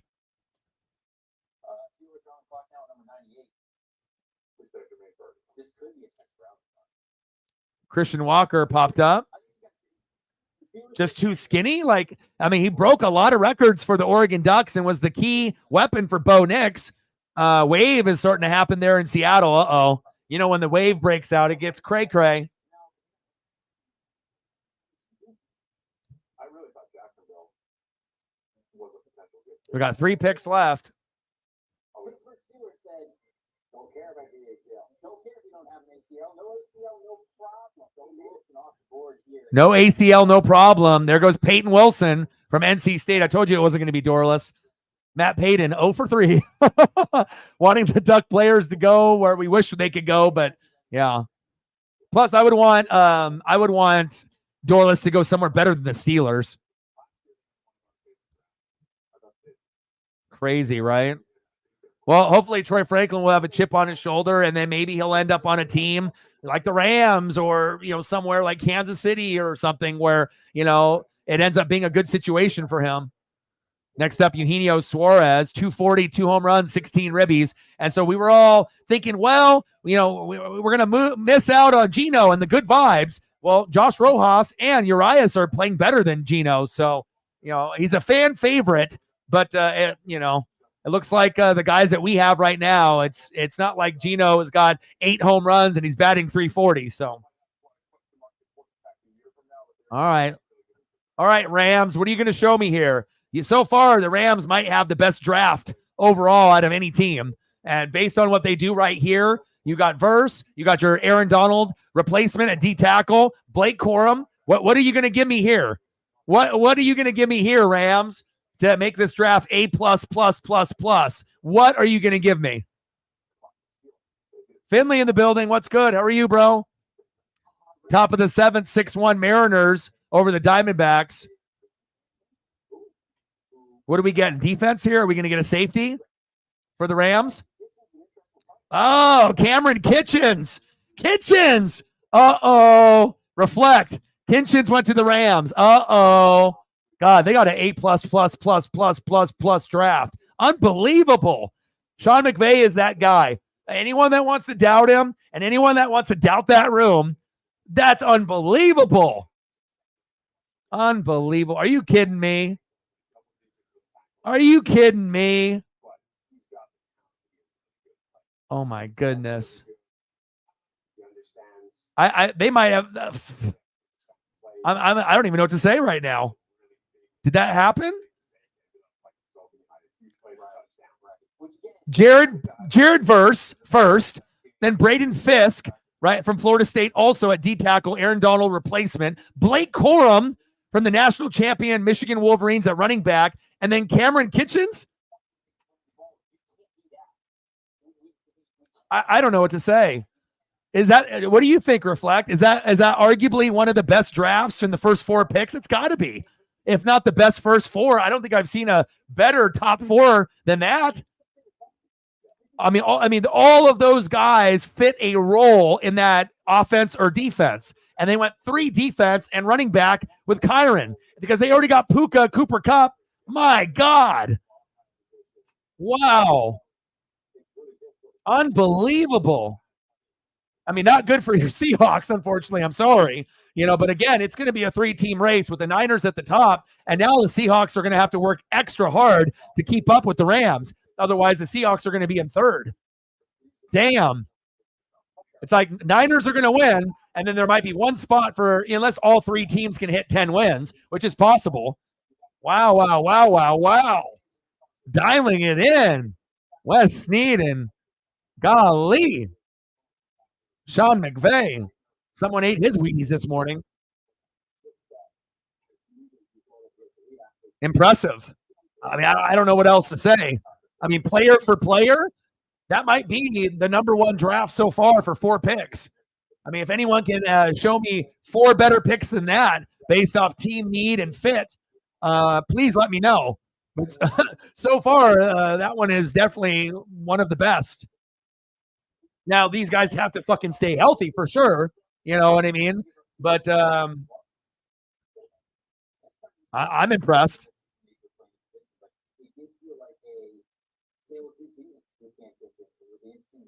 Which one is more the truth of which kind of player he is. Very clearly, the Rams taking him back in 3rd round. Lots of inconsistency that you guys highlighted. Yeah. They've got a chance now to have a starting duo, both named with that. They've already been a girl. They're going to know that one. So I'm doing some research behind the scenes. I love that. Up until week 10 last year, I'm so happy. Fucking McMillan, you kidding me? Oh, McCaffrey to Washington.